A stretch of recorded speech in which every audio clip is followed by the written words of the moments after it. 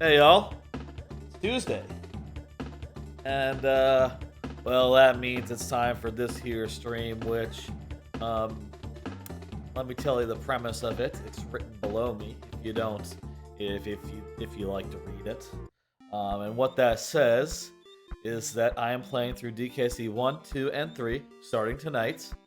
Maybe subsequent Tuesdays as well. Starting tonight, I'm playing through that 100%. That means all bonus barrels, all levels, all collectibles. And I have 2 tries, 2 lives to do it on. 2 lives to do it on. And should I lose both of them, I have to move on to the next game. So I switch from DKC1 to DKC2 to DKC3, and then back again to DKC1. Should I lose both lives? These lives, they do refresh. If I beat a boss and I have lost one, I will get it back.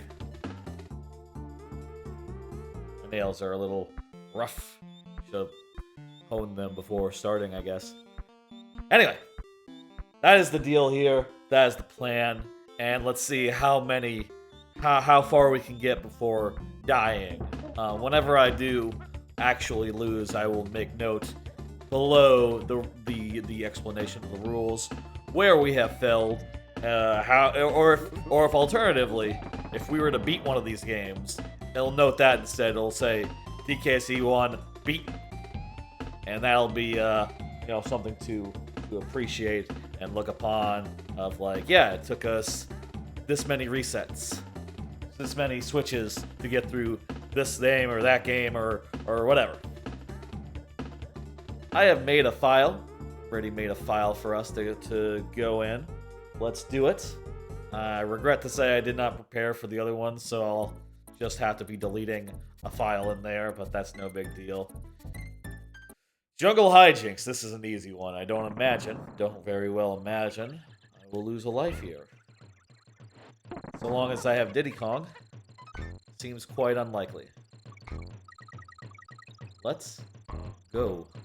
And remember, this is 100%, so I need to get every bonus barrel and every collectible in the games with collectibles. Now, this game, the first one, does not have any collectibles to collect other than the bonus levels.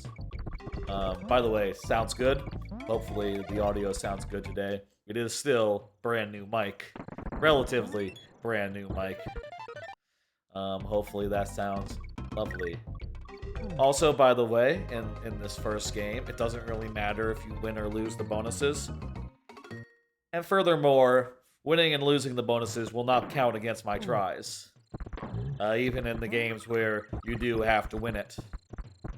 There's no bonus in that pit, right? Yeah, that's the second level. That's the second level. Also not necessary. KONG. That is also not necessary. All we need are the bonus levels. Also not necessary are the shortcuts that cleave through these levels. I also gave little thought to one other thing, which is that let's see. Bonus is right here, yeah? Perfect. The other thing I will say is that if we finish a level and then go back in to get bonuses, and we have to hit start and then select to get out of here, get out of a level, that does not count as one of our tries. It only counts if we die. So keep that in mind. I guess I could, like, very sneaky like. There's the bonus. Very sneaky like, avoid death by like jumping out of a level at just the right time. If absolutely necessary, that is what we will do, but will not count against us unless we actually die. I think that covers it. Let's see how far we can go. My hope is that we can get through, optimistically, I would love to get through all 3 of these games on these 2 lives that refresh after bosses. I've done something similar like this stream before, except that time it was one death switches games. And that time, I was able to get through...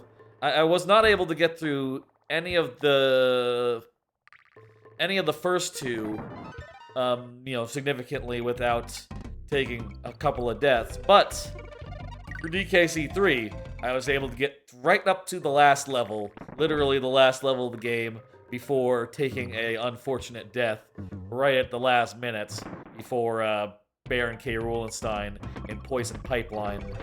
I died at Poison Pipeline, which is the level before Baron K. Rulenstein's fight.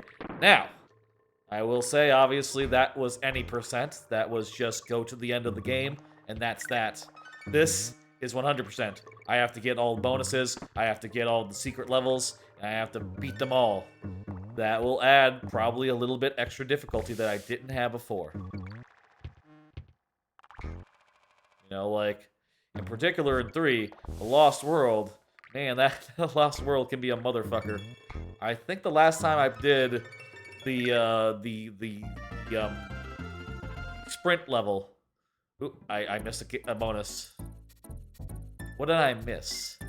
I think there's a door somewhere. We definitely did this one.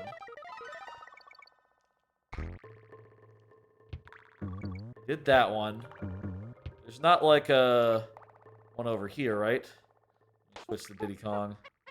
That's who we want to be anyhow. By the way, I'm playing with an SNES controller.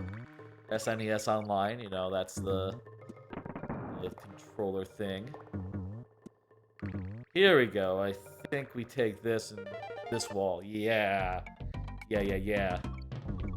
The amount of bonuses per level is a little more unorthodox in this game, a little more random per level. I think that does us. Let's bounce out. And there we go. Yes, we got the exclamation point. That's how you know. That's how you know in this game. You look for the exclamation point, the exclamation mark. Exclamation point? Exclamation mark? Is it both? I guess it's both. It might be both. You look for the exclamation mark, and once you got it, you know you've done it. Another thing, bonus-wise, these levels don't have any. These underwater levels, so all we need to do is get to the end, and that's that. And of course, if we get an animal buddy, we are more further protected against untimely death. Because we have 3 hits before we actually take a death rather than 2. Normal number.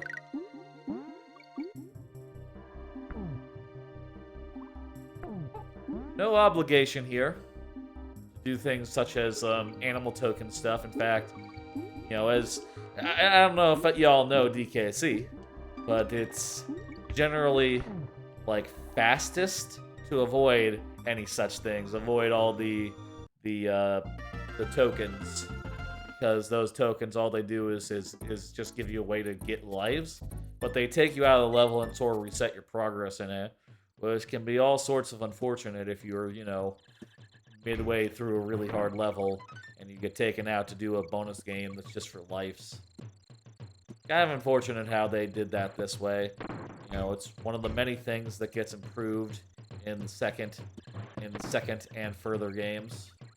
I feel like I might have missed a bonus here, but I don't know where in fact that would be, so I'm just gonna carry on.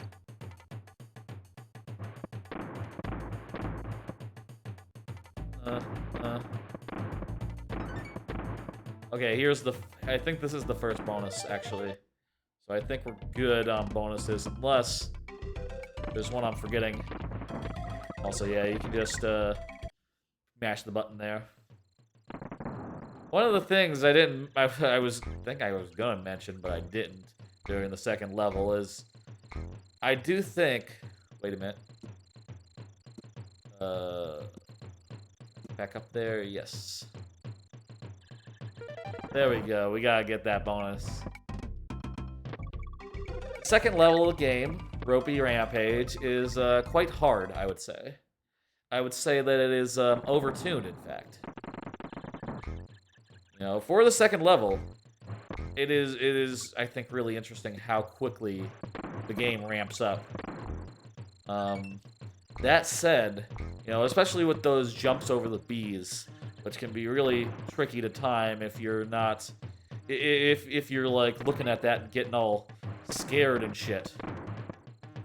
And I will tell you, the secret of those jumps over the bees, in the second level in Ropey Rampage, is trust the game. In that level in particular, if you go on the first possible time that you can jump, every time you will get through damage-free. And, you know, it's that sort of thing you can just keep in mind, like, just gun it and hope for the best, and sometimes it'll work out. Sometimes it is set up so perfectly that just gunning it is the correct answer. I'm gonna quickly do something about this fingernail. It's bugging me. Whenever my fingernails are a little bit too long, it irritates me. You know, I like them to be... I like it so if I'm doing like this, I'm like rubbing my thumb with my finger, I can't feel the nail, and this is just a mite bit too long. Feel the nail. Y'all like that? Let me do that.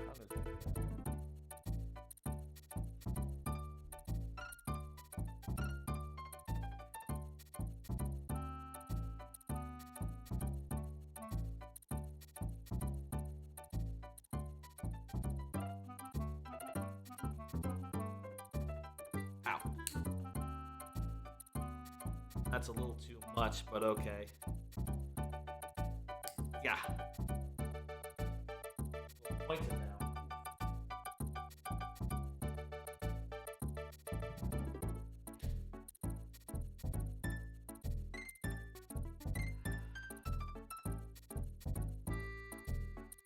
How are y'all doing? It's Tuesday night. I'm doing well.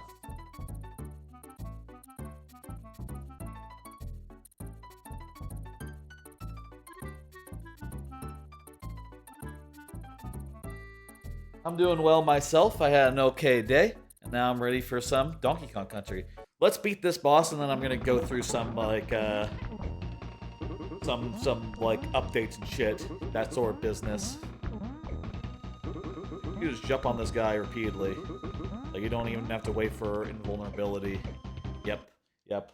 First world down.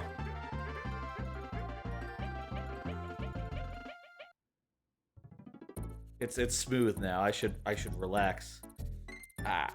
So irritated by stuff like that. Just don't feel right, you know? Let's do some of these cards. As usual, I have these cards, and they say things I should remember to talk about. One thing is that Gamescom started, and there was a presser. I didn't watch all of it. I just sort of buttoned through it real fast. Didn't look like there was that much that really caught my interest, but there are a few things. I think it was interesting that there was a Kojima announced a podcast. I saw that there was Hogwarts Legacy had another thing. That trailer seems pretty dumb. Some stuff about like, oh, the dark side, light side, really fucking up its own ass. I don't think that was very impressive, and I can't wait for some podcasts that I listen to make fun of it mercilessly.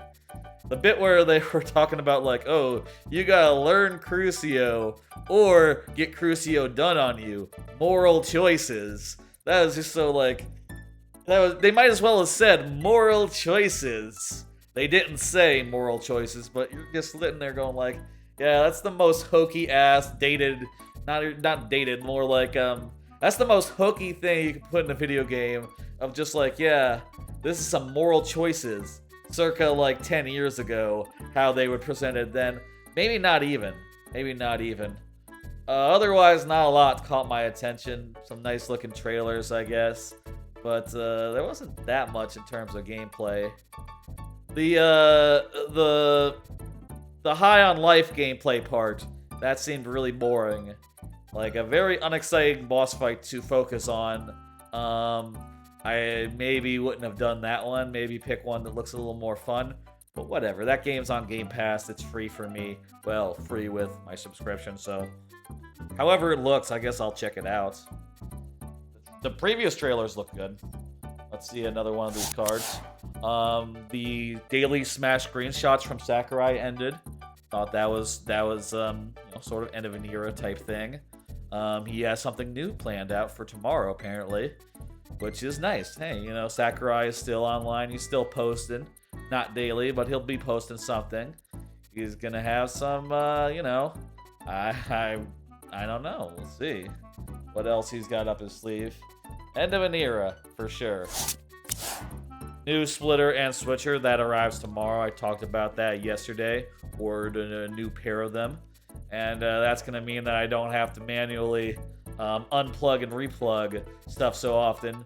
Also, even for the 4K consoles, the Xbox and the PlayStation, this new splitter that I'm getting.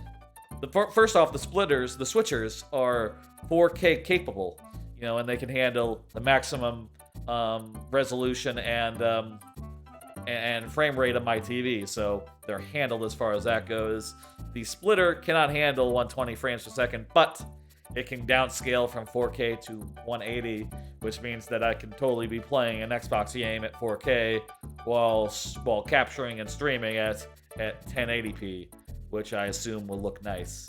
I assume that all arrives tomorrow. I'll get it set up then. Let's see. Let's go through a couple more activates. Couple more updates. Co-host activated. That is a alternate Twitter streaming service, and yeah, so that activated. I've been waiting a while for that. I got in there, made a couple posts. It seems kind of dead. I don't know. Honestly, I've been, since I made those posts, I've been looking around and talking about this with some folks, and I realized after making those posts that there's no mobile app for co-host, which, man, that's leaving money on the table right there. That's dead on arrival, not having a mobile app for your social network. What? Huh? Really? Huh? Yeah. What else? I don't know there's really a future in that, but I put the link to that in the links section in the About Me below the stream. If you want to follow me there and see slightly longer tweets. It seems to be like Tumblr, but not as good. And that's only something that you can say as a pitch for a platform, because Tumblr died. I don't think that's how you're going to launch a successful media social network. You need to have a pitch that's not just hey, it's like the other one, but worse. And not the other ones, and the other ones died, so you might as well play it. If they were to release a game that's it's like Overwatch, but Overwatch is kind of past its prime, so maybe you'll want this one instead, which is sort of like mediocre Overwatch. That wouldn't be a very tempting offer either, I don't care how long in the tooth Overwatch 2 looks, or how ill the changes have been received by people like me. You can't just capture that audience by doing the same thing but mediocre, not as good. It just doesn't work. Thursday plans didn't plan out. I was looking into this the other day, trying to figure out how to stream on the go using my phone, and also having my normal notifications and stuff. And unfortunately, it doesn't really seem that viable. It did seem in Streamlabs that you could set up custom URLs and stuff, but for the life of me, I could not test it without doing a test stream, which I guess I'll just have to do that if I want to do that. And I'll have to bite the bullet and actually just stream me just going hey, I'm just testing the alerts and stuff. Good to see you, Your Grace. Hey, Paul, how you doing? So yeah, I want to do a walking outside stream, walking around, looking at some trees, enjoying a nice couple-mile walk while streaming that, and maybe talking a bit and hanging out with the folks, and maybe taking some pictures of some nice trees and stuff, which I want to do when I'm walking. But I really have to figure it out from a technical perspective before that can be feasible. Also, we really have to hope like hell there's reception in the places I want to walk, which will not be the places that I usually walk, just for security reasons. You know, I don't want to like stream the places that I actually walk on regularly that are just like next to my apartment. That would be that would give away the game, wouldn't it? How are you playing this game? Emulator. It's Super Nintendo online on Switch. There it is. We are on Nintendo Switch. Do I have any more cards? Oh yeah, I've been thinking about rewatching Jackie Chan Adventures. I'm just gonna continue playing the game while I'm talking about this. I saw the other day, the other night, that Jackie Chan Adventures is on Amazon Prime now, which is fantastic. That show is very fun. I've been rewatching Rome, and maybe after I finish that, I could definitely see like having that be like a show I idly rewatch. I like that show a lot. It's also good to have like a show that I am rewatching idly, just sort of put it on and like zone out, and I can make some Mario while I am zoned out. It is good to do that. It is good to have such a show, just to have like something on in the background as I am making Mario and making progress. Have you seen Drunken Master? I'll say, I haven't seen that many of the Jackie Chan movies, actually. I just, as a kid, I really got into the show, and it was, very easily available to me. Wait, did we do the bonuses? Let me check. By the way, this is 100%, so I have to get every bonus level in each of the levels. And also, I have a 2-life limit, which you can see at the bottom right of the screen. I have not seen Drunken Master. Actually, you know what? I think Drunken Master might be the one that I've actually seen, because I think like drunken boxing is really neat, or like the drunken style kung fu. Like that it really rules. You sort of have like a swagger to you. By the way, I don't think I can read chat during this level. So give me a minute to respond to anything you're saying right now. Please and thank you.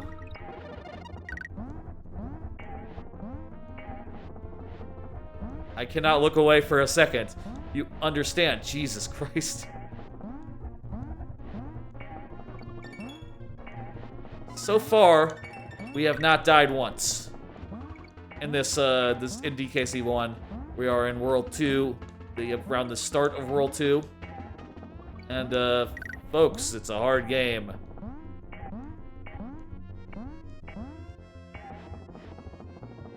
We got through clean. It has the best fight sequence ever put on film.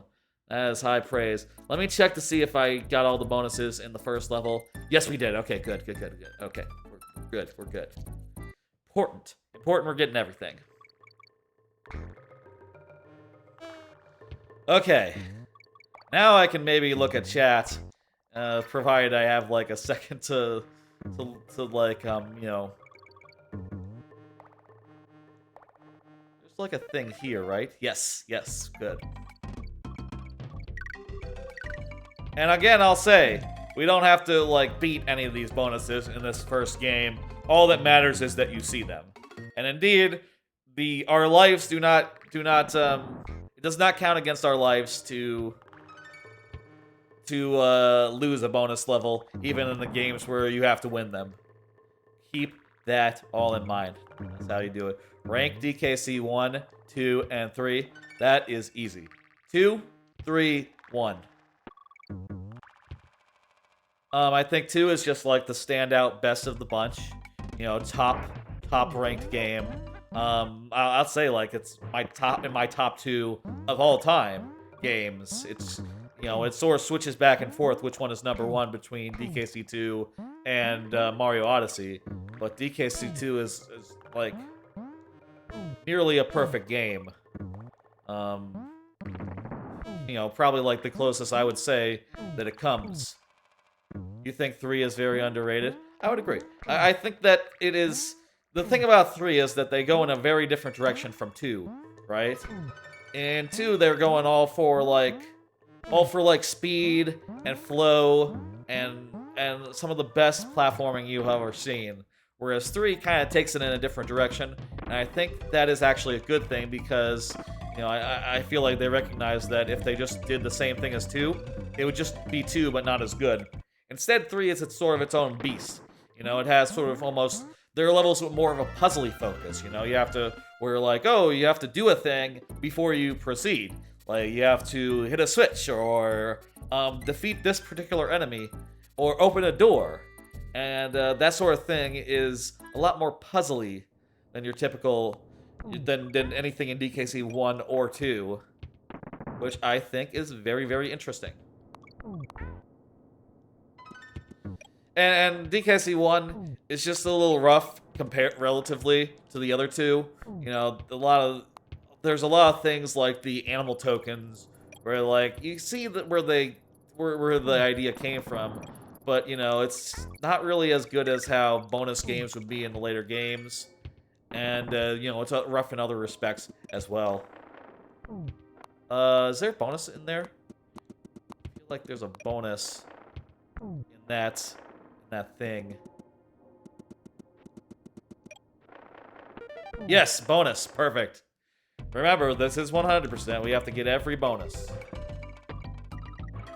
The bonuses, I'll say, the bonuses of DKC1, I don't know, like, as well as, like, the bonuses in DKC2 or 3. Just because they're all, like, they don't unlock anything, you know? So the only thing you're going for when you play it 100% is completion, you know?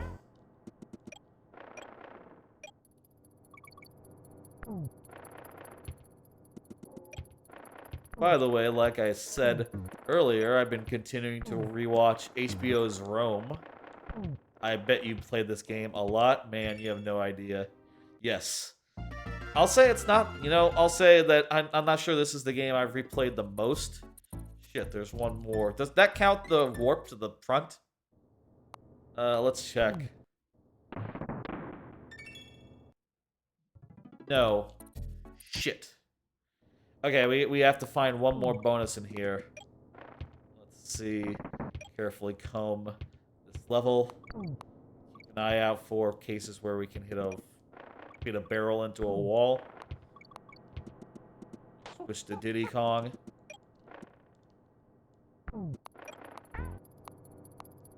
What was I saying?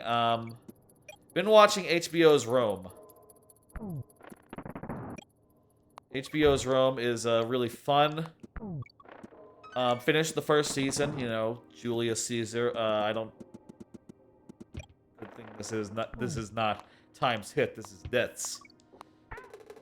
I don't know if you know this, but Julius Caesar, he kind of spoilers for HBO's Rome. He dies. He gets stabbed. Spoilers, spoilers. Spoiler alert over. And then, well, this might be something you actually don't know. Mark Antony sort of riles the people, and you know, Mark Antony.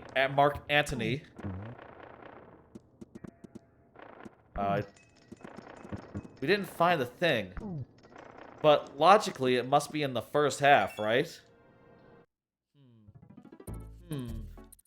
Must be in the first half, yeah. They sort of rally the people against the Brutus and the other conspirators who killed the, you know, Julius Caesar.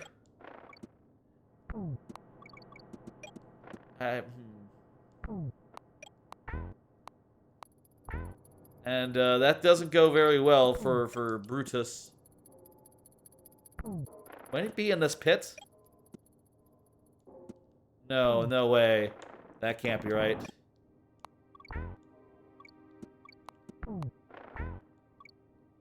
Might be over under this pit? I feel like it must be in the first half. Like, that's the only thing that makes sense to me. I've been in there. I've been in that bonus. It's not that wall. I played this game so many times, I should be able to find a fucking bonus. Just don't rightly remember. where it is. I don't think it can be during this sequence. Like, this sequence is so like,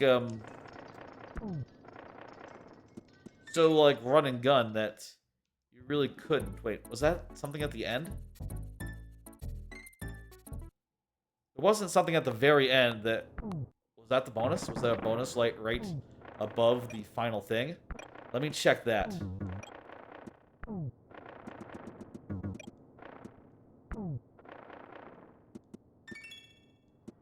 No, that's just the lamp. That's just the lamp. Okay. We cannot leave this level until we find the bonus.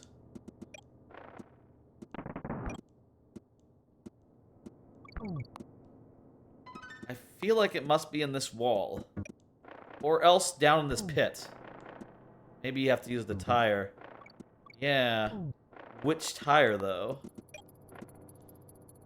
The tire at the end cannot go any further to the right. So that one's out. And I feel like this one... Yeah, you can't get back up that jump. So getting a... And indeed, you can't even get this barrel up that thing. Let's... You know what? I'm going to check real fast. I don't think... I'm going to pull up DKC Atlas, and let's have a look. Because I have played this level countless times, so, you know... I'm trying to remember now where things are hidden. Let me pull up the map. Maps. By the way, DKC-Atlas.com. Fantastic website. Basically has like full-on maps of each of the levels. In fact, I'm going to go over to the computer. I'm just going to show you rather than pulling it up on my phone. Let me show you what that DKC Atlas is. 1 second. Moving over to the thing.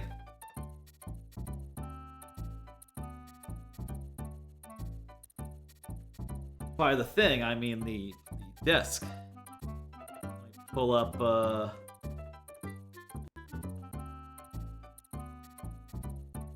DKC Atlas in Chrome. 1 second. Resources. DKC Atlas level maps. Okay, Chrome. Level maps. This here is DKC Atlas. It is extremely cool. Check this out. Basically, it has level maps for every level. Let's go here to Stop and Go Station. And you can see it's the full thing with, like, you know, everything there. You can put in, like, bonus. Like, what is that? Trigger loopy lights. You know, you can see the enemies. Some of them are animated. It sort of depends on the level, how well it's been done. You know, you can see below there's the to-do list and to improve the stop-go stuff. If you click on the barrels, it'll stop and turn back on as if it was in the game. Let's scroll and see. I bet it's in one of these pits. I just don't want to jump down a pit unless I know there's a thing there. There's a bonus. So it looks like there's no bonus in the first half of the level after all. Indeed, in the second half. First bonus is there. Yes, you have to go backwards with the tire right after the thing. This tire, okay. That's the ticket. Alright, I'm gonna get rid of this. That's the thing. DKC Atlas is really cool, by the way. Y'all should check it out. DKC-Atlas.com. It's extremely useful, not just for, like, you know, when you need to find a bonus that you forgot about, but also if you're, like, looking at the levels, trying to, like, break them down for their design, you know, and make your own, you know, Mario Maker levels. It's a really good resource for having, like, actual level designs you can look at and really pick apart and figure out. Very cool. By the way, I sound good, right? This is the desk mic. It's... From what I can tell, it doesn't sound quite as good just where it's positioned compared to the couch mic. Maybe a little bit more echo since it's nearer to the wall. But hopefully should still sound rather nice. Maybe if I get a little closer, you know. All right, going back to the thing now. How long do uploaded streams stay uploaded to Twitch? I think it's around like 2 months. Let me actually get a correct answer to this because there is one. How long do uploaded Twitch videos last? It's like 60 days. Yeah, 60 days for. Wait. I'm not sure actually. It's not 14 days. If you Google it, it'll give you an incorrect answer, which is to say 60 days for partners and 14 days for everyone else. That's not the case. My VODs are up for like 60 days or so. I'm pretty sure. It's certainly not 14 days. Well, this seems wildly out of date. It says here, past broadcast, if you Google it, it says 14 days storage. That's not true. Can you not see any VODs longer than 14 days? Because I totally see them in the back end. I should look at as an anonymous user. Let me see. If I go to my own Twitch page in an incognito window, can I see streams that are more than 2 weeks old? Let me see. I'm curious now.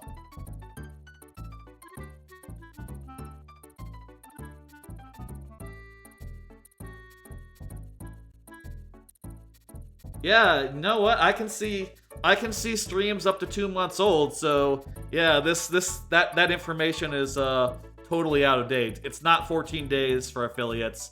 It's like 2 months. It's 2 months. Yeah. The oldest one is from 2 months ago. Mini experiments for Stygian Swim, and the second oldest one was the Big Kickoff. That was it was like the week of July 4th. So that was like June 27th. So yeah, I think it's literally just 60 days. 60 days. That's it. For everyone, I think. I'm pretty sure. It's funny that it tells you 14 days if you Google, because that is totally wrong. That is totally wrong. Alright, I'm gonna go back to the couch. You saw a video the other day on how Google and other search results are highly biased and inaccurate. Yeah, I imagine they can be. You know, definitely I've personally seen, like, there are a lot of cases where, like, you Google something that you know, like, when did the Wii come out? And it'll come up and say, the Wii U came out in 2013. And it's like, the Wii Google! How do you not know the difference between Wii and Wii U? Give me the popular one's answer. What? How? How do you screw that up? Why is that so screwed up? You see that shit and you're like, file a bug! Someone file a bug! The Wii is a very popular product. You should be able to get proper information if you Google for it and not get the Wii U. Ridiculous. Anyway, I'm gonna go back to the couch now and we'll continue. I now know where that bonus is, so let's go get it.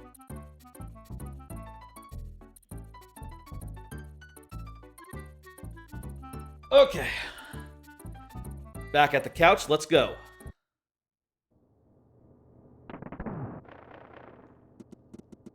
Alright. There's totally a hint for it too, those three things, those three bananas, as they are called. Totally hint that it's there, you just can't see it. Alright, let's lose this bonus. Let's get out of here. Let's go back to the thing. That should do it. Indeed, we have now gotten that one completed. Alright. So far, no deaths, no nothing, which is great. Really great stuff. Hopefully we can keep the... I would really like if we could go through the whole game with no deaths. I don't think that will happen, but I can hope, right? This is just a thing that launches you up, right? So you can land on this, yeah. I didn't need that, did I? There's definitely a one of these where like you have to get a barrel below one of those naughties, I'm pretty sure. But I don't think it's that one, no. I didn't need this. I didn't need that, but whatever. I got a fish. How you doing, Paul? How you doing, Paul, by the way? You have a good Tuesday? My Tuesday went okay. Nope. Went to work. Did some work. And, you know, watched some of HBO's Rome. And then started the stream. Not a lot to report. After all, it was just a day ago that I did my last stream. But, you know, it was a good, perfectly good day, nonetheless. You're doing well? That's fantastic.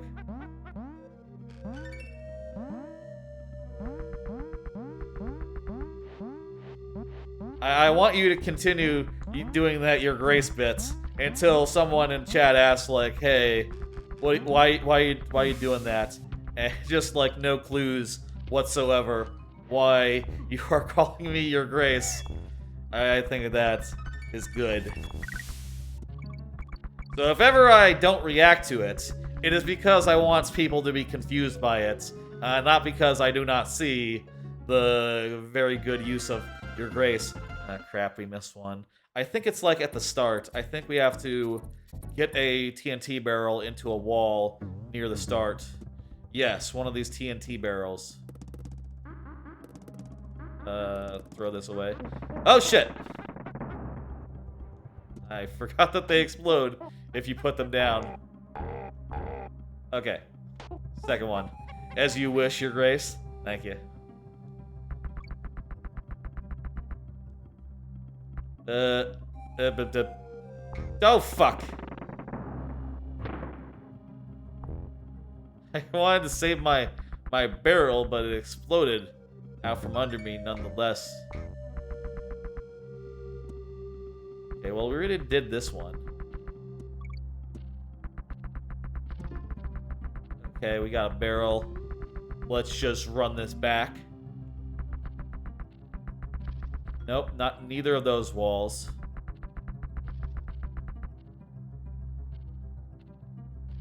This wall. That's it. We got it. Whew. Yay, we got the green. I think you have to take that tire across the platform. That's just if you want Winky, the frog. If you just want to get up to the thing, you don't need to do that. Also, yeah, I'll say, you know, I've said before, to go back to what you were saying, I have played this game a whole mess of a lot. I think that if anyone else wanted to do this sort of challenge, like anyone who is maybe less acquainted with the game, a 5-life challenge would be more appropriate. But because I am so well acquainted and played these games so many times, 2 lives is, I think, for me, more than fair. That's all I deserve. That's all I should get. Second world, 2 worlds down. Let's keep it going. If we could get through all 3 games with no deaths, that'd be great. By the way, I'm not quite sure what happens if when we get to the 3rd game. If we get to... Let me slow down for a second. I don't know what we do if we were to beat 1 and 2 with no deaths and then go on to 3, because we can't rightly switch from 3 to 3. You know, that's kind of weird, isn't it? I think at that point we would have to do some sort of punishment. Between returning to 3, right? We'd have to do like 10 minutes of something. Do I ever watch speedruns? Yeah. There are lots of speedruns I like. I particularly like it, you know, GDQ season. I watch a lot. I think I needed that tire, but we can come back on a later trip. I liked watching the runs during GDQ, especially. That's the first life. That's the first life. Like I said, like it's been set up, we beat this world, we refresh our lives. Eat a jalapeno. Don't have any of those, don't like spicy stuff. I think what would be ideal is like another game we could play for like a minute. Or some such. I have to figure something out. I don't think, if we were to get through 2 games today, I feel like we would just end the stream, and we would come back at a later time, maybe for the 3rd game. But that is why it would be punishment. Here's the thing, though. I can't handle like a spicy chicken wing, honestly. Like spicy foods, just like even the most mild of spicy foods destroy me. No. I would be unable to stream. I'm sure if you were to give me like one of the actual, honest to God, like ghost pepper type shits, I would be unable to stream. I would be done. I would need to go to the grocery store and get milk and stuff. Watching you suffer would bring me happiness. Oh, I bet. I'll have to think of a game that would be a punishment for me. I guess the answer would be something like...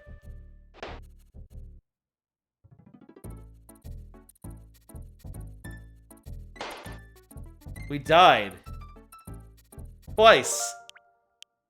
Dang. Let's do a save slot there. That is the first time we have died. I'm gonna go to the computer. I'm gonna enter in this entry. That Paper Mario you hate. That would make sense. That or like an amount of ukulele. Ugh. Those would be the worst games, and I feel like those ones I want to save for their own thing. I think we can think of something that's a little less dire, and maybe a little more on theme. Like, what if I had to do like a race in Bongo? What would be good? Like having to do a song in like Donkey Konga, but except that would Donkey Konga would totally DMCA for most of the songs, wouldn't it? You can't. Unless I wanted to play just like, the Mario Bros. Theme or something. I'm gonna go to the computer. We're gonna switch games. We are now going to DKC2. And I'm gonna add a thing to a thing.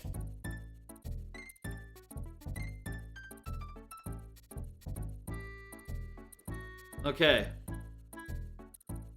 Go ahead and update this thing in the explainer text. The explainer text will now say died in world in I should say Vine Valley DKC. There we go. On to the second one. Let's go ahead and switch out for the DKC2 lives. I'm going to go ahead and switch the category to Donkey Kong Country 3. Did I get a haircut? Not recently, no. It's been like a couple of weeks, I would say. Typically, I let it get really long before I actually take care of it. I will say, I do like trim down the sideburns a bit. But the main hair, no, it doesn't get trimmed until it's time to thing. I did trim my beard down a little bit. That might be what you're noticing. Let's see, which one is the right DKC2? I think it's this one. Okay, DKC2 time. Going back to the couch. Let's go.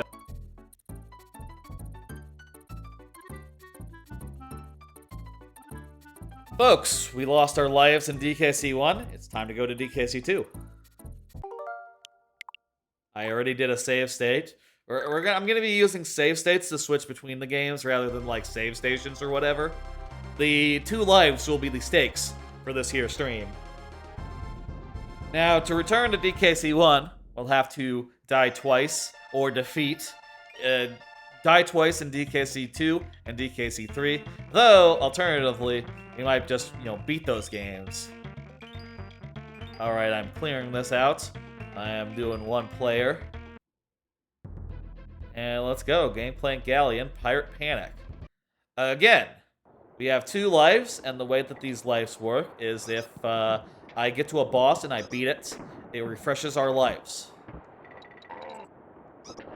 And also, this is 100%, so fuck. It's fine, still have Dixie.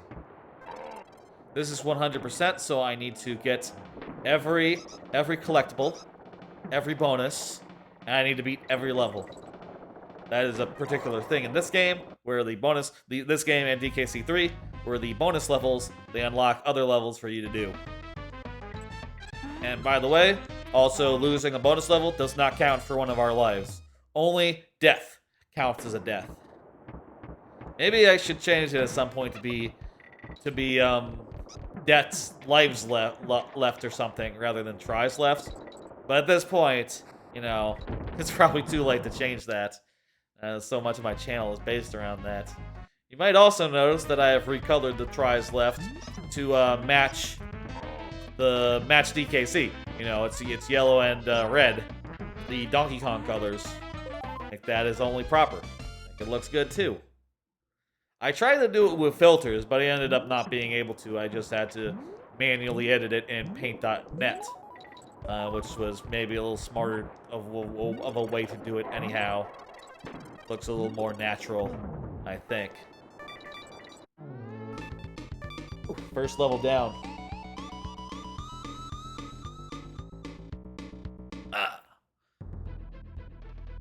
will sit like this. Hola amigo, hey, how you doing? Spirit Wolf. I am doing DKC1, 2, and 3, 100%. And basically, I have 2 lives, and should I lose them, I have to switch games. So far, I've gotten through 2 worlds of DKC, then I died, so I had to switch games to this one, which coincidentally is my favorite of the 3. So, I guess it worked out. I guess it was a good thing that I died. Hey, how you doing? Welcome to the stream.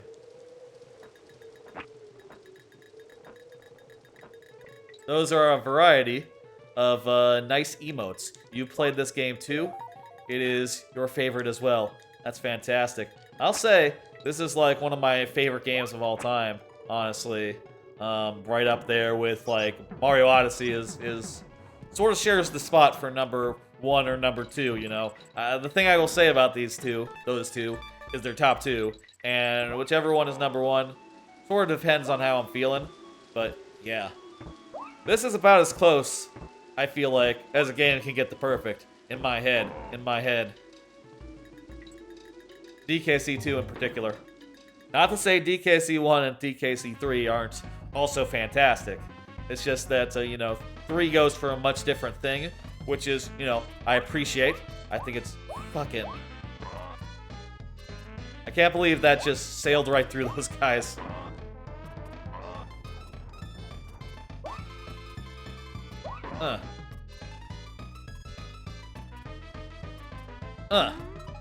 There we go. Never played either of the other 2. Wow. I think that's pretty unusual. I feel like the one you hear like people only played would probably be the first one, right? Like that's the thing I feel like some people just, played the first one and then missed the train on the second one. Maybe that's not true anymore. Maybe like by this point people have been convinced to go back to DKC2 if they missed it the first time for whatever reason.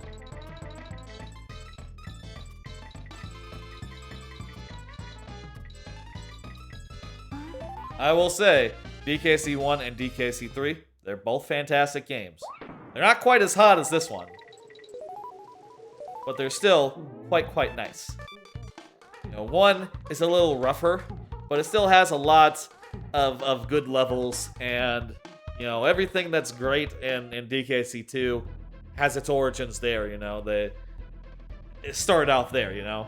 And DKC3 still has the same like bonus game stuff, you know, same just finding the bonus games, finding the collectibles, etc. That's solid here. Also really solid there. You know what I mean? Like in this game, there's like carefully hidden bonuses in every level, and each of them contributes to unlocking the Lost World. DKC has exactly that as well.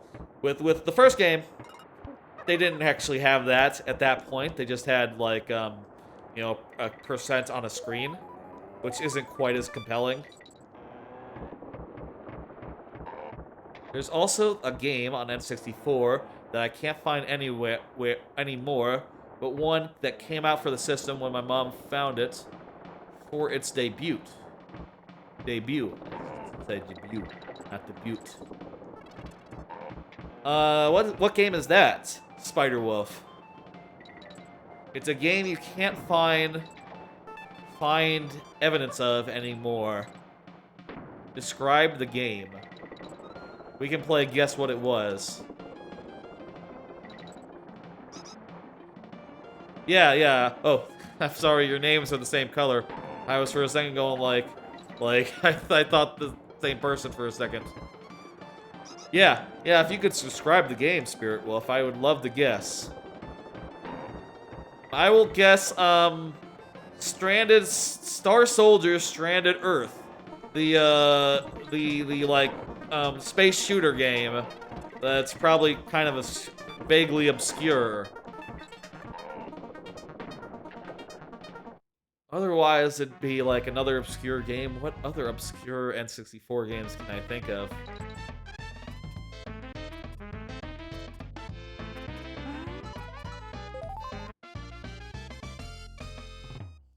I think I remember it, but it's not that one.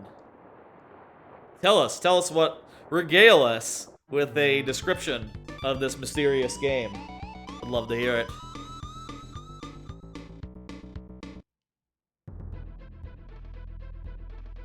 There we go, we've gotten the first 3 levels completed.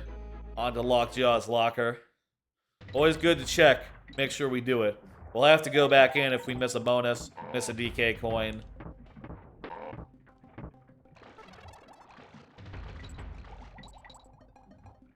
And by the way, obviously does not count against our tries. You think the title was Alien Harvest? Yeah, I'm not familiar with that one. No, I don't think I've ever seen Hide nor Hair. I don't know that many games on aliens. About aliens. They're on N64. Body Harvest. I feel like there is a game called Harvest. Do you mean like wasn't there like a game Harvest? Not Harvest Moon, obviously. That's a thing. Oh, I feel like there might be a game called something Harvest that like I might have seen in like a Nintendo Power or something. Maybe like something around the lines of like Tonic Trouble or something.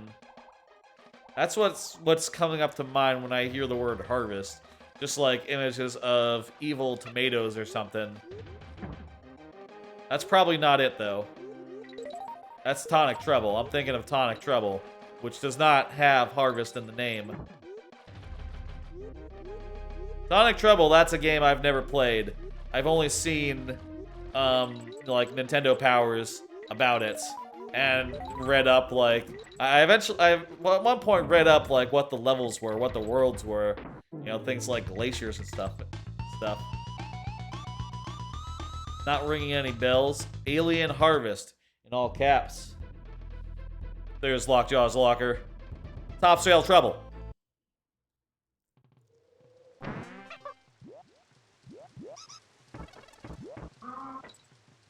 One of the things I was sort of looking to do in my super world, which, by the way, if you don't know, usually my main thing on this here channel is Mario Maker. I do a lot of Mario making. One of the things I was looking to do in my super world, Mario Maker, was to make levels of a variety of kinds. One type being, you know, sort of a rigging level. I wanted to try to do a level that was evocative of this sort of thing, you know, like going up the mismasked level by level. And I did a lot of thinking to think, like, what exactly defines this level, this type of theming. And I'd say, like, well, steady upward progression, going left, right, going up these semi-solid platforms. Sort of like a lot of narrow platforms, sort of like these ones here. And big expenses of going left and right like this. Maybe that doesn't make a lot of sense, but I gave it my best, and I put together one level early in the Super World. It was Fossil Fracas 1-3, and that was sort of my take on a rigging level, sort of similar to this one. This level is also a great example of something I will say that the DKC series does really well, and that if y'all are, you know, out there making your own levels in Mario Maker or whatever, something you can really pay attention to, which is that no DKC level has just one idea. This level in particular, first thing, two things. One, no level has one idea. Two, after the midway, change things up. Introduce a new idea, new thing, or just like have a big turn. This one in particular is Top Sail Treble, which, oh shit, we missed a bonus. Let's go get it. Top Sail Treble. Since we're going in again, I have to... I now can just continue elaborating on this. In Top Sail Treble, this first section is very different from the second section. One might say they are more or less unrelated, actually. But I think that makes it kind of interesting that, like, oh, you know, there are whole levels that change entirely in the back half. You know, becoming, like, one level, becoming a different level instead. Makes sense? Does it make dollars as well? Yes. Yes, DKC2 sold very well. So here you see, like, you've abandoned your dude, your snake, Radley, and now you're climbing instead for the whole second half of the level, which I think is a really neat turn for the level to take. Don't be afraid to change things up. You know, after the halfway is actually the perfect time to do that sort of thing. Here's the bonus. We didn't get this one, I think. We totally neglected to jump up and get this one. Perfect. I think we can exit the level now. You remember the snake needs to super jump to reach a secret area. We got that one. That one was in the first half of the level. Crow's Nest. And look at this. We gotten through the first world. Haven't lost a life. Well, nearly. But if we did, it would refresh after we beat this boss. Okay. I lost my Dixie Kong. That don't matter so much. I am still well and good.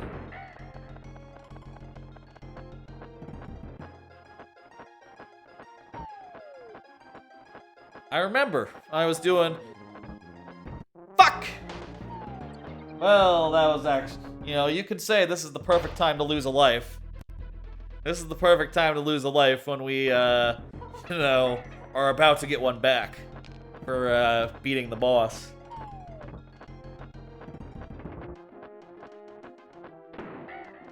And, let's not jump on him. Let's not get stuck into a thing where we're jumping on him. All weird. That is, ain't right. And if we need to, like, if we miss the egg, might need to, dodge the guy. In which case... There we go. If we get up onto the nest, we should be able to avoid. That's some good luck. We defeated the guy, and we get our life back. There we go. Life restored. Fantastic. And we can see we've gotten all the bonuses and all the DK coins. Hell yeah. Hot Head Bop. Hothead Hop. Sorry, Hothead Bop is the song. I think it's the song. I think that's the name of the song. Go up here and get this. I think this is just a green balloon, but nah, we should get it. Excuse me. There you go.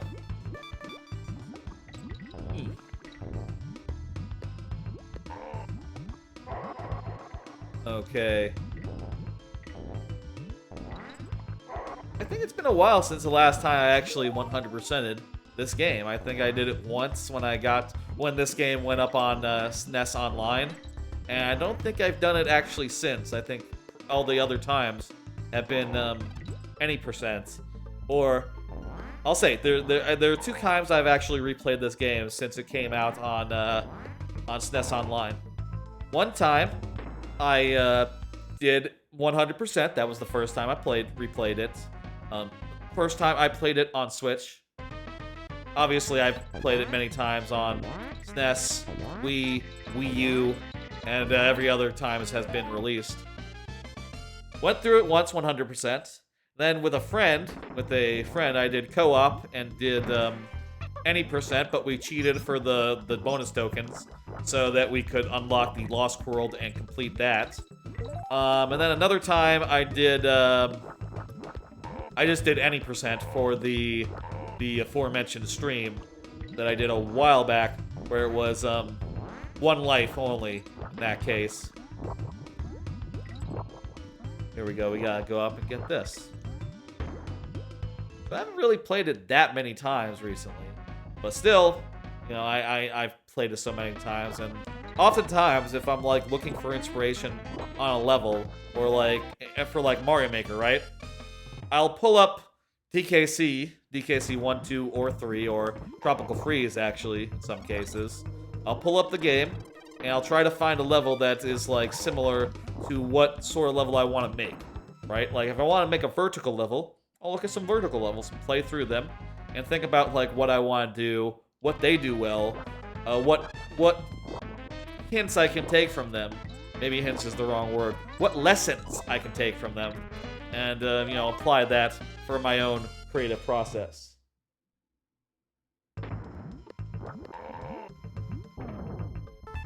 So I tend to revisit the game a lot, if not like fully replay it every time. And kind of like inspiration. Yes, I take inspiration from those levels that I'm looking for.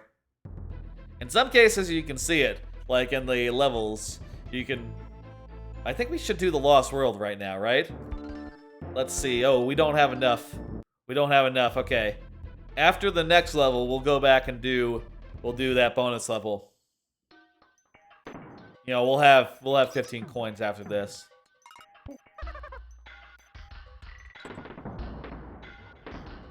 Yeah, I take inspiration from these games a lot. You know, that's always going to be like my touch point, my touchstone as far as like level making goes, right? Like I'm always going to look first to DKC and then, you know, second to Mario as far as like how I design levels, right? Not to say I can't, you know, not to say there's not cases where I'll look at a Mario level and say, like, I want to do something like that. Like, you know, there's the part in Super Mario World where you climb on the grates, and I always thought that was really cool. And eventually I did make a level where you know, climb on some vines in a similar fashion. That was also inspiration. That was inspiration from Mario in particular, but that's, you know, a little more rare for me. Typically, DKC is what I look to first, and then Mario. Another case of that was, I did a level where there were optional blue blocks, similar to how in Mario World you can have blocks activated or not. And I tried to use them in the same manner that Mario World does, where they are optional and shit. Go. I think that level came out really well as well. I'll say this, by the way, if you're like a fan of Mario Maker and you're looking for levels to play, I always have my Maker ID in the links below the stream if you want to go grab that and check out my levels. They're quite popular. I recently cleared 14,000 likes in game. Kind of a nice, you know, benchmark. Everyone loves a round number, and I am no exception. Sure, before too long, I will get 15,000. You know, my levels are good enough where they will continue to amass likes, and also, you know, I'm always making more of them, so, you know, those ones will also get more and more likes. You had one level made before you lost your cartridge? God, you Spirit Wolf. It can be hard to make a level, I'll say that. Personally, whenever I make a level, it takes me like at least a week to get it done. And that is like a low end. That is if I am really just, everything just clicks into place first time for me. I tend to make very slowly and deliberately and think about every part as I go.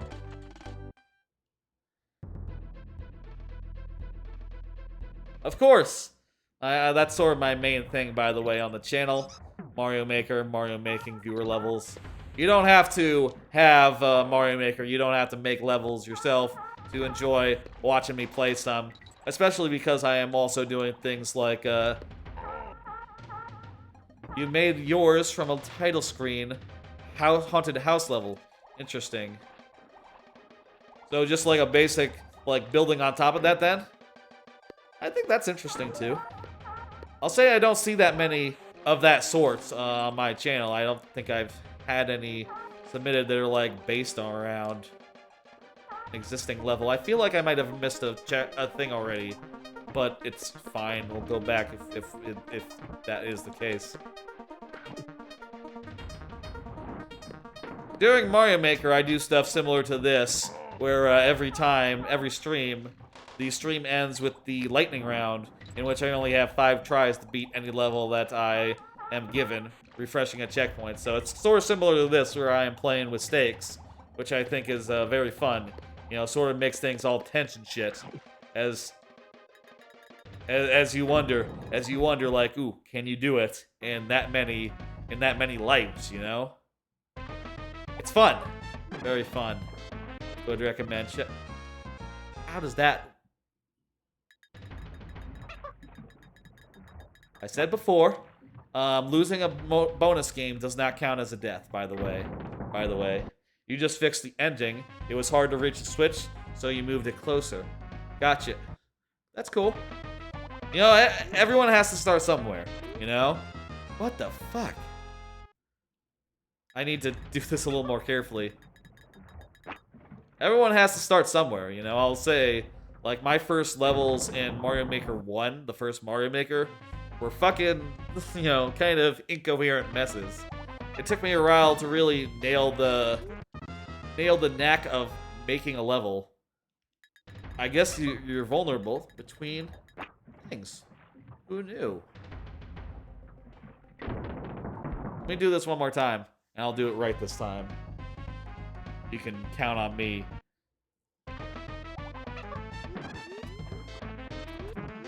There we go. Hit the button as soon as, like, when you're close enough to actually impale the motherfucker. You left everything else alone, how you found it? Gotcha. Gotcha, Spirit Wolf. I hear there are a lot of people that upload that sort of thing, and I think, you know, the game is sort of intending for you to try and experiment with those levels. You know, get your feet wet, as it were.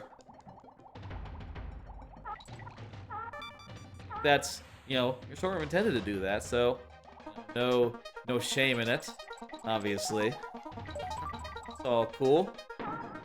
No, if a level is fun, that's all it needs to be. It doesn't have to be wholly original. There's another level done.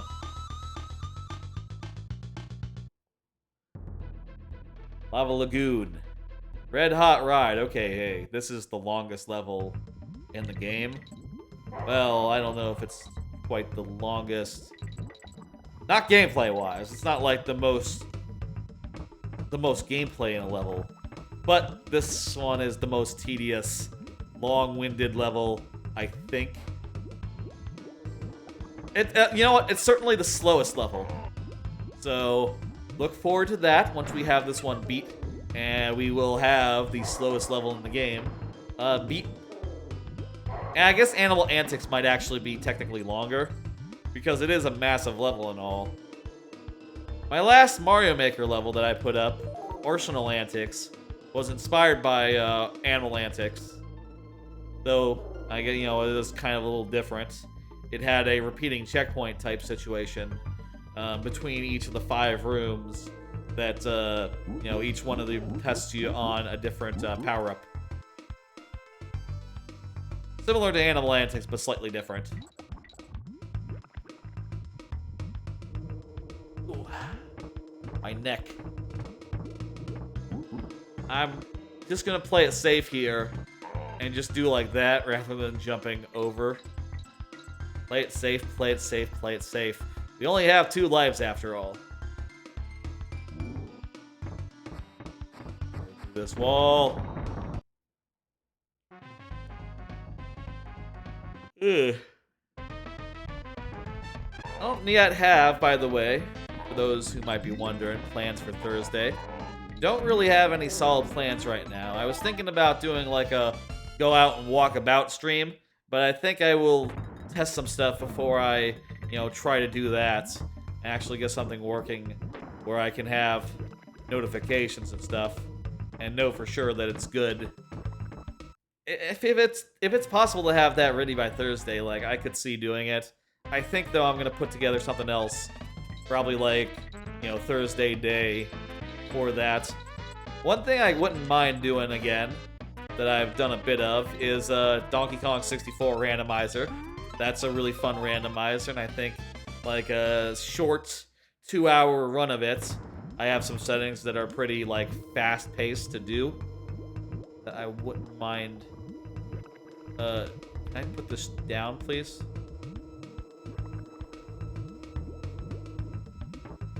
I dropped it. What? Fuck! Well, that will respawn the barrel.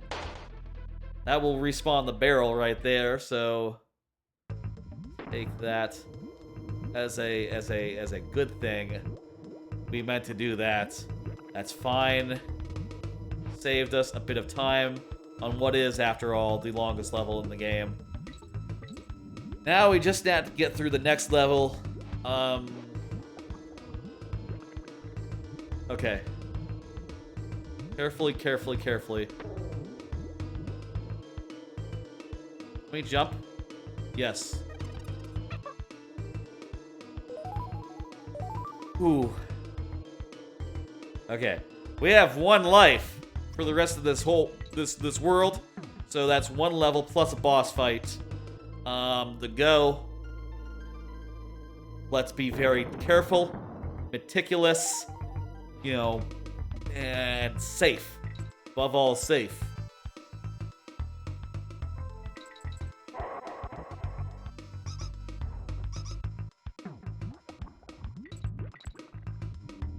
I would like to.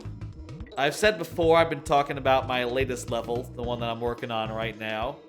The next level, I should say, not the latest one. The next level is called Cold Ice Common, and I'm taking a lot of inspiration for it from Ramby Rumble in World 4 of this game. So I would really like it if we could get to World 4 before the end of this here stream. But, you know, hey, no end in sight yet. But still, if I were to die a couple of times in DKC2, that would maybe mean that that would have to be the next time we return to this. There we go. Whew. That was the longest level in the game, and we are indeed through it. Let me check a couple. Ooh, wait a minute. That's right, we have to do, yeah, the bonus levels. Let's do the bonus levels at the end. I don't know if that's risky, or if that's actually safe. But let's save the bonus levels for... What do y'all think? Do y'all have any preference? Like, how should we do this? If it's refreshing at you know... If the idea is we refresh after a boss, maybe the smart thing to do would be to, you know, do the boss, go back and do the bonus level. You know, do the Lost World level. Or maybe the smart thing would be to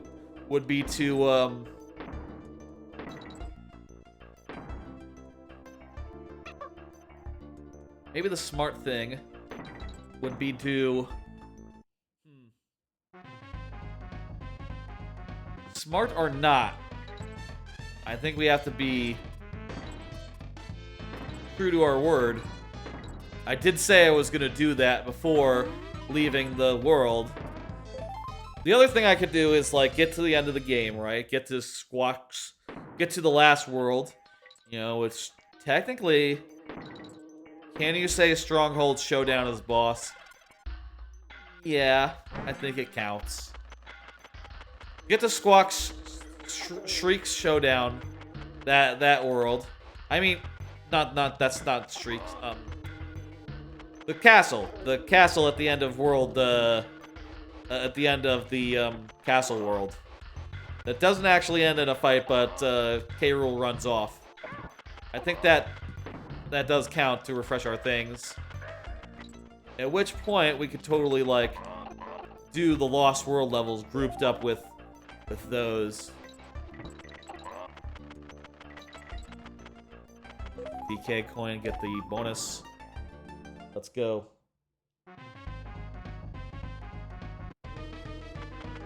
This is destroy the baddies, right?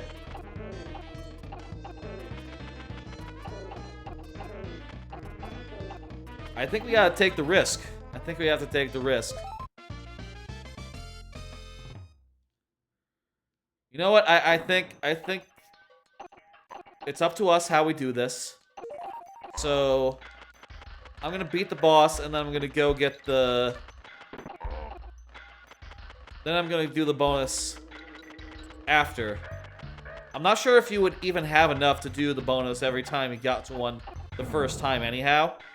So it's not like we can always do the bonus as part of the world. Like the last bonus in particular, we're gonna have to beat K. Rool before we go back to Animal Antics. So it's not like we can just, you know, include each of these in the world necessarily.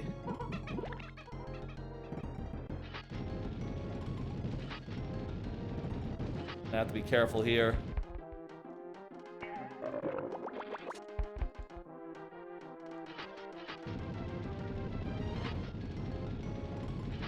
All right. Cleaver takes what, 5 hits?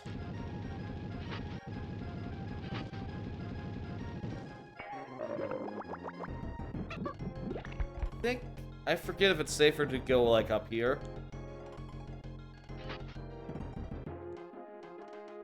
There we go. Yeah, it's totally safer. No question. No question.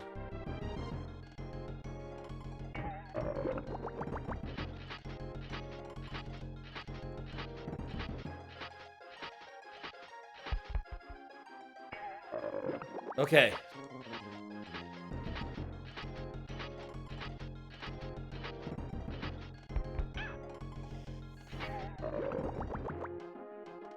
Boss defeated. There we go. And that refreshes our lives. Back up to 2. Alright. Again, if I were anyone else, I would suggest like 5 would be a more fair amount for a challenge. But I'm really good at this game. I played it many a time. So I'm able to do fewer. Also, you know what? We didn't get all the bonuses on Squawk's Shaft. So we have to complete 2 things here. 2 things here before we move on. First, it's time for Jungle Jinx. Second, Squawk's Shaft, missed a bonus.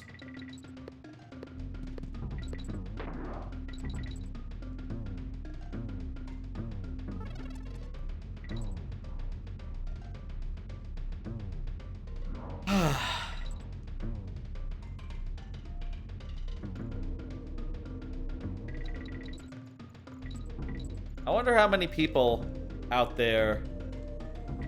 I bet... Fuck. Well, I'm sure we'll find a thing.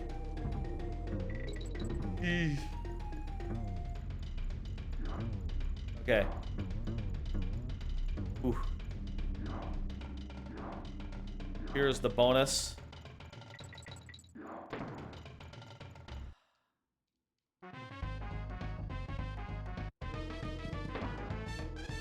Also, hey, there's a DK barrel for us.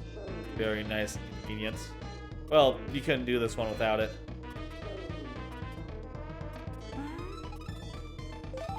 Hey. Alright. Feeling better now that I have Diddy again.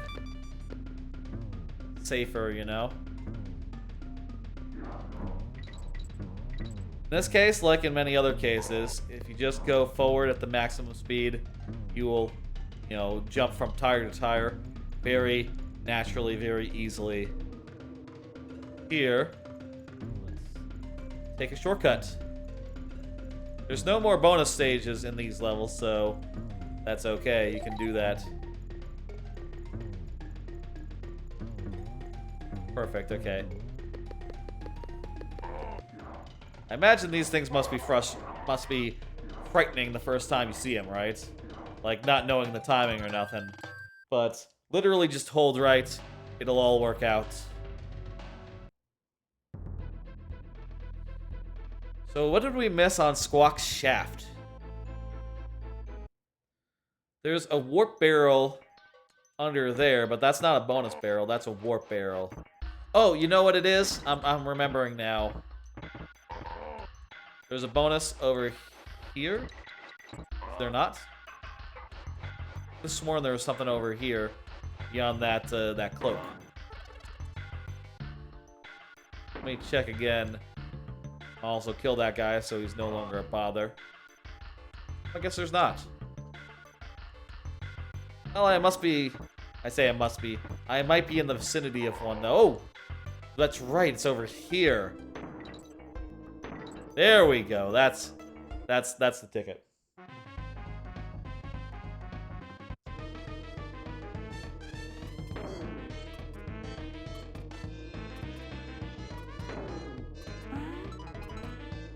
Found it.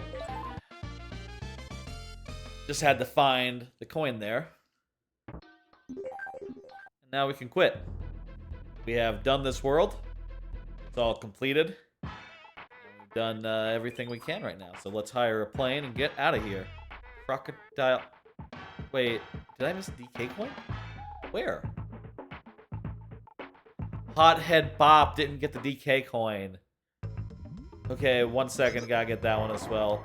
That one's easy, just need to get Squitter and go up really high and the DK coin will be there.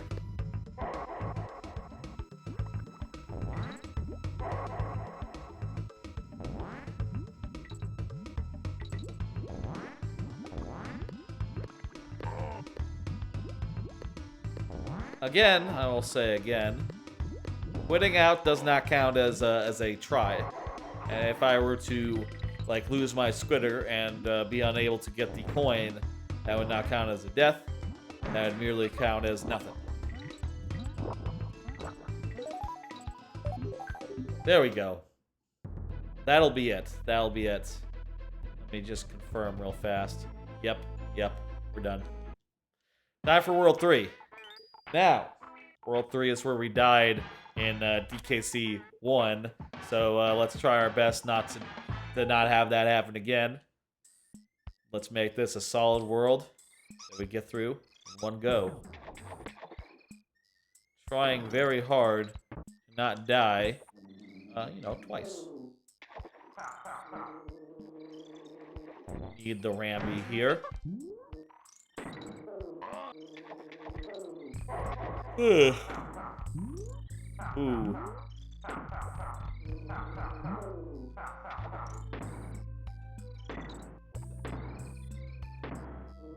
It's funny. There are definitely, you know, I feel like there are definitely a lot more levels than I remember where the bonus stage is, both bonus stages if there are 2.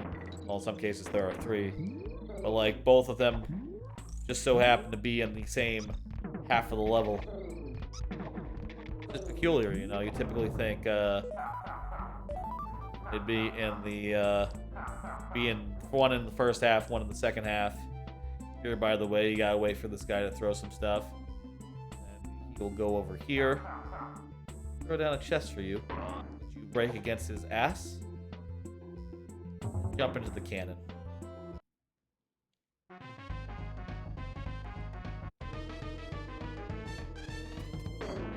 Okay.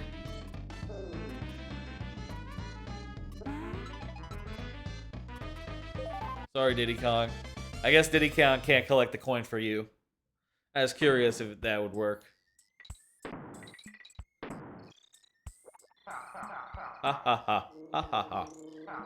Ha ha ha. DKC 1 through 3. All beautiful games. Like, look at this shit. This is beautiful. What a work of art. She just loved to look at it. Beautiful. I remember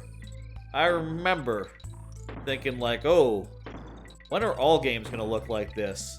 You know? That was definitely a thing people thought at the time. Fuck me. They wondered like, oh, when are other games gonna look as good as DKC? And to be fair to them, this was a very, like, rational question to ask in the wake of, like, you know, the N64 era, right? You know, going from this to polygons, like really rough polygons, and flat shading was a bit of a drop-off, you know?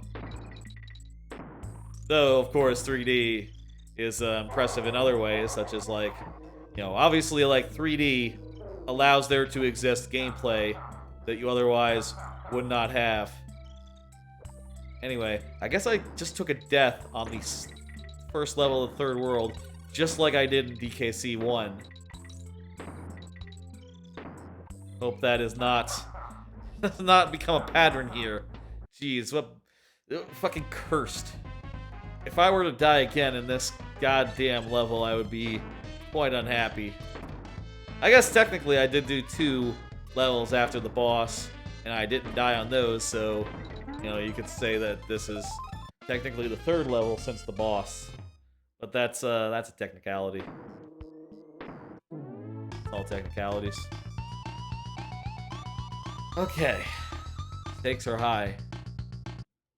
If I was really nice, it'd be 2 tries refreshing at checkpoints or levels completed, like for my Mario Maker thing when I do very nearly but not quite sudden death. But I feel like with how well I know the level, I don't get to give myself any advantages. I think it's only fair that I just have to go on it, you know. I just have to do my best with a limited amount of lives.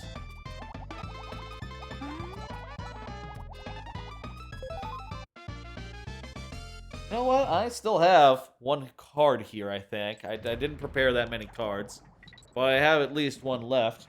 And this one says, how about have been watching HBO's Rome? Mentioned it before. Been continuing that. Just finished season 1. Started up season 2 right before the stream. It's pretty fucking good. You know, we've gotten up to the point where Julius Caesar, spoilers, Julius Caesar has died. I was kind of disappointed by it, just like conceptually, because they totally mostly skip over the Mark Antony, the bit where Mark Antony like reads a whole thing out does the eulogy for Caesar. They sort of skimmed over that, and what they ended up doing, I guess, to not be too similar to the Shakespeare play, what they did is they had a scene where they were like the common people were making a funeral pyre for Caesar, and then there was a scene in a bar where a guy was like, "Oh, you'll never believe what happened. Mark Antony said a thing, and he really got them all riled up." And then, you know, Brutus and his kind were set to running. And I was just really disappointed by seeing that. I wanted to, behold the very cool thing that he did, which was, from my understanding, basically a speech where he went in, Mark Antony, went in with the agreement with the guys who killed Caesar, that like, oh, you're not allowed to, like, talk ill about us, right? Because we're kind of the new power here, we're the new Senate. And he, in a way, did that, but he was like, oh, these great men, I am sure they must have had a reason for killing Caesar. By the way, let me read from his will, in which he leaves to you, the people of Rome, most of his money. That's right, his money is being left to the people of Rome, the common folks. And after all that shit was read aloud, everyone got real into a frenzied mob, which is really fascinating. It's a really good piece of history. I'll tell you, after that episode like skimmed over that entirely, I ended up pulling up the History of Rome podcast, the episodes about that particular period in history. You know, just like Caesar's death and the rise of Octavian, the subsequent rise of Octavian. Just like, 2 episodes worth, just specifically the part where Julius died, and the part where, where like, the funeral and all that business. I was kind of surprised, just like, yeah, Rome, the TV show, actually sort of omits a lot from, like, the equation, right? Like, just in order to make it, like, narratively compact and shit, right? Like, the thing, History of Rome specifically calls out, like, no. Mark Antony actually knew what was going to happen ahead of time, but he just couldn't get to Caesar because Caesar was let in through the back of the State House on that particular day. Also, there was a whole war against Parthia that he was planning to do, and that he was at the time really just spending most of his time working on. And the show kind of glosses over that as well. It doesn't really come up that he was in the middle of planning a whole invasion of the Parthian Empire. Which I think is interesting. Just like, oh, that seems pretty important, right? Like, that's why they did it in the Ides of March. That's why they felt urgency. Like, oh, Caesar is about to leave town for like 10 years in order to conquer Parthia. And if he pulls it off, fuck, man. He'll be unstoppable. He'll be like, if he were to be the one that took down the Parthian Empire, which, by the way, spoilers, did not get taken down in the end. I don't think, like, any emperor of Rome got close to taking down the Parthians, which, hey, it's very possible if that hadn't happened, if Caesar hadn't been killed, maybe he would have went to Parthia and lost horribly in just like oh,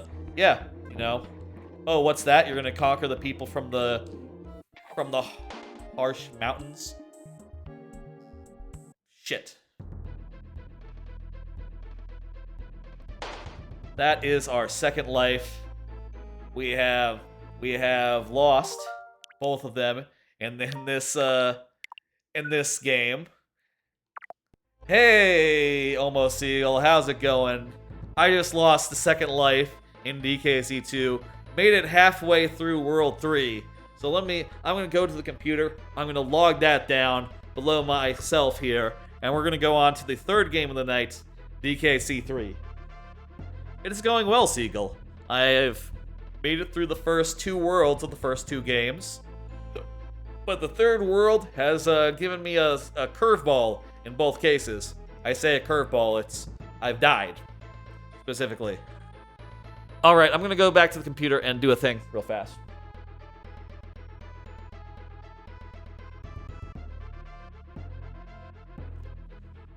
How you doing, Seagull? Alright, let's go ahead and... Died in Vine Valley. Died in Krem play a DKC2. Alright, that is the status. I'm going to go back to the couch, and I'm going to switch games from there.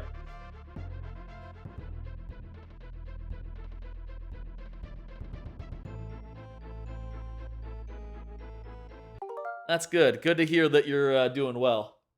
Again, I'm just gonna double check the save. Then we're gonna head over to DKC3.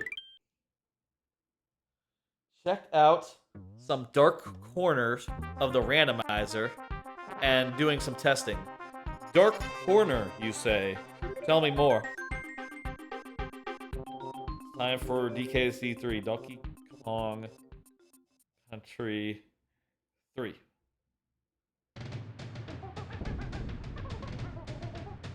Alright. Stuff you're testing is for the version, is for after the next version, so not going too in-depth. Gotcha. When you say a dark corner, what are you talking about? By the way, hey. It is, we are now going into DKC3, third game of the night. This is DKC1-3, 100%, wherein I have 2 lives. Let me get those lives up for DKC3. Look at those. Those are the lives. I got 2 lives, and once I lose both of them, I have to move on to the next game, which will be back to DKC, the original, the first game. Every time I beat a boss,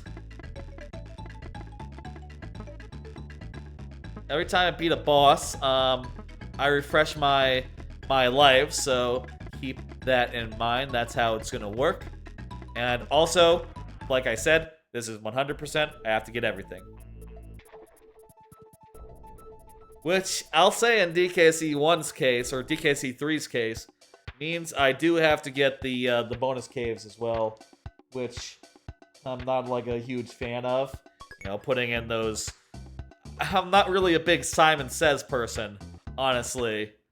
But like, you know, I'll grab honestly, I might just grab a piece of notebook paper and just like jot out what they are, just so I, you know, don't fuck them up too much. And by the way, bonus games do not count as a death, and neither do the caves. If I were to lose one of the caves, that would not count.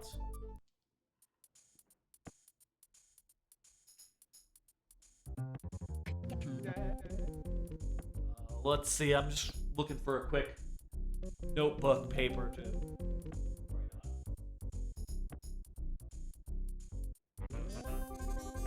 I swear I had like a notepad near my desk.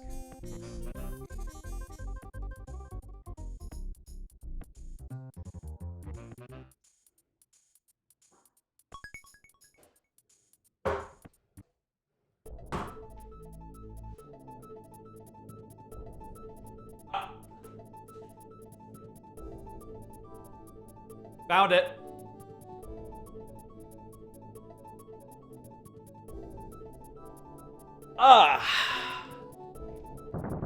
Dark Corner equals technically open source, but for future version, not really officially talked about. Interesting. So this is kind of behind the scenes. Red, yellow, red, green, yellow, green. Or A-Y-B-Y. We have to get all the banana fairies, folks. All the banana fuckers. But not immediately. I guess we could just, like, you know, focus on the levels for now. I will say, DKC3, the last time I did a stream like this, I got the farthest in DKC3 without a death, because it is perhaps the easiest of the bunch. That said, we have to do the Lost World this time, so I wouldn't count on this going quite as smoothly as it did last time.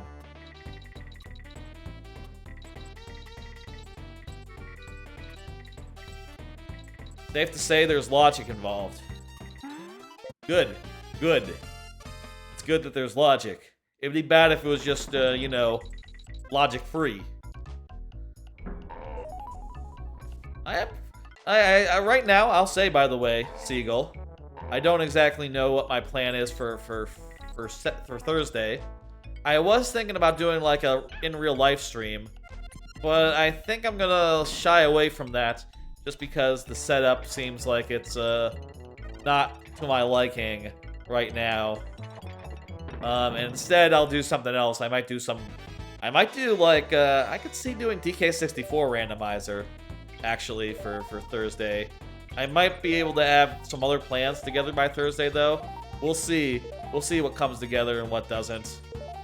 Definitely an easy idea for a stream would be just to play through like another turbo seed of the randomizer, you know, just with the same settings as before. No bosses, but like you know, randomized portals and all that. I think that'd be fun.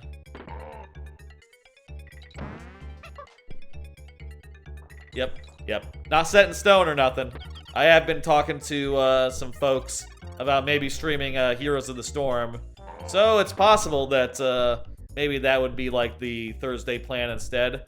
Like maybe more of a collab. But that depends like if that time works for other people.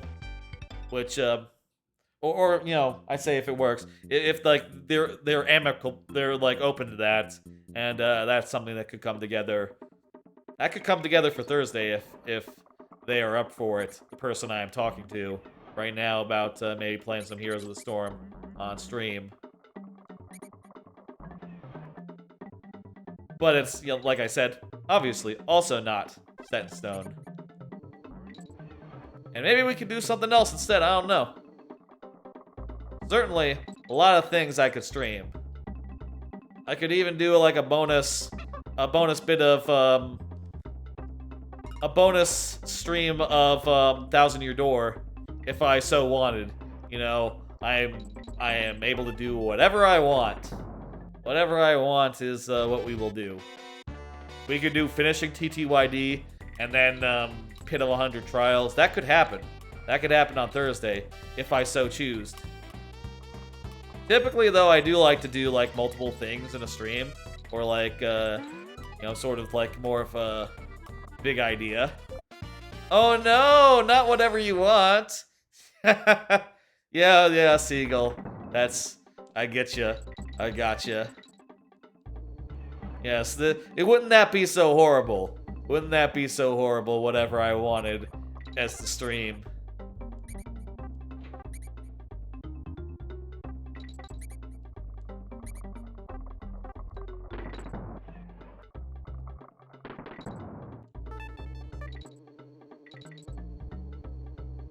See here.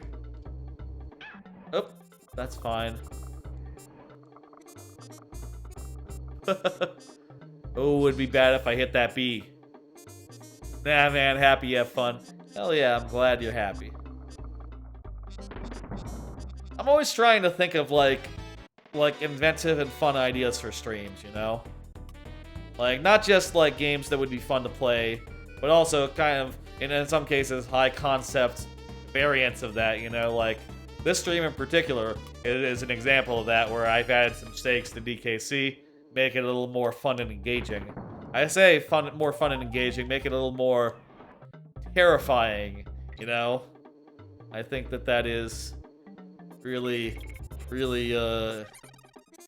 adds a lot, you know?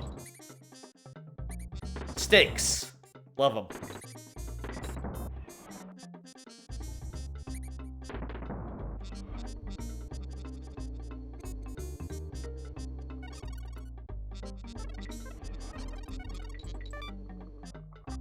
I still don't have my my partner, and I guess I will get it on the last one. Could add in a DK64 randomizer. In a mix of games you switch between if you die. Yeah, I could see that.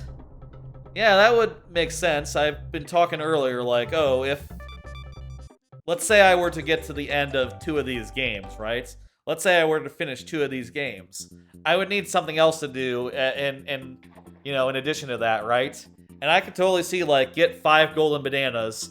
I have to get 5 golden bananas in randomizer before going back to whatever game is left as the last one 5 golden bananas, or maybe 3. You know what? We'll workshop it. Maybe like 3, 4, or 5. I need to go to the bathroom right fast. I will be back in a couple of minutes. Please understand. Thank you. Please enjoy the lovely break music while I am, away. Nah, go on the couch? That's unsanitary. No, I love this couch. I cannot possibly go on the couch. See ya!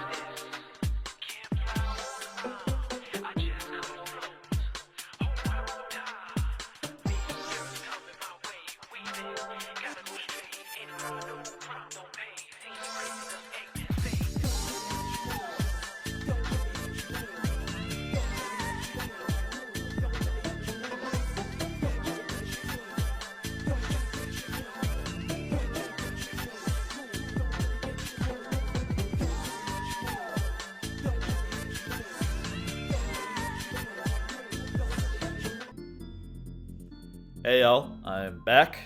Let's keep going. Oh, it's B. You can't press A in a SNES game and expect it to enter you into a level. I need Dixie Kong. Sure, Dixie Kong will be like 2 seconds away.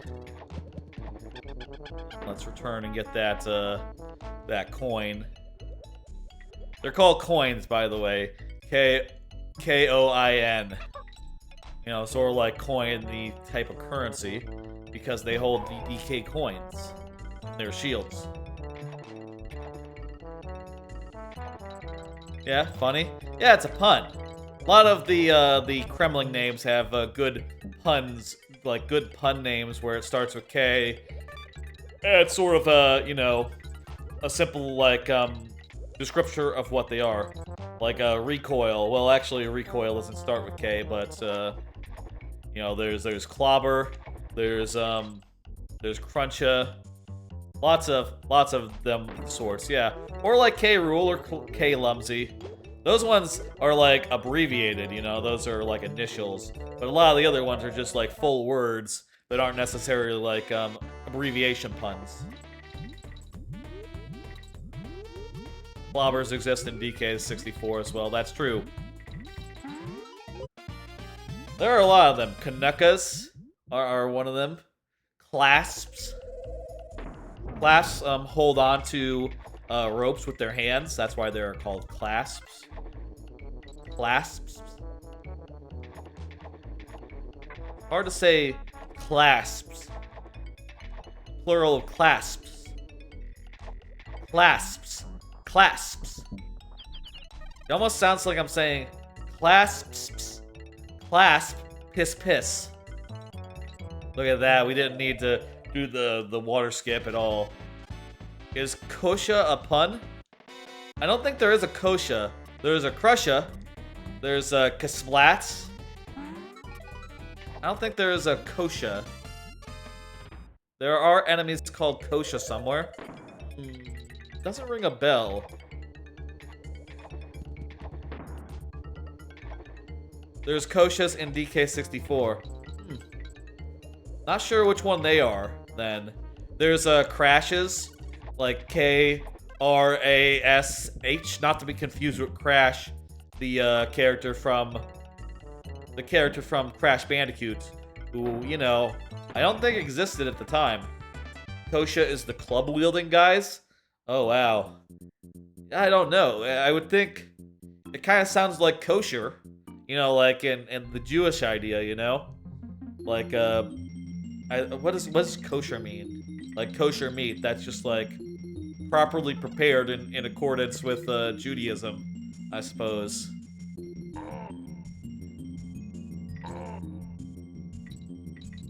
Kosh might mean to like clop someone, right?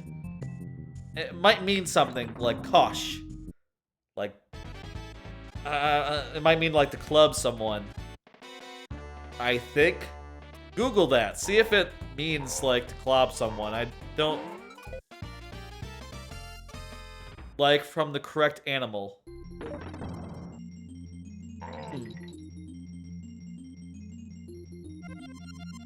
That might be like a Britishism or something. Coach someone. Maybe like to hit them over the head.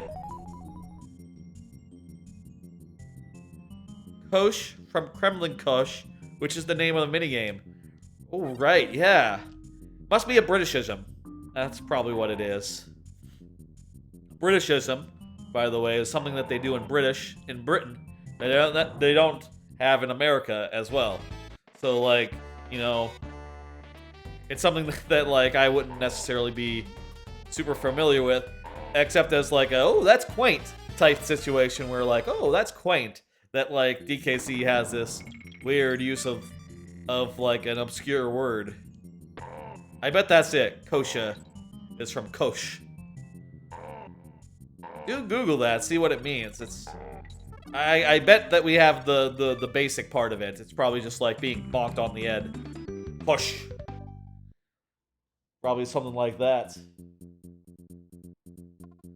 Murky Mill.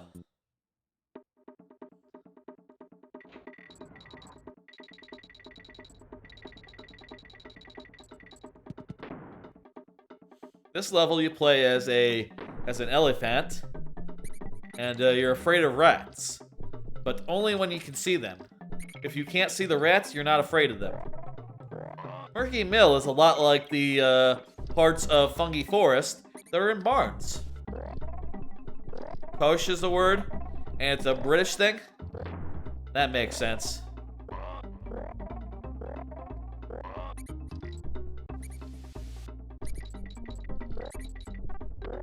Means to hit on the head with a kosh. Kosh seems to be a heavy weapon. Gotcha. Yep. We got it in one. Well, I guess that doesn't come from like a noise you make. It's not kosh because you're like, kosh! It's kosh because a heavy weapon is a kosh.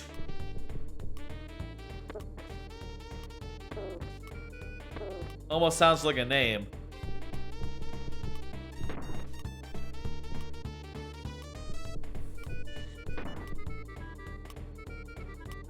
There we go. Kosh. A kush. That's my Jon Snow voice. Just say things like this. I'm Jon Snow. I'm Jon Snow.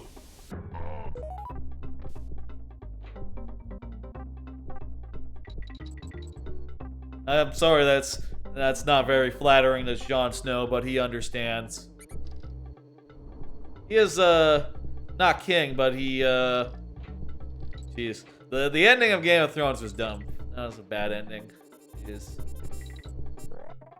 It's fun that it's back, but of course that doesn't mean it's good. You know, it's like it's alright. I think it's probably better than it was. You know, obviously they're not like dealing with years and years of silly plot developments, right? Like they were at the end of the last season. But still, you know. There we go. Still, it's not really up to the standards of season 1 of Game of Thrones. Posh is a heavy piece of rubber. Hang on one second, let me... There we go. Heavy piece of rubber or metal being used as a weapon. Right, I'm picturing like,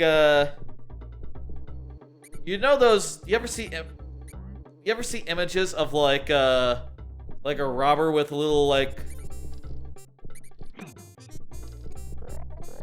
A robber with like, okay, here we go. Beat their asses. I'm picturing like a cop, like a British style cop holding like a piece of thing that's sort of like, yeah, like a piece of rubber, I guess, that looks like it's been bent around. You know, like sort of like a cops and robbers type thing, or like the cookie thing, like a weapon stick. I feel like there's a thing where it's actually like a cord that's like bent, that's like almost in like in the way a whip is. It's slightly flexible. I'm not sure. Was that a link? The bot filters out links. You see, the moderation, you know, just because of spammers and stuff and such. That's what you googled up a Koch. I wonder. I could look at that. It's not doing a good job because as it seems to be not filtered. There we go. One of the worlds completed. A neat thing about this game is when you complete a world, it like blasts, it like sends you back to the exit through like a fancy means, like being shot out of a cannon. Let me go to the computer. Let's look at what a Kosh is.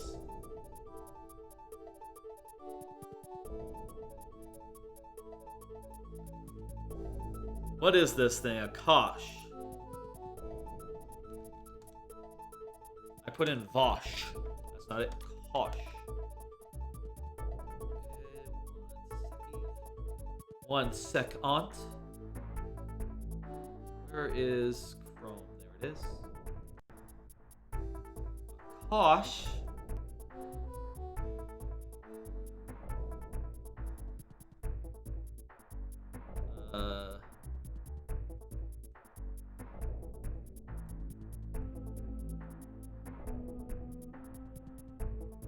Let's just like make it a little shorter. A little smaller. There we go. Whatever. Okay. It's just like a little beating stick. Like, yeah, that is a very much the cops and robbers style, like baton type thing. Wait, what's leather?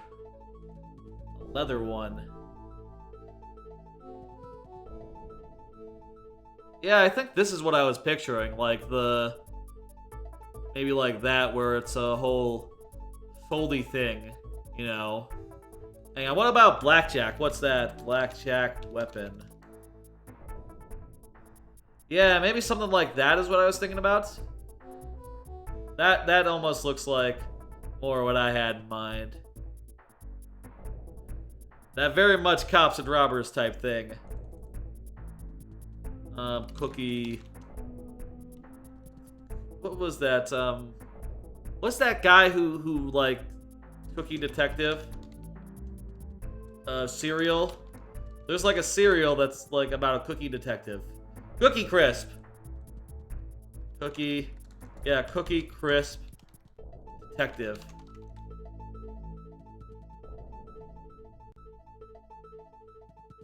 Now let me uncrop that a little bit. Yeah, so you see there, he's got that thing that we were just looking at. That's not a detective, that's a wizard. Man, Cookie Crisp. Yeah, it has to be the detective. The cops and robbers type situation. That's good. That's what Cookie Crisp should be. A wizard? Nah, that ain't right. Also not right. I'll take the dog. Who is just like the associate of the criminal. But Wolf? Nah, that's not it. That's not as good. Let me put in Cookie Crisp mascot. No, wizard is not right. Neither is the wolf. Wolf in a different clothing. The dog is okay. I think the best version is when it's cops and robbers. I think that's the classic. That's the ideal. Here's a commercial with the Cookie Crisp guy. He has his little Kosh. He's running around, being just, you know, little cop guy. Yep. Oh, look at that. There's chocolate chips on that guy's hat. Who can argue with character design like that? That's good. Anyway, that's enough Cookie Crisp. Let's get back to the action. What are they looking for? A serial killer. Ha ha ha. No, I think he's just like a thief of cookies. He steals the cereal. And presumably he eats it. That is his whole motive for doing things. To eat cereal. Scary.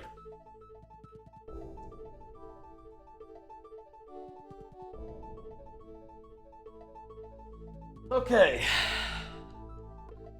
We gotta do one more thing before we leave this world, which is that there is a banana bird to get.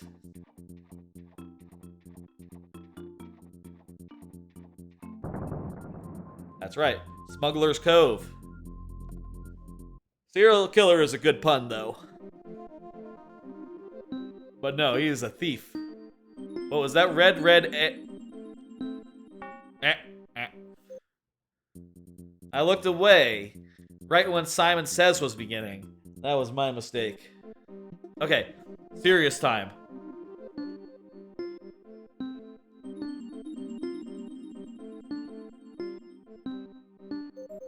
There we go. Simon Says, folks. It's Simon Says. They put a lot of Simon Says in this game. Nice to know the Kasha pun. I'll say I don't know that they all necessarily qualify as puns. Some of them were just like clever names, you know? Just like, oh, this is a guy who hits people with a hammer, so naturally he is named Hammy after the hammer that he has. You know, that's not necessarily a pun. It's just a nice name, you know?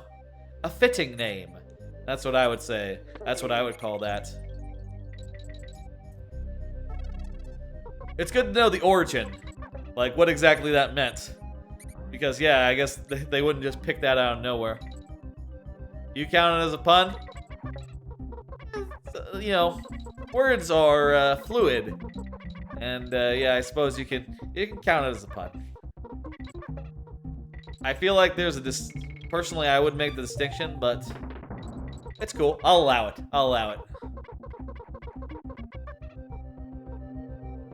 I lost one of my guys. That's fine. I won't lose the second one.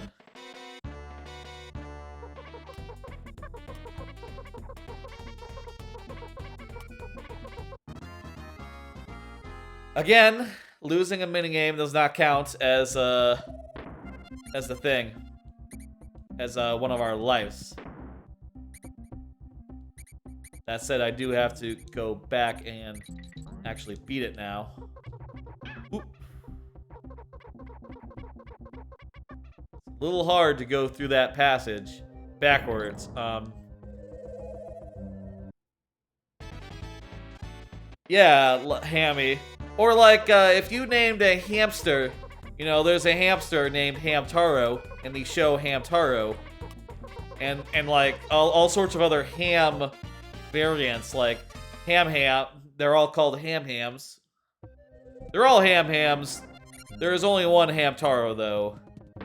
And I think there's, like, other ones like Hammond or, Hamley, probably. All sorts of ham names in Hamtaro. Anyway, I don't know that those are puns. Those are just names, you know? Would you consider Donkey Kong's name to be a pun? Because, you know, Kong is the same as like, I guess Kong isn't really a pun, it's just a reference. There's a distinction there to be made. The reference to the famous one. I need to do this, go up here, don't I?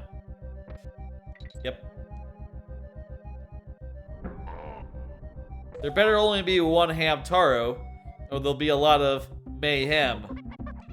There's only one Hamtaro, but he has a lot of friends. And, yes, I do believe there is mayhem.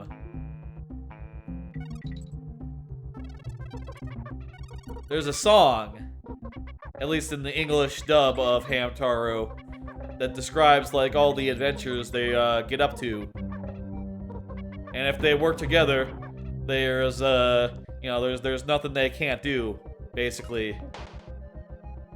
I don't think I could recall from memory perfectly how the song goes, but it's like Hamtaro, and then they sing like, if we work together, we're much stronger. My best friend, Oxnard Bijou, Penelope Maxwell, my ham. I actually remember more of it than I guess I let on. Big Adventures, little hamsters, big adventures, or something like that. That was back in the day where you would make a American version of your Japanese OP, you know, rather than just being like, yeah, man, it's in Japanese, what do you want? It's in Japanese. Maybe they still do that for the kids, you know, for like the kids, because like, you know, kids can't be expected to know that their media comes from another country. That would, be bad, question mark? Do they still do that, like, when they put out Pokemon, like, new seasons of it? Do they totally just, record an American version of the OP anymore? Wouldn't be surprised if that was, like, not really a thing anymore. Nowadays, like, hey, look, the OP is in Japanese, and also, it'll kick ass, so just live with it. You don't need a poker app of your own. They dub stuff for kids, so, you know, they can understand it. Yes.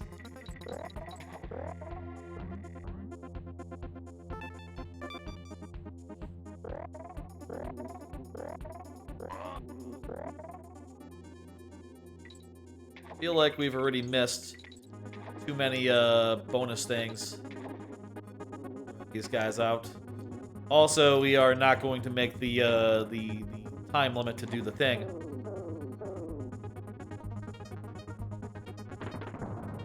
Luckily, they use English for Pokemon names despite German names totally existing. There's a Dutch Pokemon series that aired back in the day, but they use the English names. Gotcha. Gotcha. Okay, I need to go back and do that again because I fucked up. Definitely not gonna get the world record this time. Fuck. Well, shit. We'll have to finish it and do a round 2.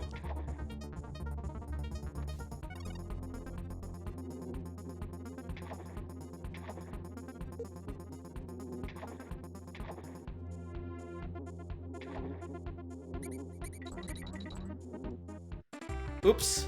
I didn't mean to do that to actually end the level. I did not get the bonus levels. I did not get the DK coin. And I did not get the world record, which is what you need for the a banana bird. We'll try that again. I need to be Kitty Kong for one of them. Need to skip across the water, perhaps.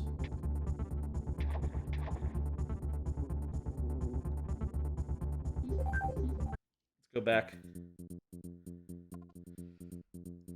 So with was there like a Dutch translation of Pokemon?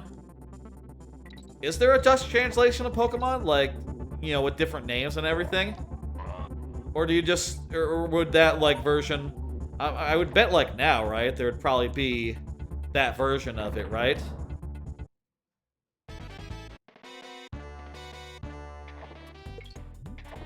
Okay, here we go. It's a different localization, but with the same Pokemon name. So it uses the English names. Oh, that's nice. At least, hey, I'll say it's very easy then to interact with like English fans of Pokemon. Then you don't have to learn 100, more than 100, 1,000 different other Pokemon names, right? That must be difficult for like people who. That must be difficult for people who like hang out in like English communities versus like you know, maybe like Japanese/English or you name it, right? Where there are multiple Pokemon names for each region, right? Like Pikachu is the same, and that's it.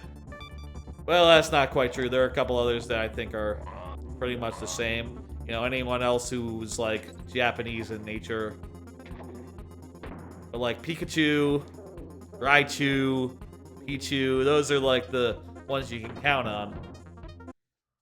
200 to like 300 when you get to the gold silver.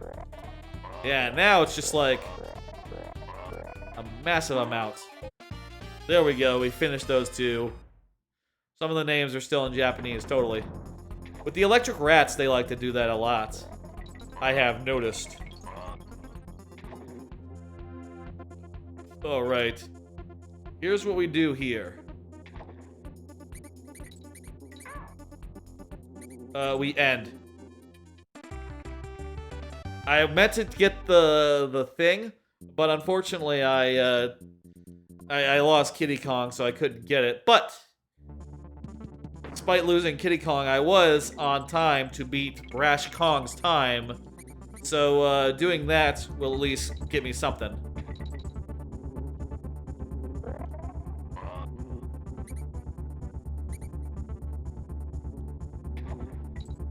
That was just on time too.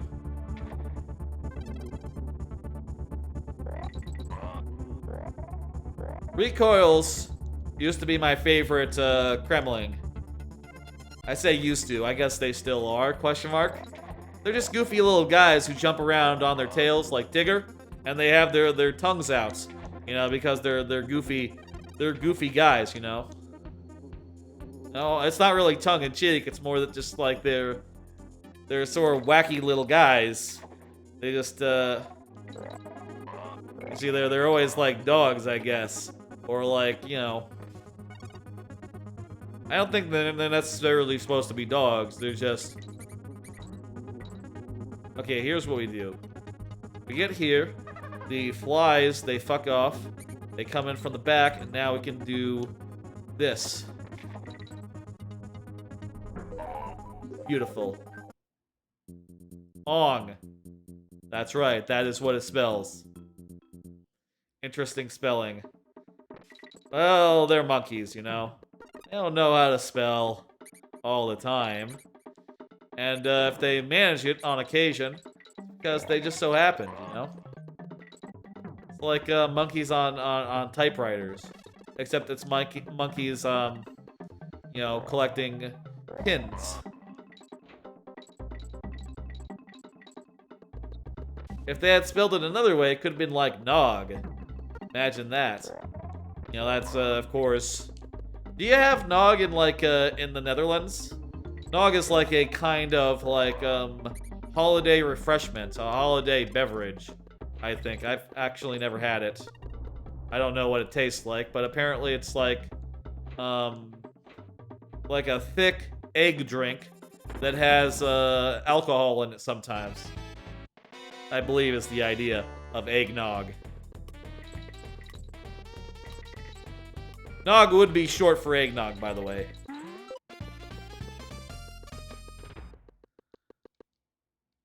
I don't think there's any other kind of nog, though. Oh, wait. Did I kill that guy? Yeah, I did. Okay, good. You have to kill this guy.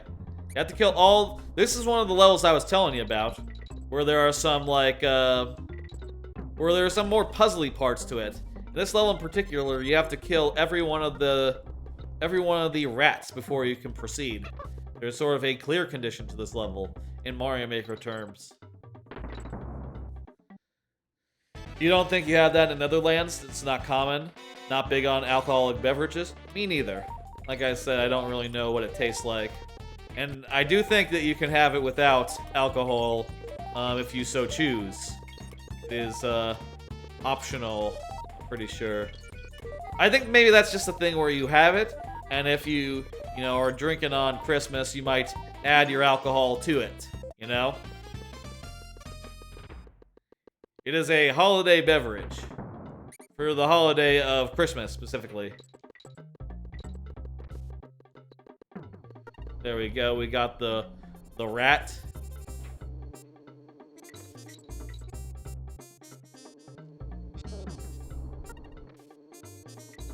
Kill that bee.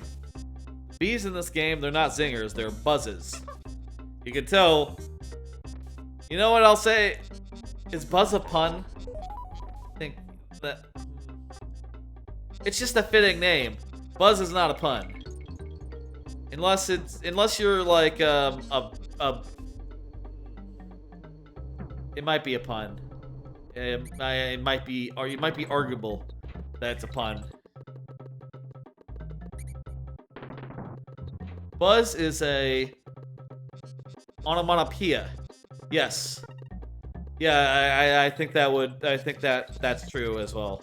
An onomatopoeia is, yeah, that's when a word is a sound.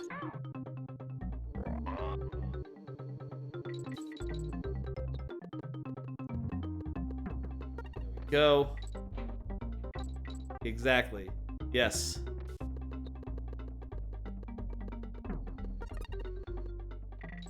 Let's go!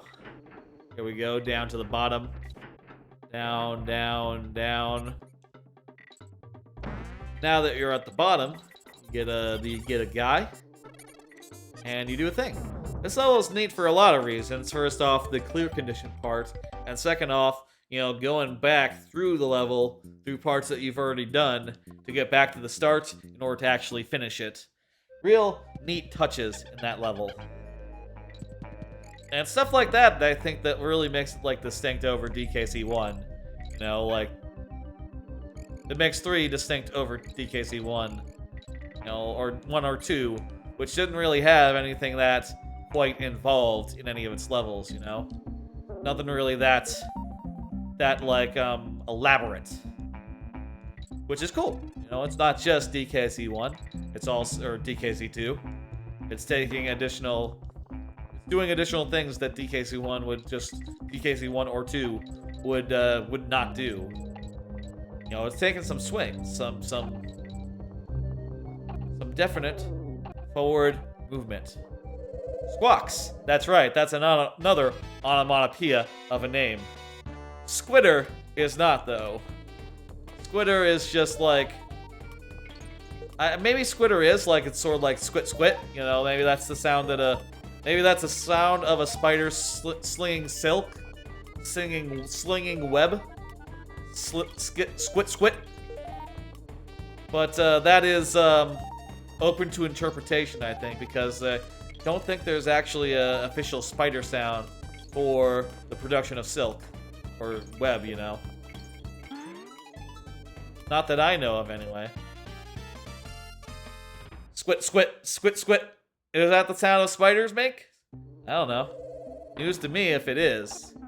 That's like a very well-known thing.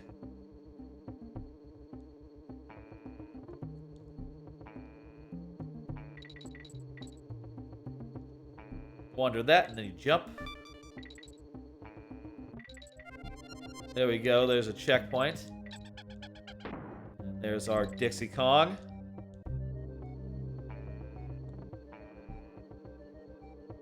We need to go up there to get the thing. First try, let's go. Oh, wait a minute, we need to go. I need to actually go through the hole to get the thing. Right, you can't get in through the other side. Beautiful. Possibly something to do with the sound of spider movement in cartoons. Gotcha. I feel like... You know what I'll say, in like, at least in English, I feel like the noise for that would be like more of a skitter. Like skitter, skitter, skitter. Not so much with the squitter. But I guess, you know what, actually, skitter kind of sounds like squitter, but a little bit more S-y. A little bit more, I don't have the words for like the difference between squitter and skitter is. A little bit more soft, like on the...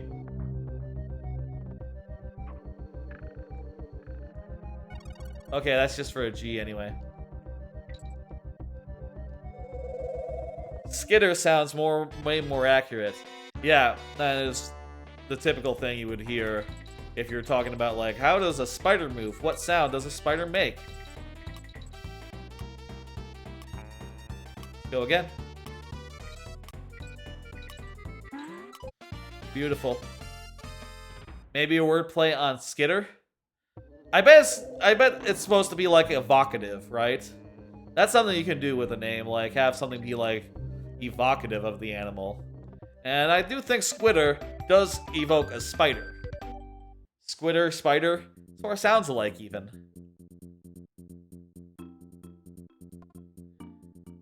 Evocative, yeah, that's right. Dog outside is barking. Maybe someone left that dog outside. Don't know if y'all can hear that. The microphone is more sensitive than the previous one I had, but it's also set to, you know, filter out sounds that are coming from the wrong direction. So maybe you don't even hear it.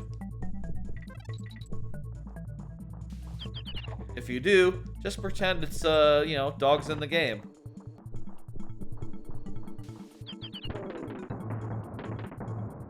What is evocative? Evocative means, like, evoke. It evokes something. Like, it suggests an idea.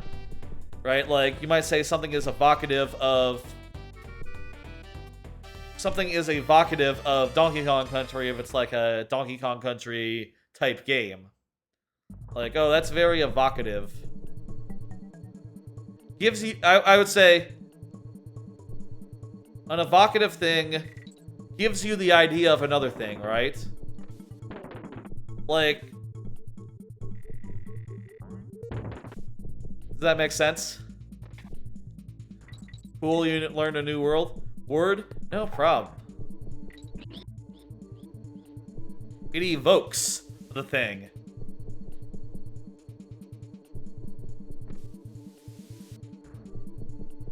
In your head, you know? Glad to help. Glad to help, Seagull. This is another one of those levels that's a good example of, like, a level that DKC1 would never do, which is a level wherein you're having to make platforms by hitting guys who drop barrels into the water. You know, DKC1 and 2 are much more focused on momentum and like always being able to go forward. This game forces you to go slow and sometimes and solve some basic puzzles before you do so, which is an interesting change. That bonus game is way too short. That one is just 2 jumps.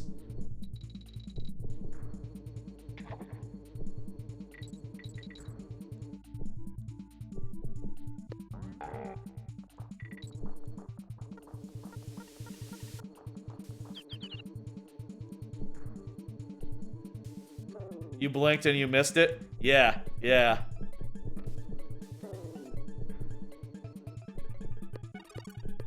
It's also partners like this, you know, I'll say, if you don't know this game. You know Rambi in the other games? You know, the Rhino character that, the Rhino buddy that, DK and Diddy ride? Rambi isn't in this game. Instead, the replacement is Ellie, the elephant. And, she can't really, like, kill enemies by default, like Rambi does. Rambi is in DK64 as well, yes, that's right. But she has a suite of other abilities which are really interesting. Like, she can suck up water and spit it out, for instance. And, also, she's afraid of rats as well. You know, there's a bunch of gameplay that they built around, like, everything that an elephant would possibly do. Okay, I'm gonna write this down.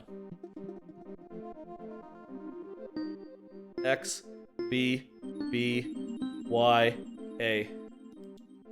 X, B, B, Y, A. Picking up stuff, sucking, shooting, yes. And yeah, like, sucking in, like, not just water, but also barrels to you. Picking up barrels, doing stuff with barrels. There's a lot of interesting gameplay that they built around Ellie, which I think is really neat and an interesting direction for the series to take. You know, and I'll say, fucking brave of them to just get rid of what was probably, in a lot of ways, the most popular of the animal buddies. You know, Rambi. You know, he's the one that just runs forward and kills stuff. All easy style. There's not much thinking to him, but he's still very fun to play, and you know, to have gotten rid of him for this game is just a really bold move, and I think it works out in their favor.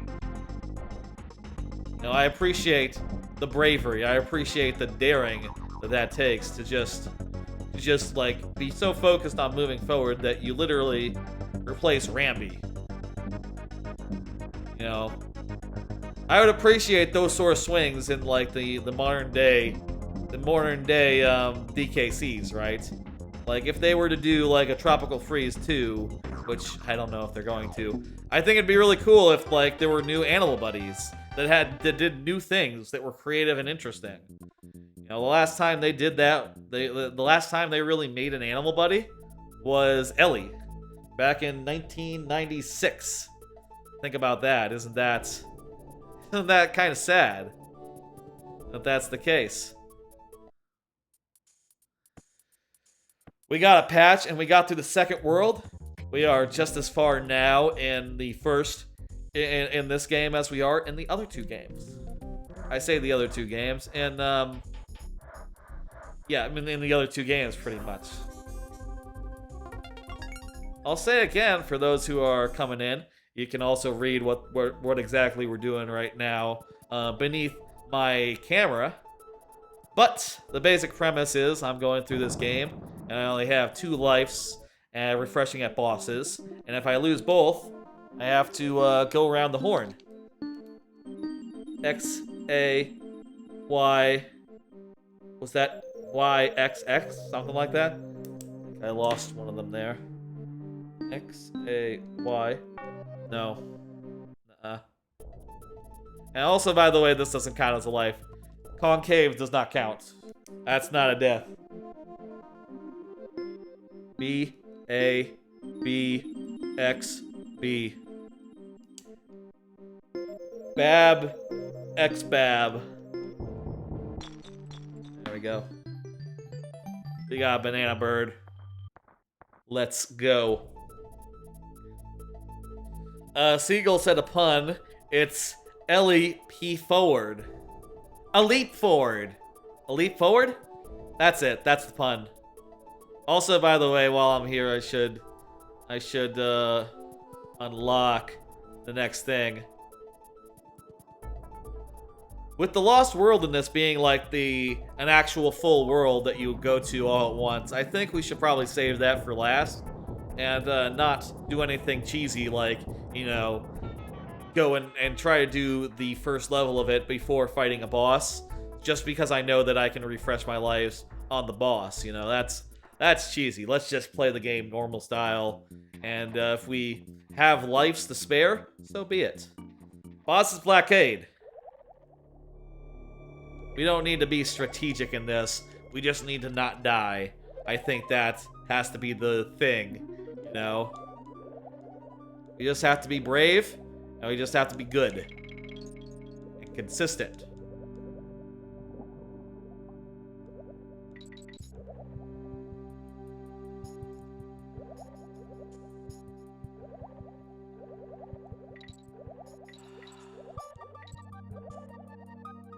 There we go. It's tough to spell it out without knowing the spelling of the name. Yeah, I think you pretty much got it. Yeah, it's like E-L-L-I-E. Ellie. I guess the alternative would be like E-L-L-Y, right? Or like Eli. But it's L-E, yeah.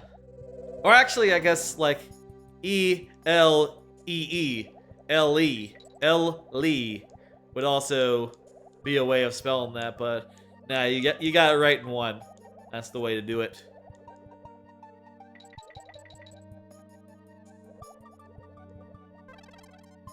Ellie, the elephant. You see how that works.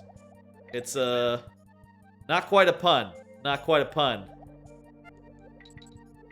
This section right here inspired the this level in particular actually inspired one of my recent levels from like a world or two ago, Snorkel Speedway.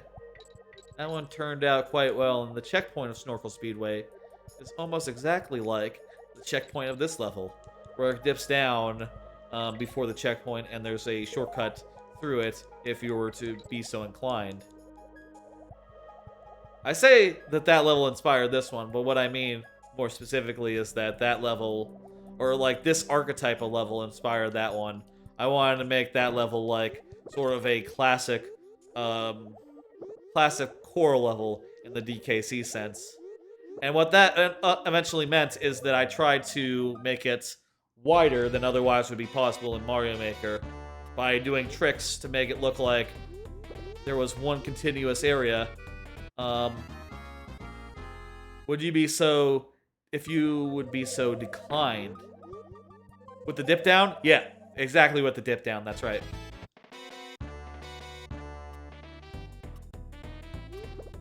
Sometimes I do things like that, where I just sneak in, like, the same or very similar elements of geometry from a level that I like. You know, you could call it a little bit of a homage, or a little bit of me just going like, I would like to declined. What's the D for? Inclined would be like if you are so inclined, yeah. And declined is the opposite of that. I don't 100% get the pun, I'll say that. Declined instead of inclined. Okay. I think I got it. I feel like there's a scene of Sopranos where Junior tells a admittedly somewhat racist joke, and Bobby Bacala doesn't laugh, and Junior says, "You don't get it?" And Bobby Bacala says, "I get it. He drove a Lincoln." That wasn't the joke. The joke was a joke about an accent. But I do think that's a funny scene, and just like, yeah, it's funny that Bobby Bacala didn't get it. And he doesn't say I didn't get it. He says, yeah, I got it. He drives a car. Very funny. And he is, Bobby Bacala is Junior's underling. Junior's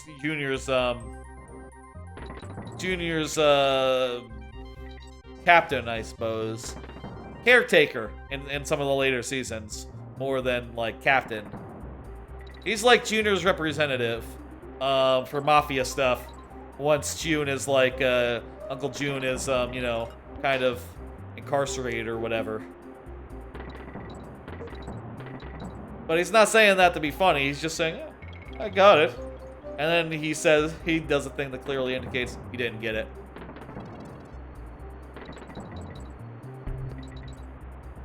You know what? That's, I suppose you could also just do that more like modern meme of like totally gets it. A character, which I think is the girl from the comic, right? What's her face? She's saying like, oh yes, I totally get it. And then a bubble is pointing at her, saying like, doesn't get it at all. Doesn't get it, you know? I guess it's like that, actually. Multiple versions of this joke exist in history. There's nothing down there, right? I don't think. Nah, here's the bonus. Beautiful.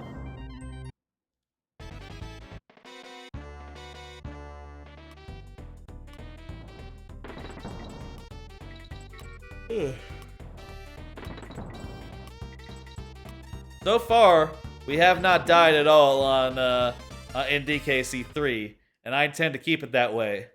I would really like DKC3 to be the one game we finish in one go. One go DKC3. I think that's quite possible. The only level I'm really like super worried about, I guess I should say the only world I'm worried about is the Lost World, because there are some fucking hard-ass levels in there. Like, the last time I played Stampede Sprint, I believe it's called, it took me a couple of tries, so we'll see how that goes when we get to that. Also, we need to get through it with Perry the Parallel Bird, I'm pretty sure. Okay, that Perry was just for lives, so that's not important that we lost Perry there. So we will have to do that really, really, really good. Don't die. Okay, good.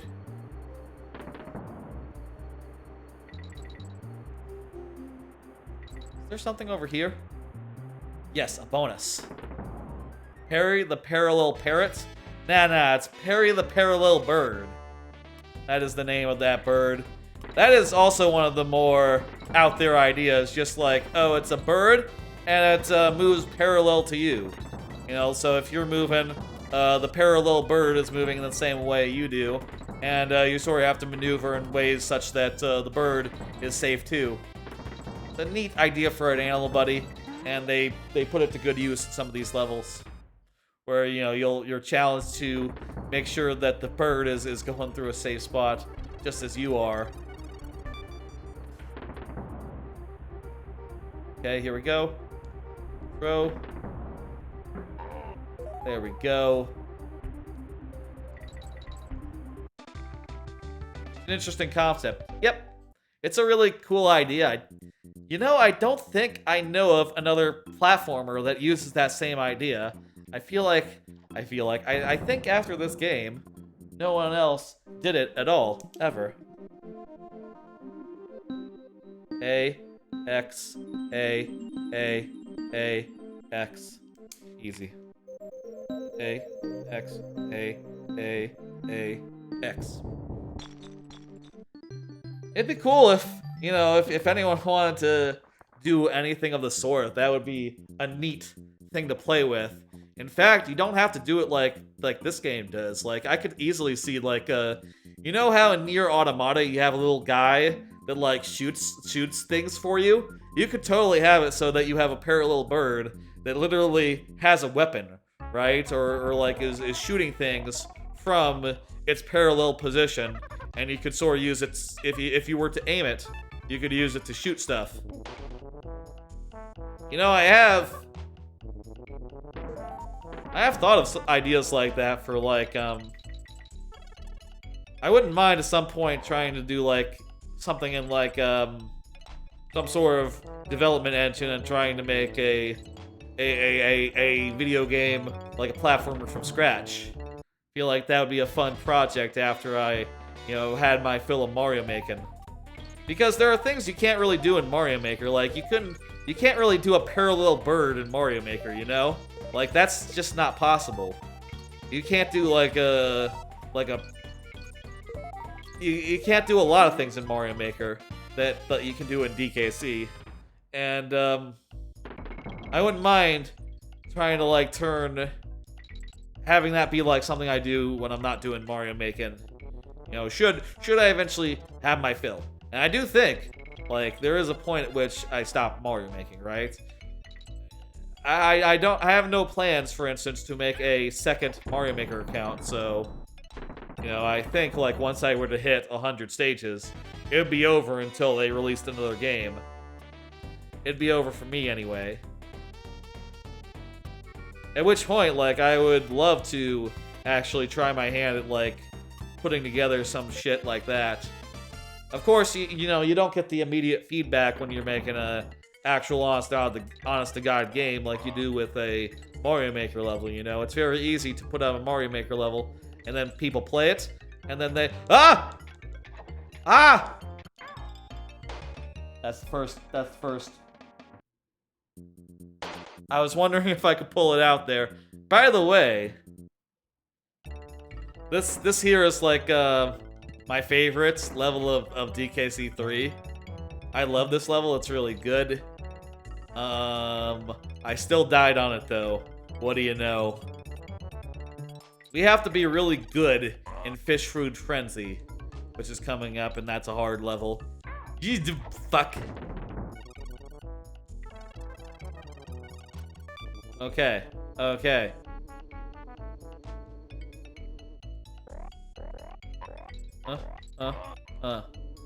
This is probably the most fun, climbing, horizontal rope level. You just wanted to do this level? Be right back? No problem, Seagull. Take your time, do whatever you need to do. We will be here. Get back.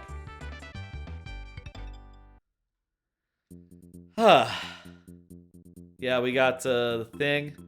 We got all the collectibles and shit.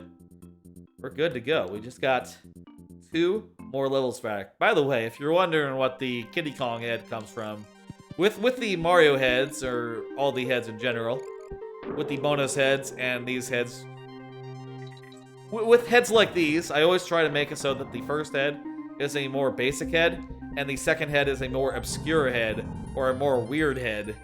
In this case, the weird head comes from Donkey Kong Land 3, specifically the Game Boy Color version of it that only came out in Japan, wherein it's from the defeat screen where you are defeated, and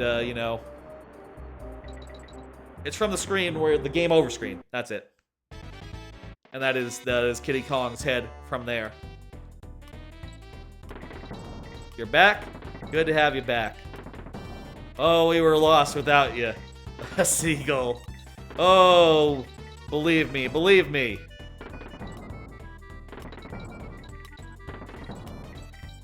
Nah, I know where I was going.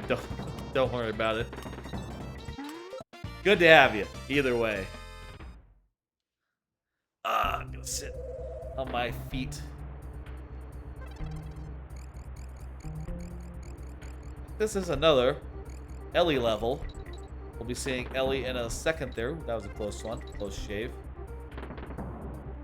There's a way to get under that barrel, I think, but I barely am able to do it regularly.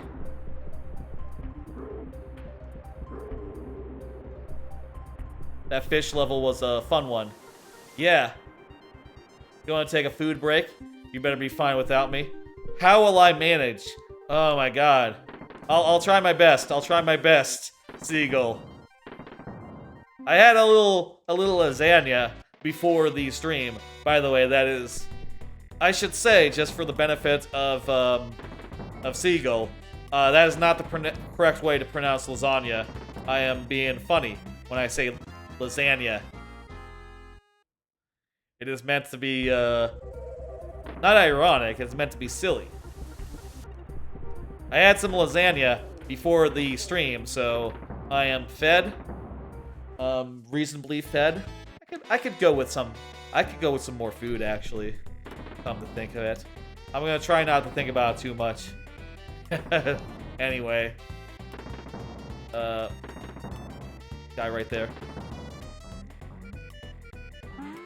There we go. With the rope, you have to hang more across. Fuck.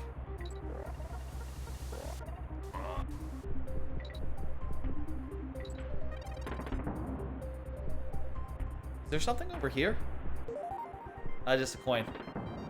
I do technically have to collect coins in order to get a thing at the end of the game.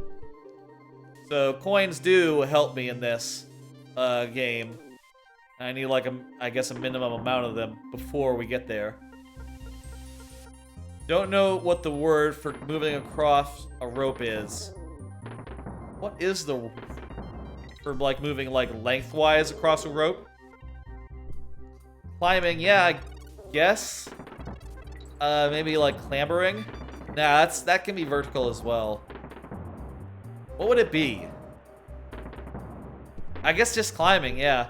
I don't think there's a special word for like moving lengthwise across a rope. Grappling? Nah, that's more for like grapple hooking. That's more like for like the use of a grapple hook.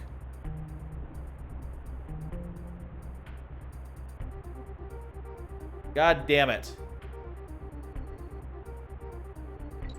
I think we have to be honest with how this works. I can't just respawn that barrel, and I can't just take a death. I need to end the level and go back in. Grappling is more like for like wrestling. That's what a grappling evokes in my mind. Grabbing someone or like grappling as in like to use a grappling hook. But that's very specific to a grappling hook. Like, you wouldn't use it outside of the context of a grappling hook.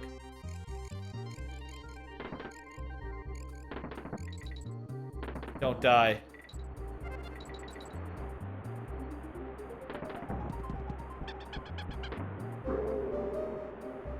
Okay.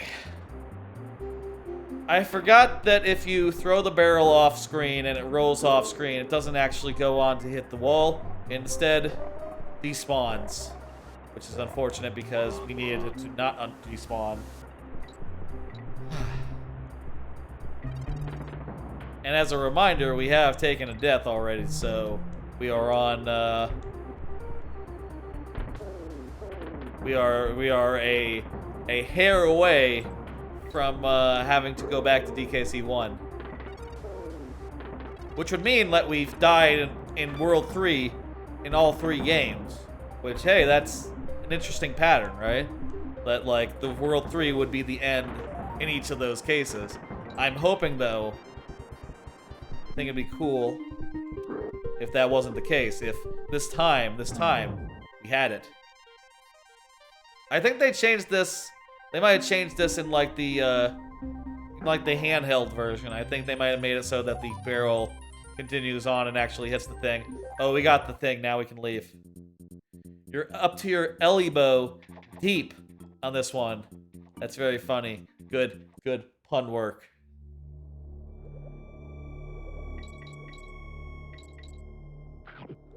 This level, is another high concept level. Like I said, this game has a lot of high concept levels. This one, there is a fish following me around, and I have to keep him fed.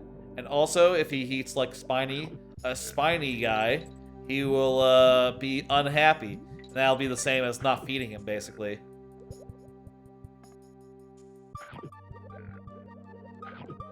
I guess this is kind of similar in concept to the whole parallel bird thing. This is a parallel fish. And indeed, you are maneuvering this fish around to eat enemies. A parallel helper that actually kills guys for you would be pretty neat. That ought to be a thing. I ought to explore that idea some. And that's the thing about, like, that I think would be interesting, like, making a game from scratch, right? Is that you can just, instead of being limited to what is possible in Mario Maker, you can just make whatever you want, right? Like, if you want a grappling hook in your platformer, you can just make it. And, you know, suddenly your guy has a grapple hook, and you play around with it, you try to work it out until it feels good to use, and then you build stuff around it. And it's a very iterative process, and I'd be interested in taking, and, like, trying that at some point.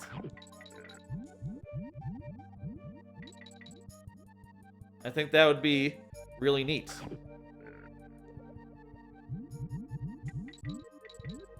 One of the things about these underwater stages is because coin cannot exist underwater, these stages all end above water in a one last segment that is over water in a little cave.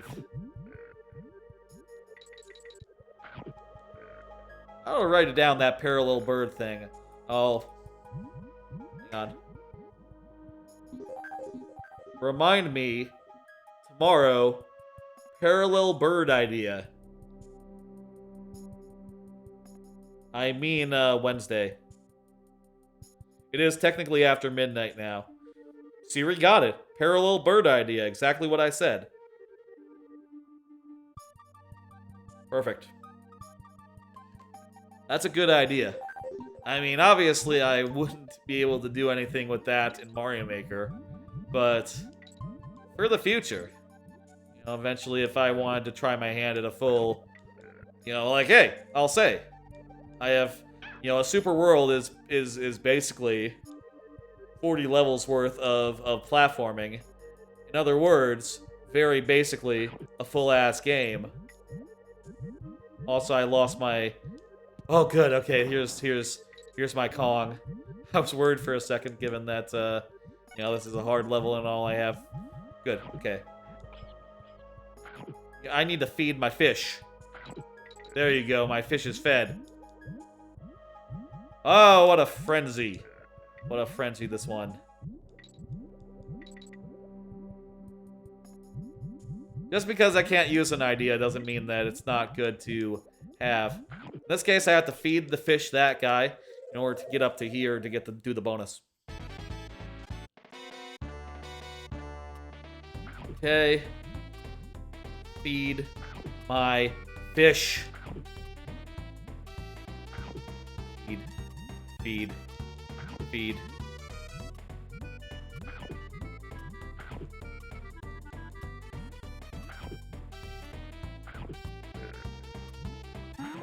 There we go. Looks like we're gonna refresh our life. We're gonna get to the boss, and we're going to get back up to maximum lives. That is what I am putting out into the world. I am saying that confidently. That is going to happen. So long as we did not miss a bonus or something along the way. Which I don't think we did. We got both of them in this level. Alright, it's boss time. Right? Yes, and you can see visually.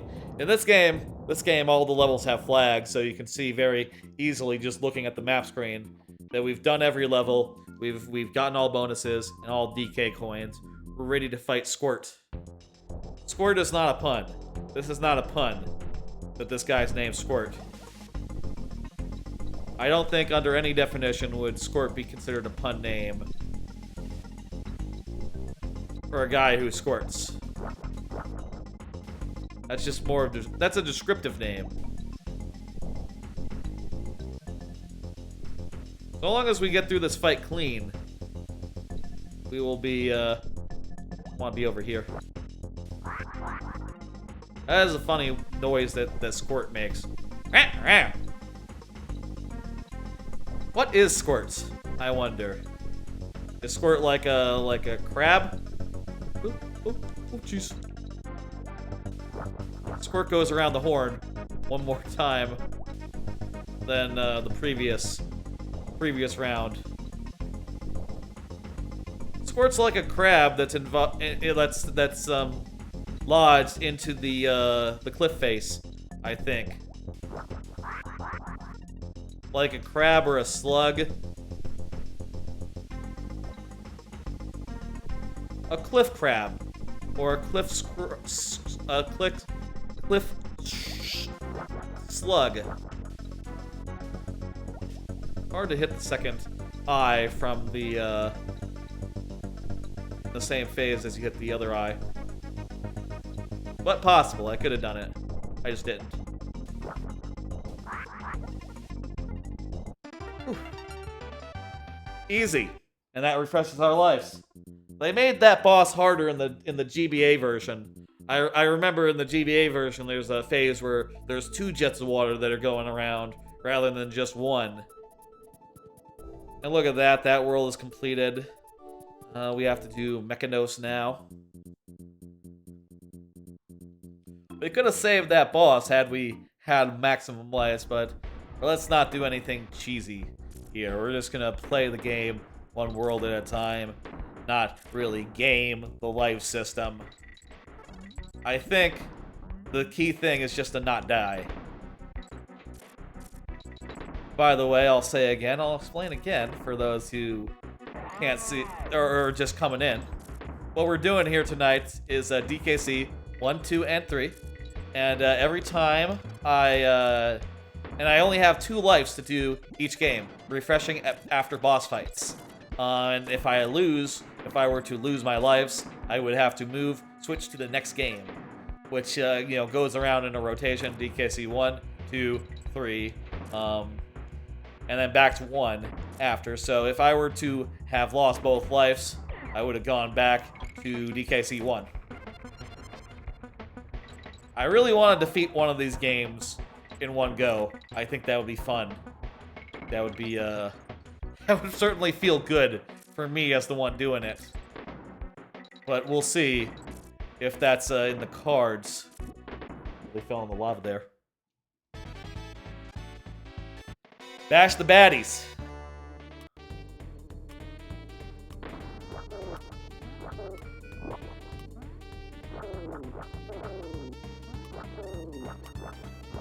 Baddies have been bashed.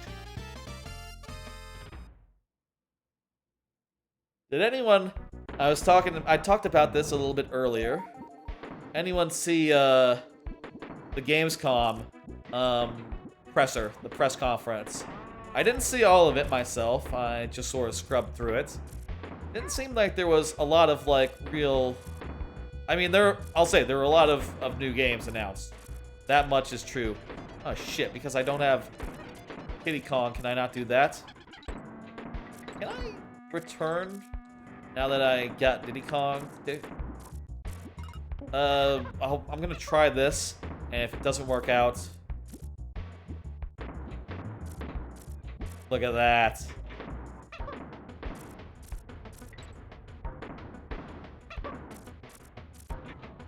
Perfect.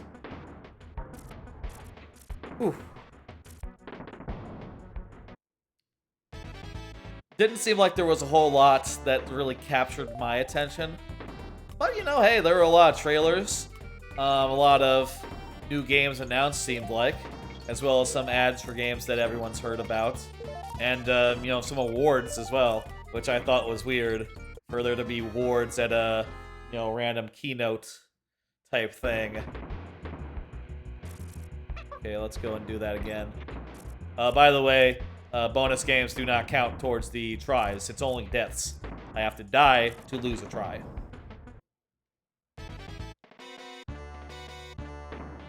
Okay.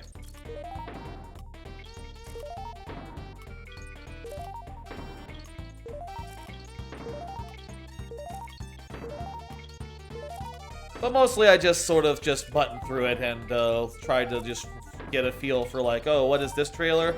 Okay, there's some guys, they're they're doing a thing. Okay, I think I got the idea. And just 5 seconds, 5 seconds, 5 seconds, when you're watching YouTube, the button takes it forward 5 seconds. I was just doing that repeatedly. Maybe if I had actually watched all the trailers, I would have some that like really caught my interest. I was just sort of like parsing through it, going like, yeah. And certainly, hey, you know, there's definitely sequels in there that people are interested in, right? Like shit, there was like, I was seeing someone say like, oh hey, Moving Out 2. I guess that person played Moving Out 1. I didn't myself, so I wasn't really, that one didn't really catch me, you know? There we go. I think that's good. Yep, we're good. Ooh. Here we go, the first of the toboggan levels. I think in this game there's only 2 of them, which I guess is in line with DKC1 that only had 2 minecart levels. Whereas like DKC2 has 3 roller coaster levels. I need to get that bonus, so let's take that hit and get it. I could have just been in the right place. Is this past the baddies? I think so. I need to make sure that I'm bashing everyone. There we go. We got it.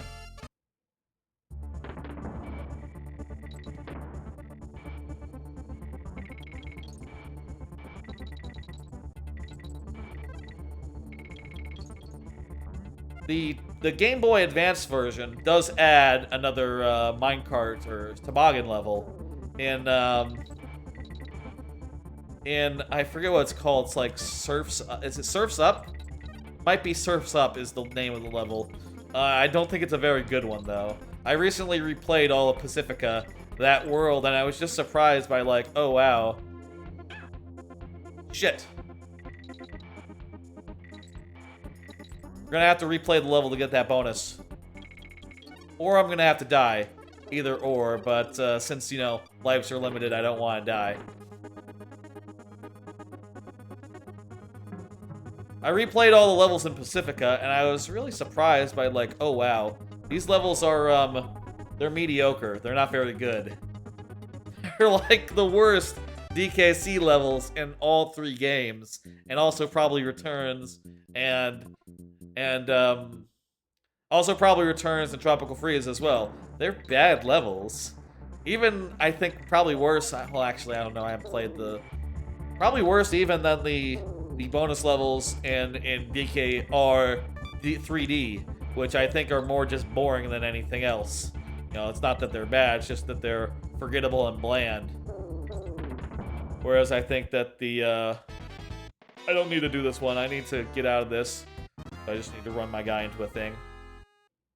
More forgettable and bland is, are those levels.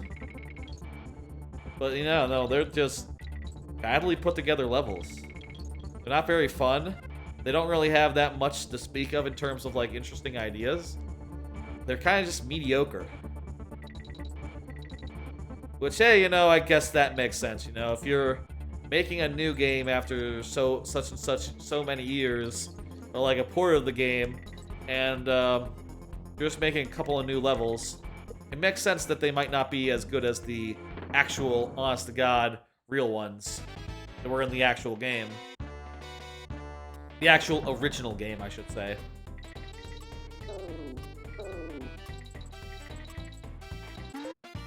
Perfect.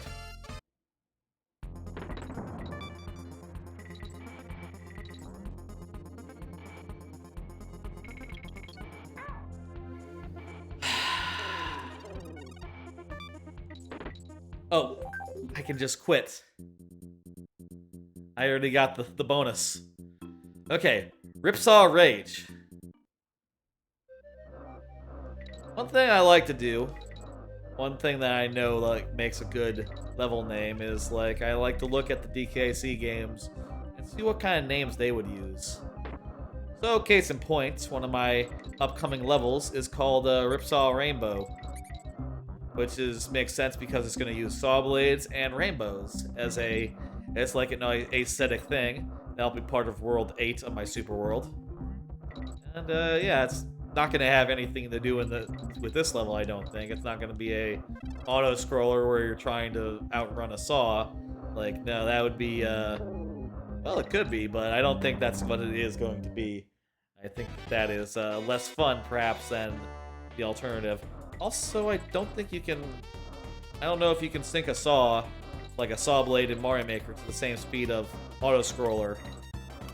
And you also want it to be a fast auto-scroll, so it'd be a little bit challenging, so no chance the saw will be keeping up with that. Some other objects could, like ghosts could, but you can't put wings on a saw. You can't make it go faster down a rail. It's stuff like that. Is what I'm saying, is that there are limitations in Mario Maker, which do limit you. I do think at the same time, you know, such limitations, they do breed good ideas. You know, there's the old adage, right? Art from adversity. Well, there's the old adage, art from adversity, which basically means like, oh, you know, being limited actually forces you to come up with good ideas and put together interesting works. And I totally think that that is true. In moments where I've run into the limits of Mario Maker, you know, into like, oh crap, I don't have enough, I ran out of enemies, and I had to like edit and improvise and figure out like, how am I gonna make do with these enemies, you know, with the enemy limit as it is, without losing too much. Crap. I just missed a bonus. And it's in moments like that where, you know, you figure out like what exactly you can do, right? You figure out like, oh shit. You figure out the clever thing that like turns the level on its head and like really makes good strategic use of the limits and bottlenecks that you run into. You're back with food? Fantastic. Let's do that again. We gotta do that level again. We missed a bonus stage. We know where it is at least. When we see the steel barrel, that's when we know. It's unfortunately in the second half, and it is an auto-scroller. So, yeah.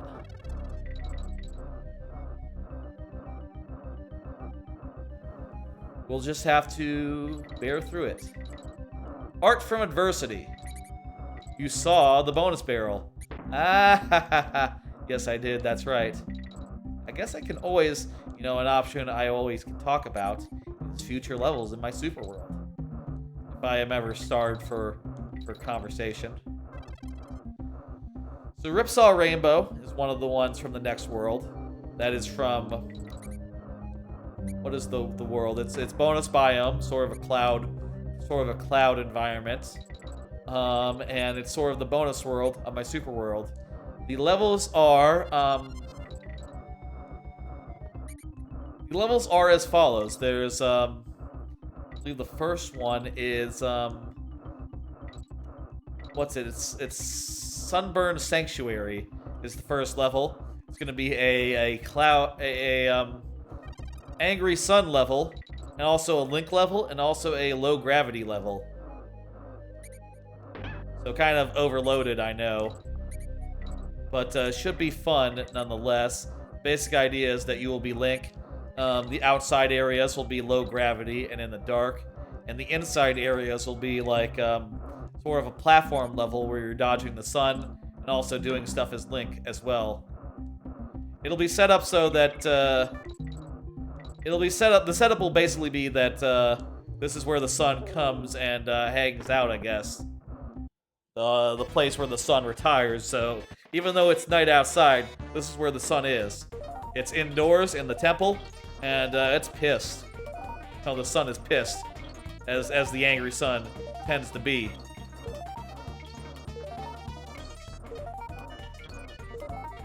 Second level, I think is... Shit. I don't think we can miss one more after this. Oh, there we go. We're fine. Good. Okay. Second level is Ripsaw Rainbow. Already discussed. It'll be a Super Mario World level with rainbows and saw blades running around doing stuff. You might have to dodge them in some way. We can exit out now. Perfect. The one after that will be, what is the one after that? I think that's Pokey Pressure. There's Pokey Pressure, which is going to be a cloud level wherein like pokies are dropping enemies on you by jumping on note blocks.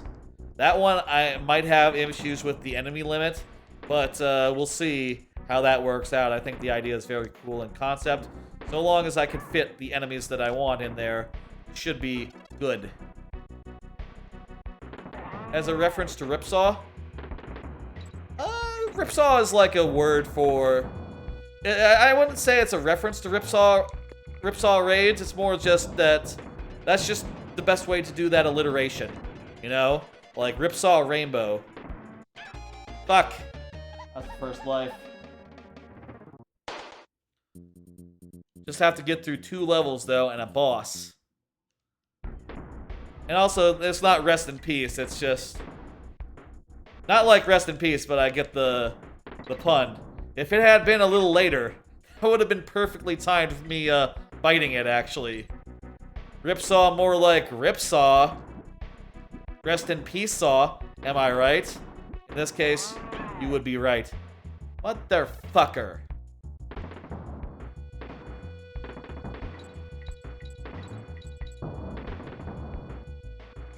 Alright, I'm a little worried here.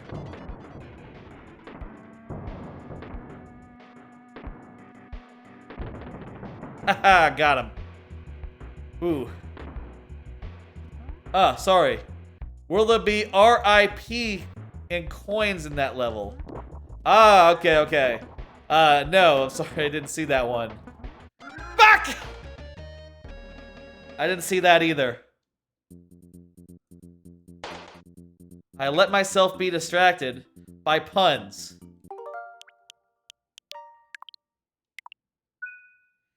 Never be distracted by puns. What is this called? This world is is what again? Let me like pounce out and see real fast. Mechanos, that's right.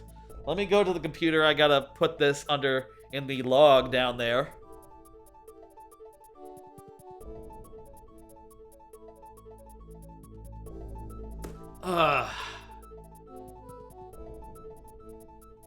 Well, we've made one loop around in, what's it been, 3 hours? So, you know, not that many deaths relative to the time it's taken to get here. But still, you know, hey, not a clean shot, that is for sure. Died in Mykonos. How do you spell that? Mykonos, let me check. Yep, that's right. DKC3.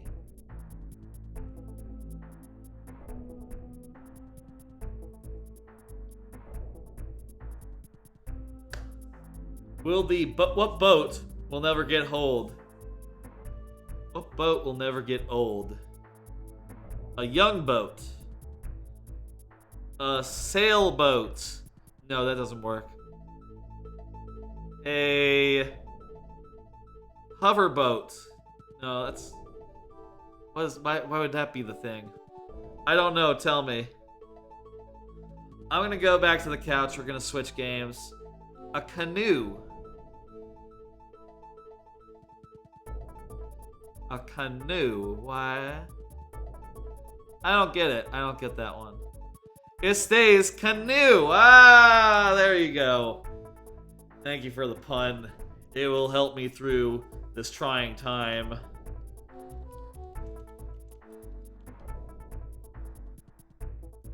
Donkey Kong Country. We've lost in DKC. It is time now to go all the way back to where we started. DKC1, and I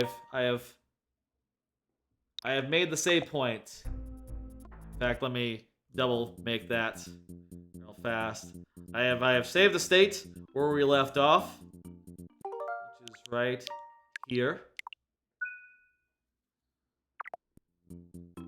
It is now time to go back to the game selection. Go back to Donkey Kong Country. Oh!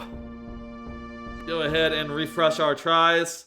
But for DKC, you see now we have the Donkey Kong head and the Diddy Kong head, since they are the two playable characters in Donkey Kong Country, the first one. That is, by the way, the pattern here with all these lives. By the way, if you were wondering, the heads are always the 2 playable characters of each game, and they are a different set of heads each time. With the second head, the partner head, being a little more weird. In this case, it is Diddy Kong from Diddy Kong Racing, which is a less polygonal, a lower poly head compared to the regular one. I have to load my save state since I didn't actually save proper at any point. Alright. Culture. I'm gonna go back to the couch and we're gonna continue.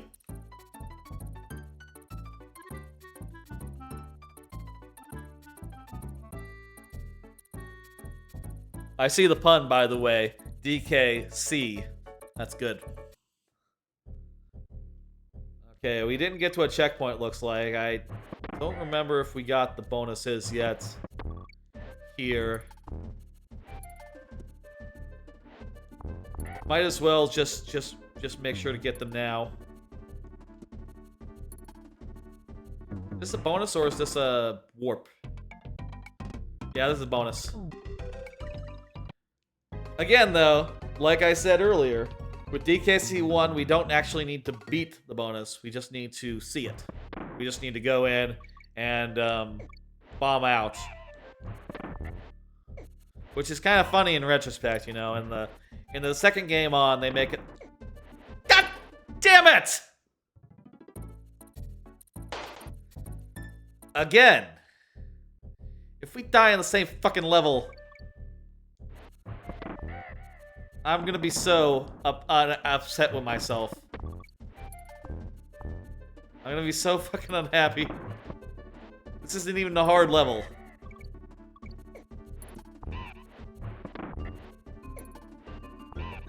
Okay, yo, it's serious time. I can open that door by bombing into it while I'm... Wow. That is funny. That opens up the thing.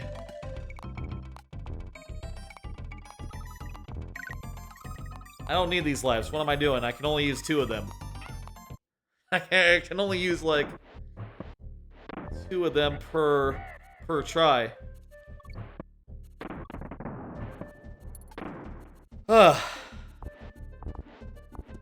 Stressful. Man, I can't wait until we get to this fucking... like ice barrel, whatever. Fucking the DKC1 cannon level, DKC1 snow cannon level, snow barrel blast. That's it. That is not a bonus level, not a bonus level wall.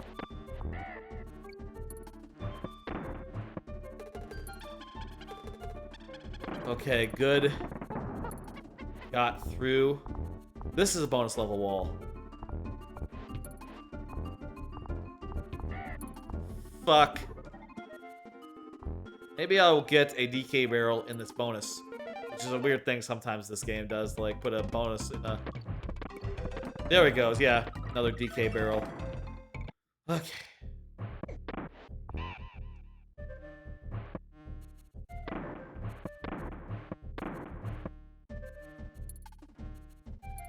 There we go. Ooh, okay. We got past the fucking level. Fucking 3 lives lost there.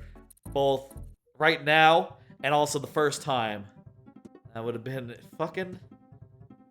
And now I have to do this whole fucking world on 1 life. Jesus. Or, you know, we can go around the horn again, I guess. Really don't want to. I want to not die in the same world twice. That's the one thing I don't want to do.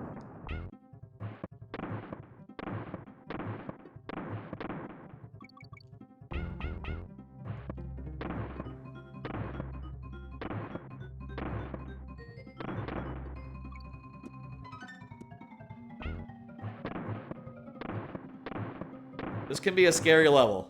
You know, each of those... no matter how many Kongs you have, you know, if you have both Kongs, whatever. If you take a header off into the thing, you're dead.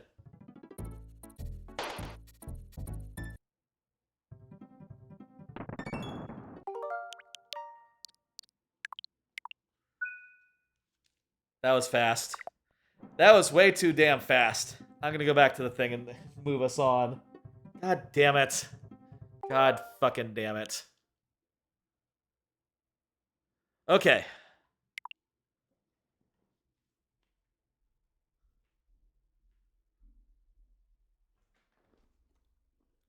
Back to DKC2.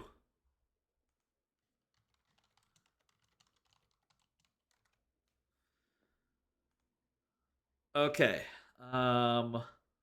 Let's go ahead, switch games here. Add to the explainer text.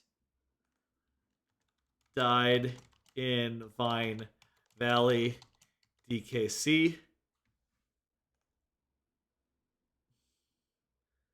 And let's update it to be DKC2. And let's go back to the couch.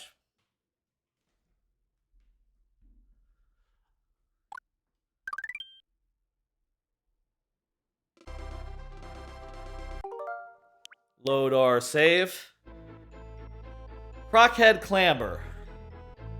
Continuing where we left off in World 3. There's a lot of World 3 was very rough to us. We've gotten the DK coin, so we don't need to go left to start with.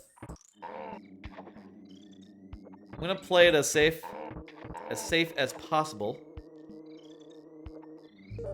Meaning I'm not gonna necessarily go for every coin and whatever. I'm gonna try in some cases just jump over the whole fucking these guys all together. There we go. Up here to get a bonus. Farther than we were the first time we played this level.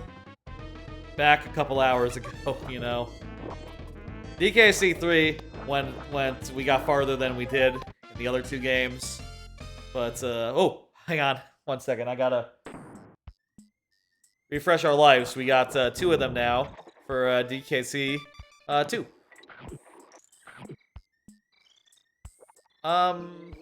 Maybe like the Token Tango is like basically is kind of similar to Jungle Japes music in essence, but I don't think this music is very japesy.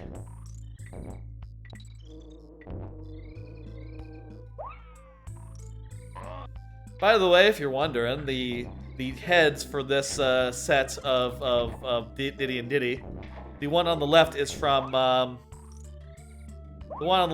Donkey Konga. That is the Donkey Konga Dixie Kong. It's sort of stylized, you know, sort of drawn, you know. This level is one of my favorites in DKC2, and it was one of the ones I remade in Mario Maker when I was doing a series of Donkey Kong remakes. And this one was one of the ones really taught me like how. Wait a minute, I didn't get the DK coin in Glimmer's Galleon. Let me get that real fast. It's really easy to find. It's just up here. It's at the start even. It's no trouble at all. There it is. Perfect. Really taught me a thing about Mario, about like Donkey Kong Country levels, which is like the thing this is named after, Crockhead Clamber. The crockheads, where you hit the barrel and then you go across the crockheads, that comes in after the checkpoint. That is only in the second half of the level, which I think is really interesting to think about, right?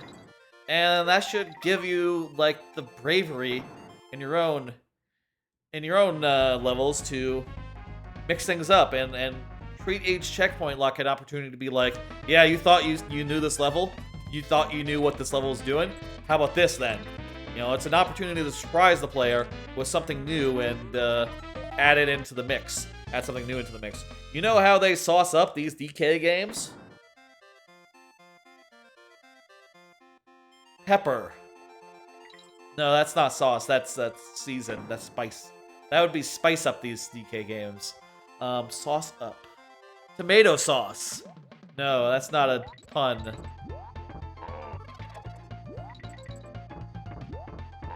Rhino sauce. No, that's not a thing. Condiments. There you go. That's the pun. Thank you, Homo Seagull.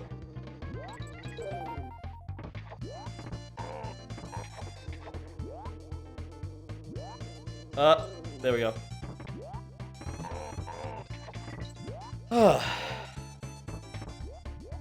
I'll say when I did DKC1, 2, and 3 this way, and I did like every life Switch games, DKC1 was the one that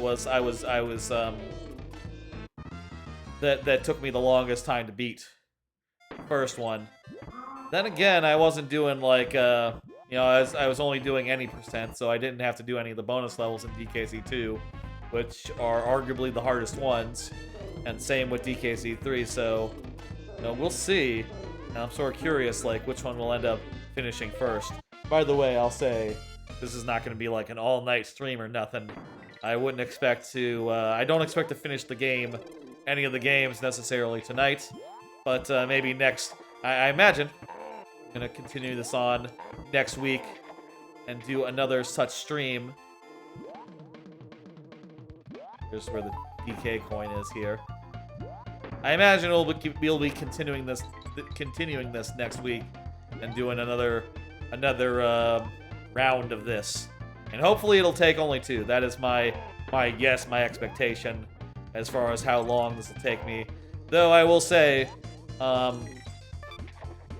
I think eventually should have a punishment game in there as well, just as like a, just as like when we get to the end, right?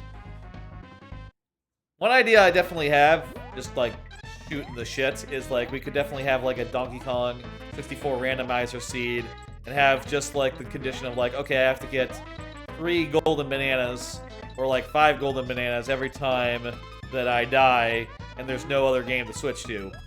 You know, if I were to finish DKC1 and 3, or DKC3 and 2, let's say, then I would mix in DK64 as like a substitute for doing something else, or like switching games. That's how that would work. But maybe we'll come up with a better idea for that by next week, I don't know. All remains to be seen.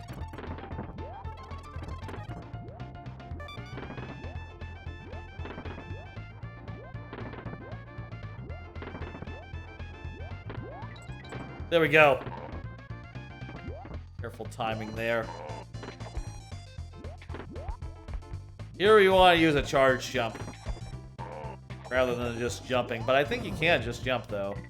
It's just a little more harrowing, a little more. That feels good. Scratching the top of my head, you know. There we go. We've beaten that. Do we have enough coins now to do the bonus thing? We do. Let's go do the second of these levels, Black Ice Battle. This is a downhill level where you're going down. It's got all these nice sloped areas. And yeah. I think this is interesting just as one of the very few downhill levels in these games. You know, that and Parachute Panic. And is there 1 and 3? There's definitely not a downhill level in 1. Good start, but it's all downhill from here. Ha ha ha ha. And also, we do have to remember, we have to get the bonus levels, but I'll say, in these Lost World levels, there's only 1 bonus, and it has the DK coin, so there's only 1 thing to find, and I know where that is. That's later in the level. We don't have to worry about anything other than just going forward.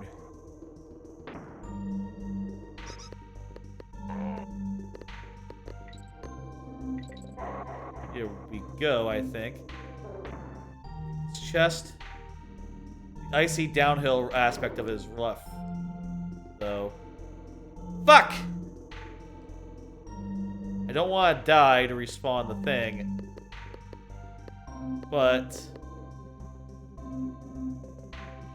What? Okay, hang on. What if? No. I was thinking about like throwing my guy up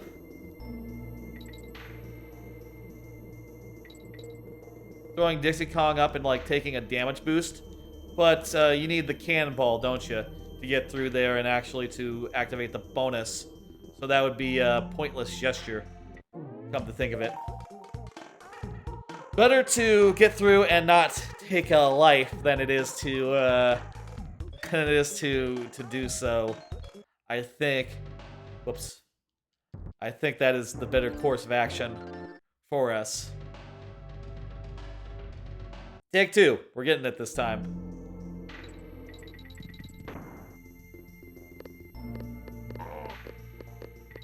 Now, this is a challenging level. I'll say that. Certainly, it's inspired levels of my own. Like I said, whenever I do a downhill level, this is one of the best downhill levels I know about. And I think it's interesting, just as conceptually, to take a level, vertical level, which you typically see going up as the obvious thing, and make going down into just as challenging of a level. That's also true of Parachute Panic as well. Turning downhill into an interesting design,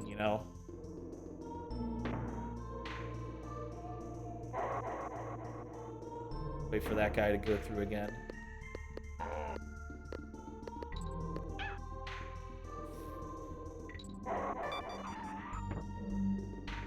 This guy.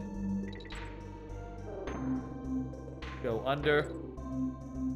Grab the... Important. We don't lose the cannonball. But I will say one thing about this is that now we can use the cannonball to kill our enemies. If we so need to. But, here's the place where we actually use it, so we didn't really need to. The bees do add a lot of challenge, really stings if you die as well. Yes.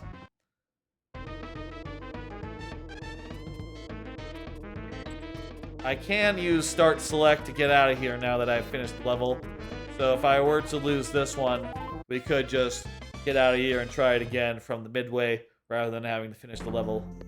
Speaking of, there we go, we're out of here. Level completed. Got the stuff. Ooh. Those bonus levels are gonna be the challenging bit. Bonus level sounds like Jungle Japes. Yeah, I think it's probably a remake.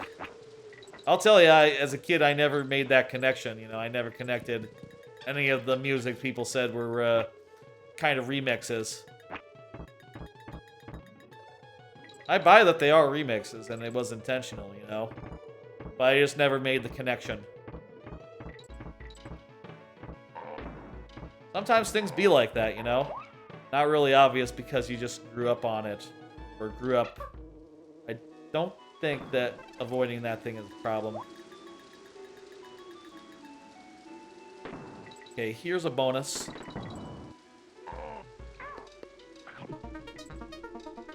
Bonus barrel. And swim down here. This fish can fuck off. I am invincible.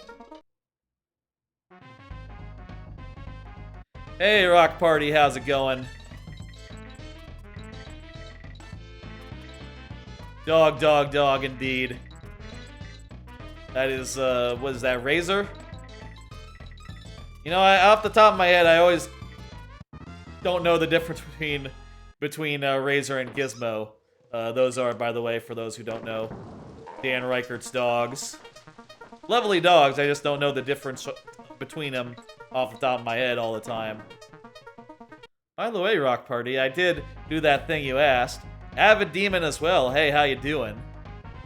Did do that thing you asked. I changed up the donation thing, added a direct donation option that will, have a nice alert. I haven't tested it or nothing, so I assume that it all works.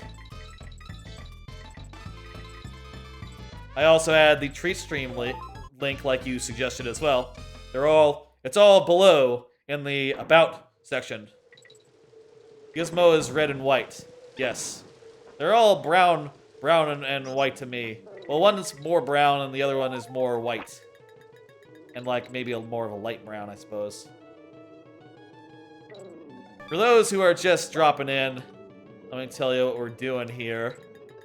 We are doing We are doing DKC 1, 2, and 3, and I only have 2 lives to do it. Those lives they refresh after I beat a boss, and if I lose both of them, I have to switch games.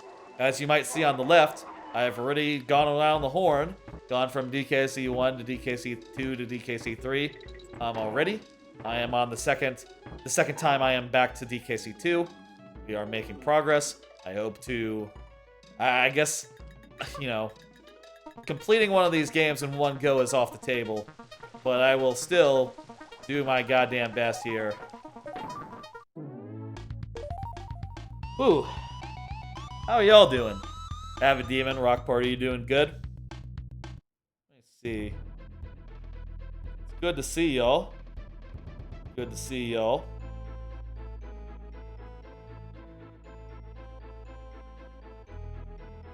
Shit, I missed the bonus. Okay. Where's the bonus I missed? Might be in the area that I just bypassed entirely using a shortcut. Maybe that was a mistake. Or is it a cannonball bonus? Rock Party donated $5. It looks like that is working. Fantastic. Appreciate the $5, Rock Party. Very good. I'll count that. If we get like within closing distance of the sub goal for Bad Grandpa, we'll count that as one towards that. If that sounds fair to you. Is this it? No. I think it must be like a little bit later. Yeah, I think it is the cannon. I must have just passed it entirely. If it is the cannon, that's it. Basically, the cannon is the thing where you get a cannonball into the cannon, and it goes off. I might have just fucking flew right by that without thinking. Much obliged, Rock Party. Very kind of you.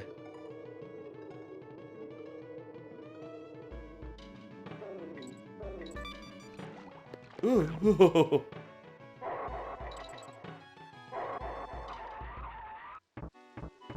Okay. Yeah, okay, shit. Here's the cannon. I just blinked and just missed the cannonball entirely somehow.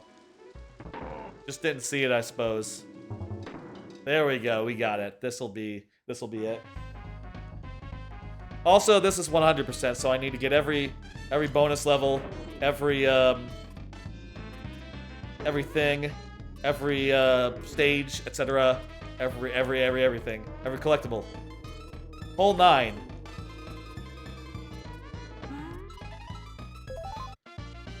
That should do it. That should do it. Most levels in DKC1 or DKC2 have 2 bonuses, so they're pretty easy to like know that you got 1, you got 2, you got all of them. Except in some cases where there's 3, but that's very rare. There's also the DK coin, which is more just hidden in the level typically, except when it's not. There are some exceptions in there, mixed in for fun. This is a famous level. Sometimes you hear people say things like that, right? Like, oh, this is a... I say this. I hear my dad say things like this. Oh, it's a famous episode, this one. And I kind of think like, kind of every episode is a famous episode. Every level is probably more or less well known. But this is a famous one. Everyone knows this level. It's Bramble Blast. It's the first of the Bramble levels. And it's a barrel maze. I think I've already missed a bonus. Fuck. We'll go back for it. We'll go back for it.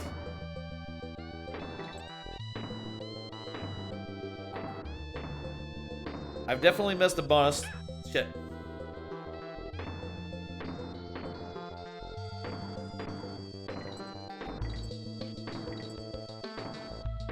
Ooh. Okay. If I had Dixie Kong, I would just float to here rather than taking the barrels, but I don't, so I'm just gonna play it safe.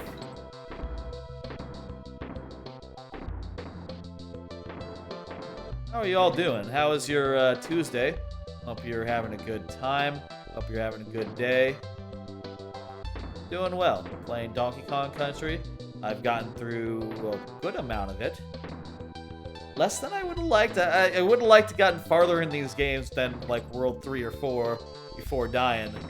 This level looks interesting. It is. Like I said, it's a famous level. Also, check this out. Bonus. You get to ride Squawks now. That DK barrel. This bonus area has a DK coin. It has a bonus stage as well. I think like every one of these Bramble stages has Squawks in it somewhere, either optionally or on the critical path.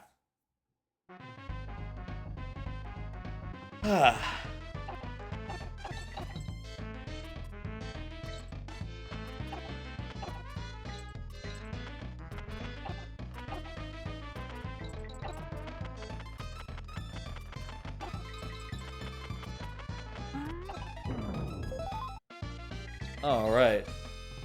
By the way, Rock Party and Avid Demon, I bet y'all were watching Kayla and Dan. They were playing Gears, right? How's that going? Are they nearly done with Gears 5? That's the last one, right?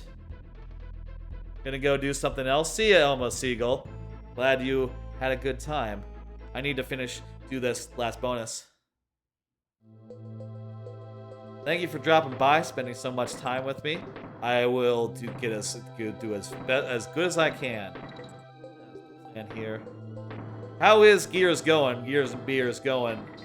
Rock Party and Seagull, if you were watching that before you came here. I'm curious and all. Is it over here?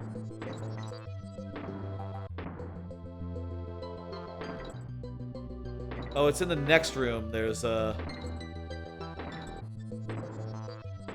Wait. Oh, actually... I already missed it. They were getting there. You haven't played the game, so you don't know how far away from the end they are. Gotcha, but they're not at the end yet. Cool. I wonder what they're gonna do next after they finish that off. You been doing Destiny all night? Ah, gotcha. You guys came in at the same time, so I figured that what must have happened was that that stream must have ended. But maybe that's just a coincidence, then. It's over here?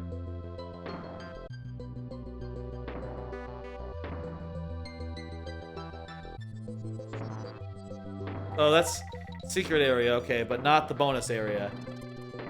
I think it's like in this area here. But that doesn't make sense because this is the way forward. The way forward is down and to the left.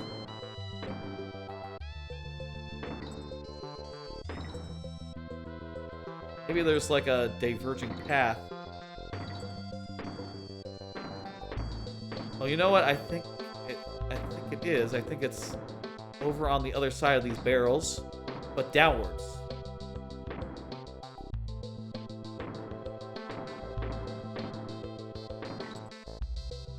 Here we go. We gotta go down and around. That's it. You can see the banana there. That's telling you to go over there. We got it. I'm glad that the donate thing works. It's funny though, it doesn't show up in the Twitch monitor because it is outside of Twitch and all. But that's good that the alert works. I was wondering if it should be like a unique effect, but so far I'm just using the satellite from the cheer alert. I considered doing like a money related thing, but I thought it would be too out of line with the fuck.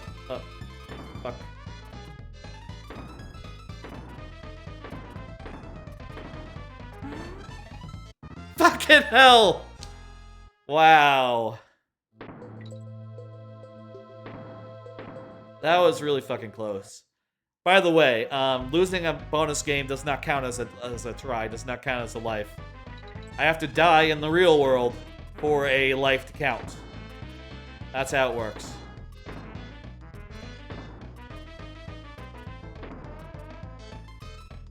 I can't believe how fucking close that was. Jesus.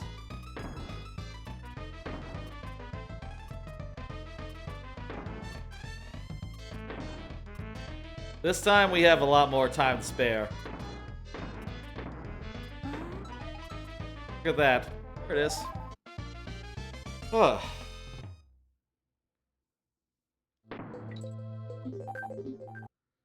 Alright, that's Bramble Blast. It is time to do this one. Boss of World 2.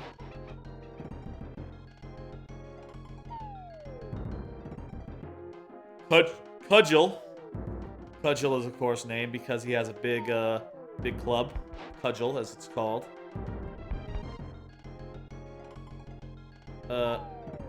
Fuck.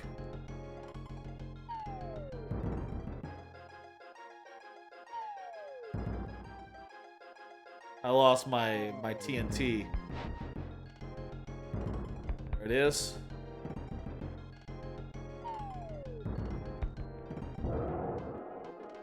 There we go. We haven't lost a life this world, which is fantastic.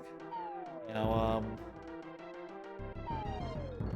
of course, it also means we're not going to restore one, but hey, it's better to be safe than than not safe, right?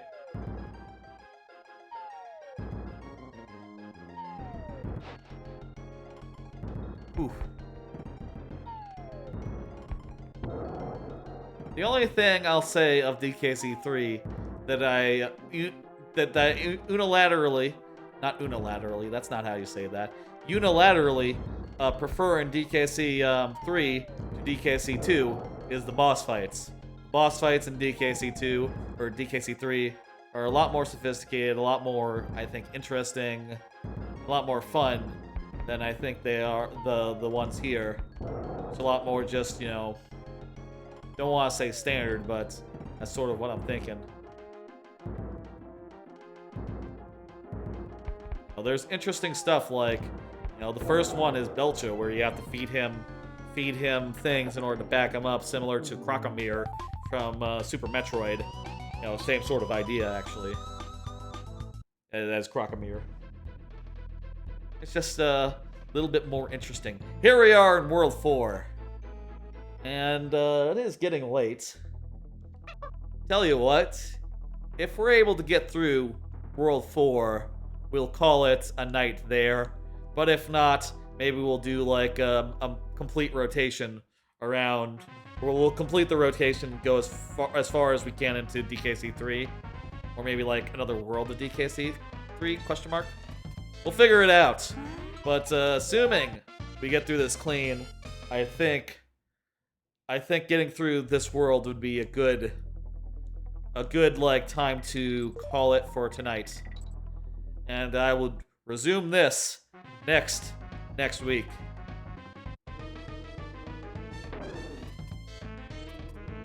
Next week, next Tuesday, same thing as tonight. More of this, just where we left off. Literally, this I'm not going to change anything about this scene, so when we come back to it, the things will all be in place. Your full name is somewhere in the donations. Yeah, I know. PayPal said, put in your legal name, put in your full name as it appears in your identity. And I saw that and I was like, well, I can't put in my internet name. That is, it's not allowing that. It says not to do that.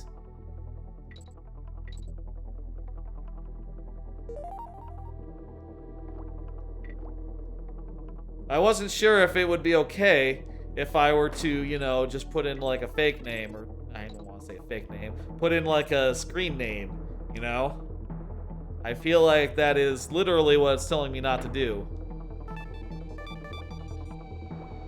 It would be better if it, was just like was just the Master DS, but it is what it is. And also I have, it's not exactly a secret, I'll say. know, I've said it before, it's not exactly a secret. It used to be my display name on Twitter for like years and years. You know, so much so that when I did Halloween, the display name would be a variant of that name rather than the Master DS. Should be a way to hide it. Or use Streamlabs. Well, I don't use Streamlabs to stream, so I feel like it'd be weird to use Streamlabs to do the donate thing. We needed that. We needed that spider. We'll have to take another go at it. Dang it.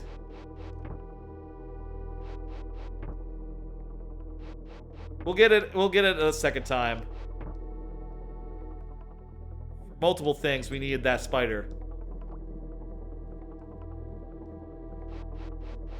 Essential squitter there. Weird thing about this honey is that you can walk on it if you're teamed up. Otherwise, you get stuck in it. I bet that's just a thing where they literally didn't think about that. Streamlabs is just an overlay like Stream Elements. I thought Streamlabs was like part of, isn't it Streamlabs OBS? The other thing that people use to stream from. Thought Streamlabs did that as well. You just use them to give money. I guess that is a thing I could do. I guess you have it set up on your end where it doesn't have that. I'll say PayPal very specifically was like, yeah, real name, buddy. And I didn't want to go awry of that. You just add it manually to the actual OBS, yeah. I use Stream Elements for my alerts, but I guess, you know, there's nothing stopping me from using multiple things for donations and for alerts. Well, actually, well, I guess there is literally that the only way that Stream Elements can know if there has been a donation is if the donation came through Stream Elements. So I would have to use the notifications from Streamlabs and set that up separately. Which, hey, you know, maybe I could do that, yeah. I'll maybe just try changing the name, but I would worry about that, just like, yeah, PayPal isn't gonna have an issue with that, right? They're not gonna go like, oh, you don't get your money now because that's not a real name. Or like, you don't get to spend money either.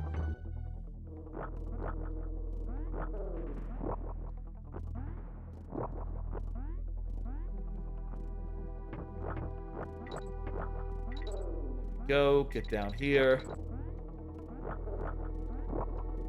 Here's the Kong coin, the DK coin. There are 40 DK coins in the game, so we're basically nearly halfway done with this game here, just in terms of that progression.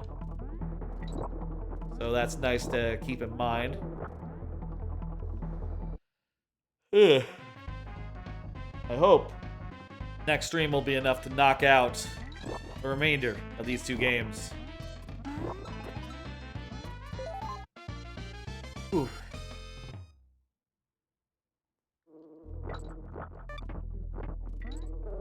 I think that's all the things in here. Yep, okay, completed. Target, Terror, roller coaster level. I think that, for my money, the best roller coaster, minecart, whatever levels are in DKC2. DKC1s are kind of like bare bones. You know, like in those levels, those minecart levels, you get the impression that they thought that the minecart was enough, right? Like, oh, it's a minecart level. That's the whole gimmick of this level. You're on a minecart. In DKC3, they got a little weird in them. And, oh wait, this is... shit. That's the first try. Fuck. Fuck me. In the first There's a bonus later on where you have to ride the cart down to follow one of those guys down, and I got a little confused for a second and thought that was there. That's why I did that. There's a perfectly logical explanation. But no, that's not it. That's a later one. These ones, you know, they have more ideas, right? Like this one, you're having to hit like targets in order to open doors. The next one, you have to compete in a race. And the last one, you're hitting targets to make a ghost go away. You know, they're much more involved levels versus compared to the ones in the first game where it's just like, this one you're on a minecart. This one you're on a minecart and you can jump out of it. Which is like, that continues to be a mix-up, things that like different minecart levels do in later games, except that they had additional elements on top of that, right? Like, oh, you're in a minecart, and also there's like moles attacking you, etc., etc. Multiple elements. There's for completion's sake, KONG does not matter, by the way, if anyone is curious. That is all optional. That is all nothing. Doesn't do you any good at all. Does not add to your completion. It does in DKC Returns and Tropical Freeze, but does not here.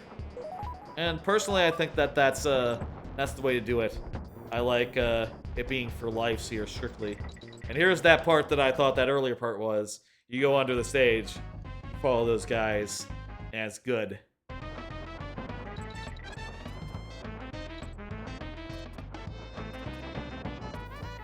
This part kind of feels like the original minecart level, where you're making very precise jumps across like little gaps.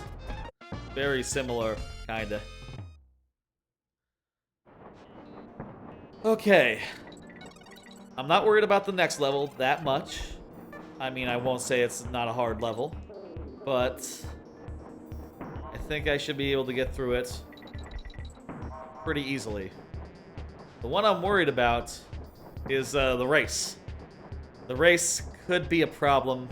You know, I'm gonna be moving at high speeds. I'm gonna be making like daring jumps. Things could go awry very easily in the race.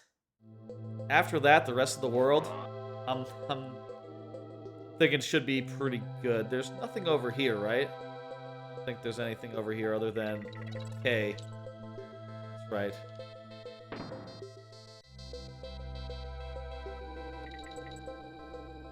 I wonder if Nintendo regretted ever putting B as the bottom button. Because, like, very quickly, games, when you're playing this, realize, like, oh, B has to be the jump button now, because that feels natural, and it feels natural for Y to be the run button. But that's sort of the reverse of the SNES, or the NES, and every time that NES is asked to work on a modern, you know, 4-button controller, it has trouble adapting because it's like, okay, well, A is this button. No, it's not. It's not that button. It's the bottom button. At least that would feel more natural for A to be the bottom button rather than the side button. Like, if they had went the other way, if they had made B A, it would probably have saved them a lot of grief down the line. It would also mean that, you know, it'd be like Xbox controller, basically, except with B on the other side. Which I think maybe would be preferable. Okay. Let's go.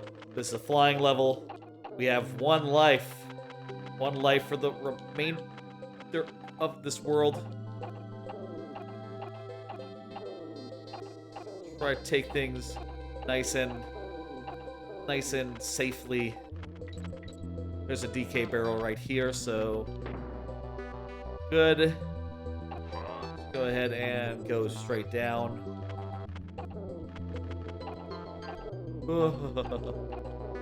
Bees, bees, bees, bees, bees. Hit that guy with a thing. Oh, fuck.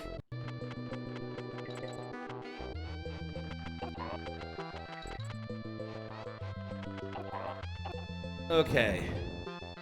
Checkpoint. Here's, by the way, this is this secret area here. You have to jump through a bramble. I wonder how people figured that out back in the day. I probably just looked in like the strategy guide or something to figure that one out. Not exactly terribly intuitive, is it? Also, this one's a little daring, isn't it? A little tricky, like, how do you know what's safe here versus, like, what'll get you killed? Whew. Fortunately, that was safe enough.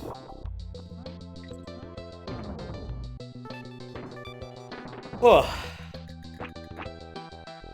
That's the hardest part. Actually, you know what? The hardest part, always for me as a kid, is a little later in the level. But now that I like have it down pat, it's actually really easy. If you're ever playing this game, when we get there, I'll give you a little tip. I guess you can just watch and see what I do. That'll be tip enough.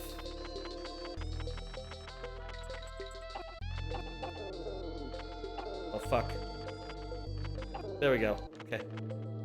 Gotta like bust our way through this swarm of bees by making holes with it with our cocoa nuts. Nail these guys. Okay, hard part coming up in a second. After this bee. So these guys, these cloaks,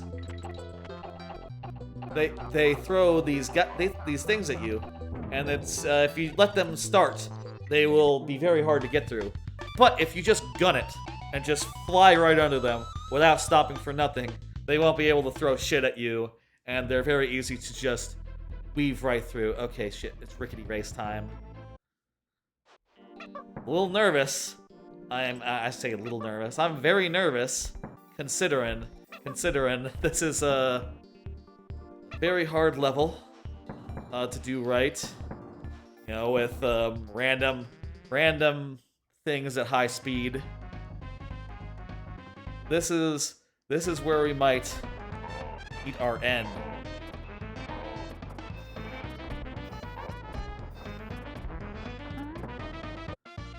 There's 2 bonuses up here.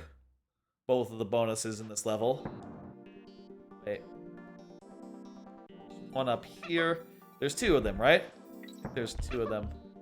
Yeah, there's one up here. There's one over here. Ooh.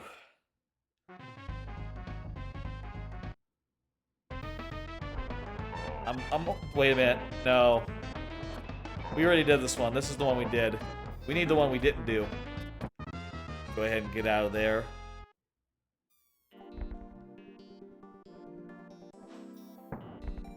The other one is a bonus, right? Or is only one of these ones a bonus? Maybe only one of these is a bonus. And okay, yeah, only that's the only bonus. Okay, okay.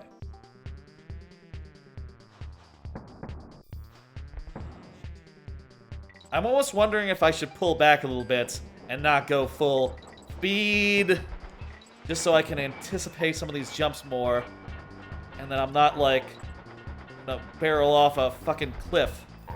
That's my worry. Some of these things can come up really quickly, and if you're like bouncing off a bad guy when it comes, you could be in trouble. I think I can slow down a little bit though. 4th place.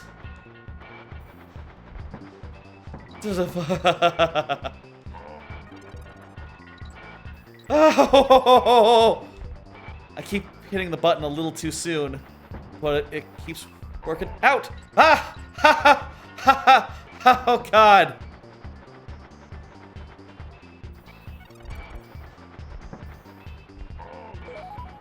Slow it down. We won the race.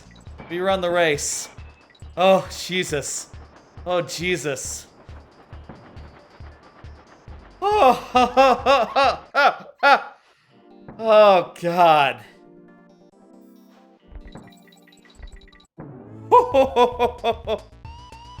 Holy shit. Holy shit. Oh. Fuck. Alright, Mudhole Marsh.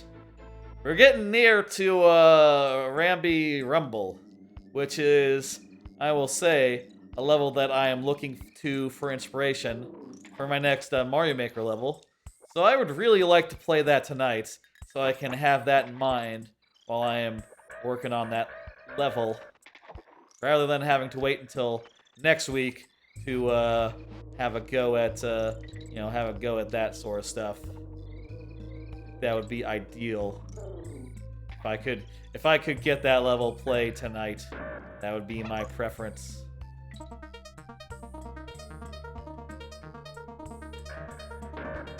The invincibility effect kind of sounds like strangely echoey, doesn't it?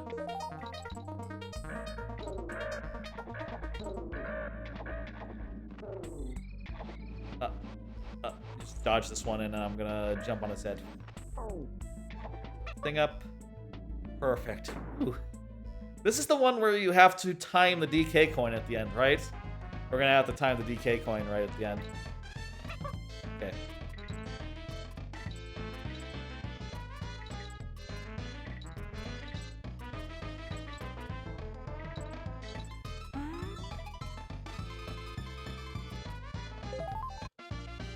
Ugh.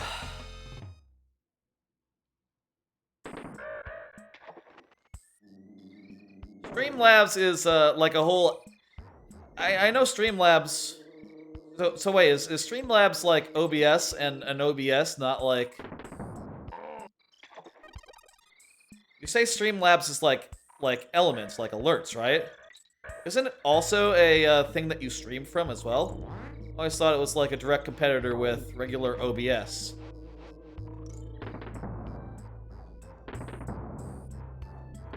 Is that not the case? Do they not have like an application that's just full on like OBS but a layer on top of it? I mean, I know there's Streamlabs on the phone that is just that. I think like Dan Reichert uses Streamlabs, not like regular OBS, right?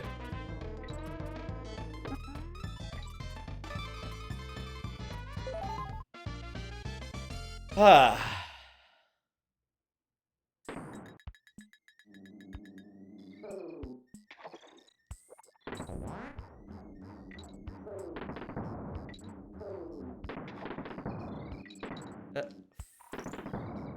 Okay. Whew. Do I need this chest? It can't hurt. Just has a banana in it.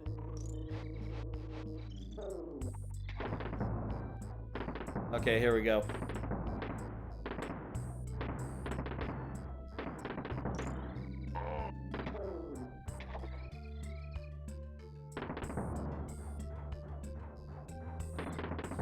Ah!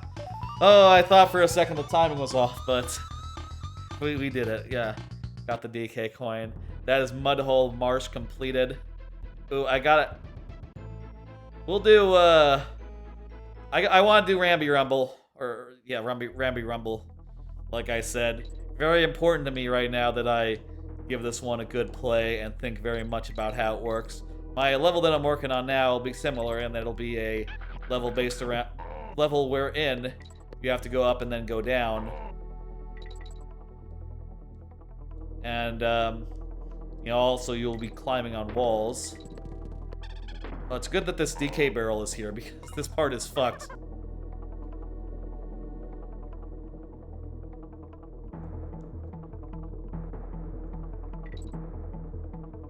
Always had trouble with this. Oh, good. Going down on honey holes, on honey walls, just like the most unintuitive thing in the world.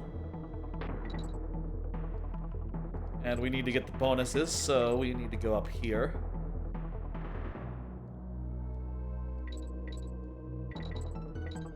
Bonus one.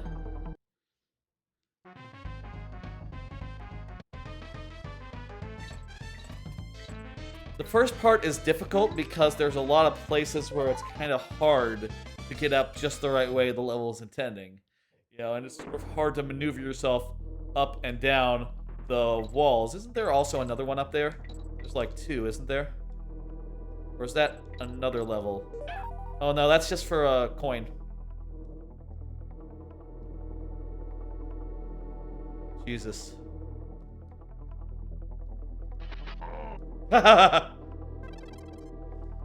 Those guys can be bastards.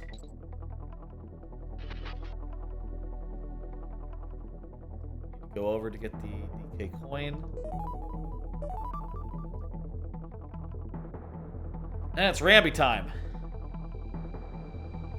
And like this level, you know, I think that the level is going to have a big change of pace where on the way up, you're like trying to get up meticulously through like some pretty tough routes, but then on the way down, you're just sort of barreling forward and, you know, going down rather than up. Typically, it's hard. Typically, I'll say this. Typically, when you're playing a game, it's harder to go up than to go down. But this level makes it challenging on the way down because you're being chased by a giant bee. And I always had trouble with that as a kid. I mean, you know, goddamn if this didn't take me forever to do the first time I actually played this game back when I was, you know, 6 or whatever. So many fucking times. But now you just gun it and you'll always stay in front of the bee so long as you're not stopping for nothing. That's always a good rule of thumb in DKC. Don't stop for nothing. It's not only is it good advice, it's fun. Alright, we got through that, and I hopefully have gotten gleaned some slight insights into, you know, what makes this level cool, what makes this level challenging, in a way that'll help my Mario Maker level, which, like I said, sort of is going to be inspired by Ramby Rumble, in that you go up and then you go down. And the down parts will have a lot of sliding, which is something I've been wanting to do in a DKC, in one of my levels, since I realized like it's been a while since that's even been an option in any of my levels. Clobber, Carnage, and then the boss, and then I think I'm gonna call it a night. And we will resume this next Tuesday. Next Tuesday, we will continue where I leave off. I am, of course, assuming that I don't die here, and we go on to DKC3. If that were to happen, we'll finish off the world in DKC3, which we are pretty close to. We were like two levels away from finishing off one of them. Where's the bonus in this one? I can't remember, but I'm sure it'll come to me when we see it. Important we get the bonus. After all, this is 100%.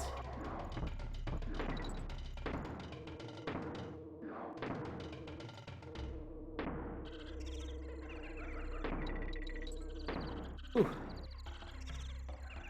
It might be like near the end or something. I really can't remember. Is it up here or something? No, not up there. Throw that thing away. Jump on there. Right.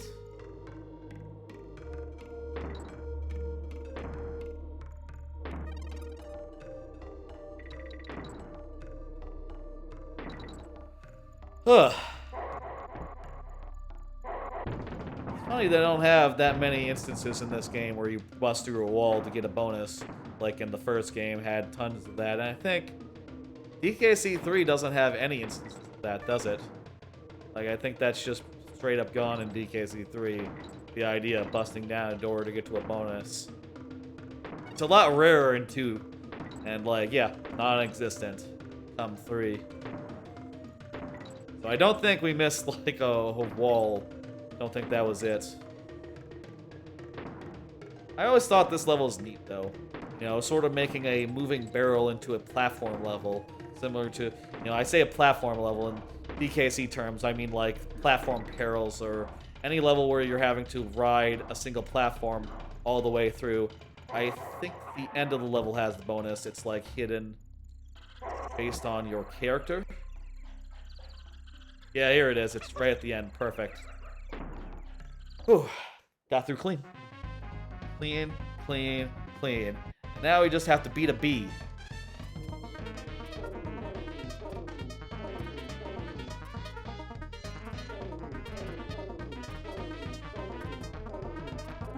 Ah.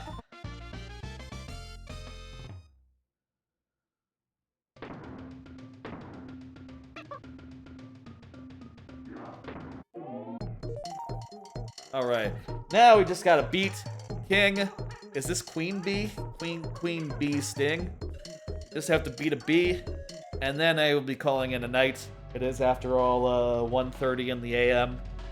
It has been a 4-hour endeavor. We got to World 3 in DKC1 and World 4 in 2 and 3, getting 100% of the stuff along the way. I would have liked to go farther, you know, on the first try, but, you know, it is what it is. Sometimes you die. Yeah. And like I said, like, if I wasn't half as familiar, you know, I played this game loads of times after all, I would have done like 5 lives as, you know, like I did for Mega Man, but 2 lives I feel like is something I could absolutely have done. Refreshing at bosses even, that's a nicety. And also that's just like a nice reward for getting to each boss and pulling it off flawlessly.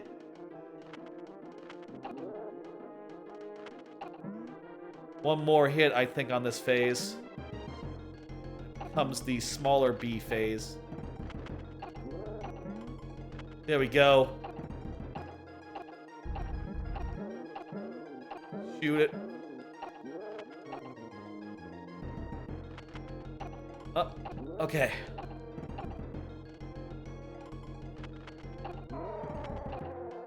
There we go. That is a boss defeated. That refreshes my lives. And I think that's where I'm going to call it tonight. It is 1:30 in the AM. That is a 4.5 hour stream. That is about right for my taste. Let me make a save state.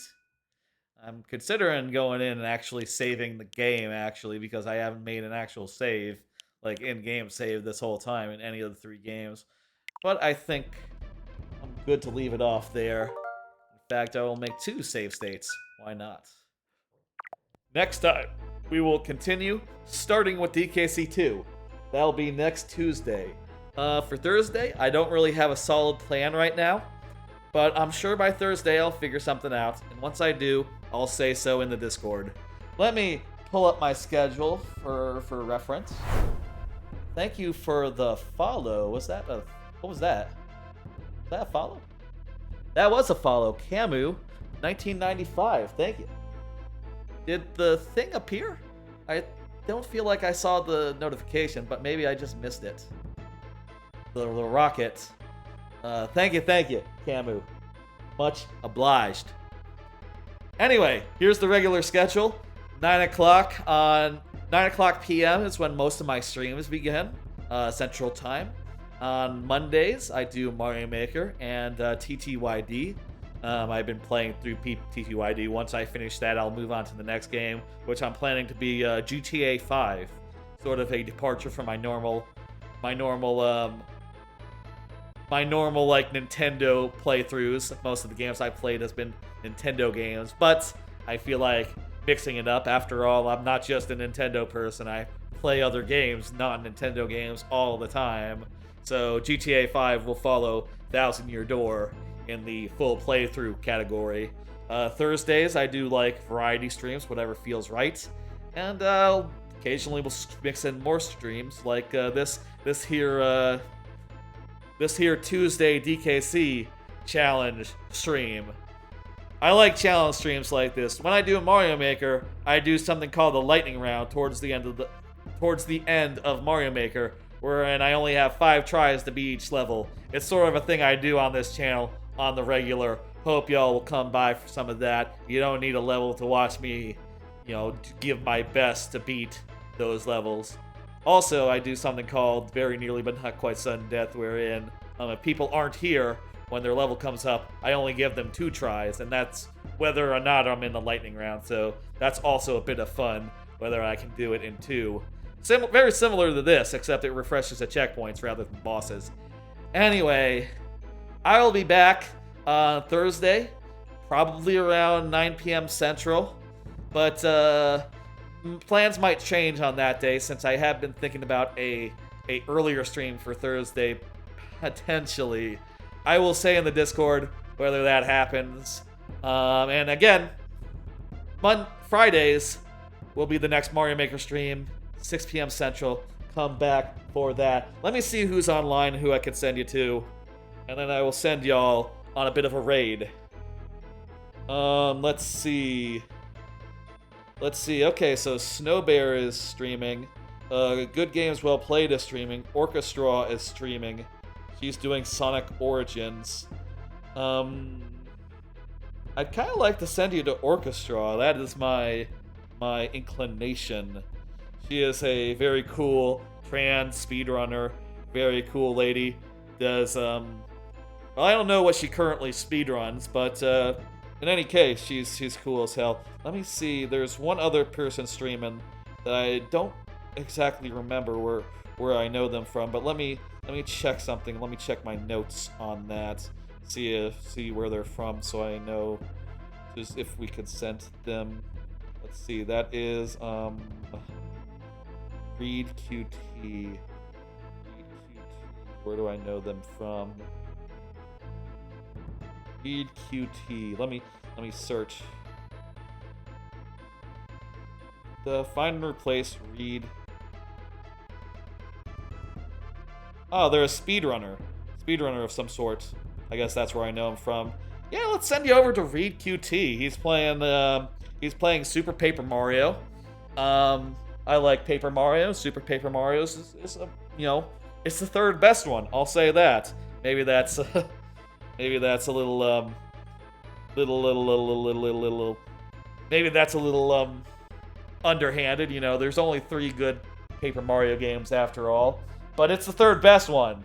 That is still true, regardless of the competition. Read_QT. Let's do the raid. Read_QT.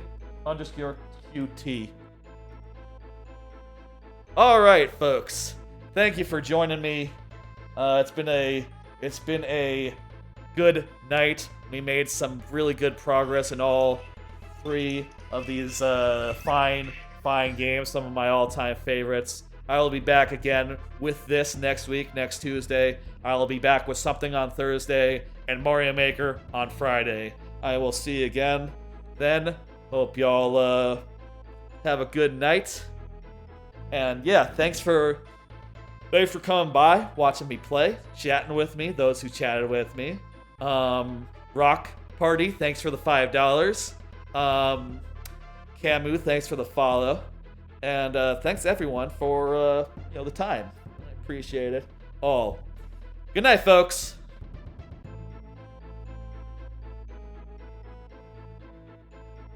Let me end the stream now. Hi, people watching the VOD.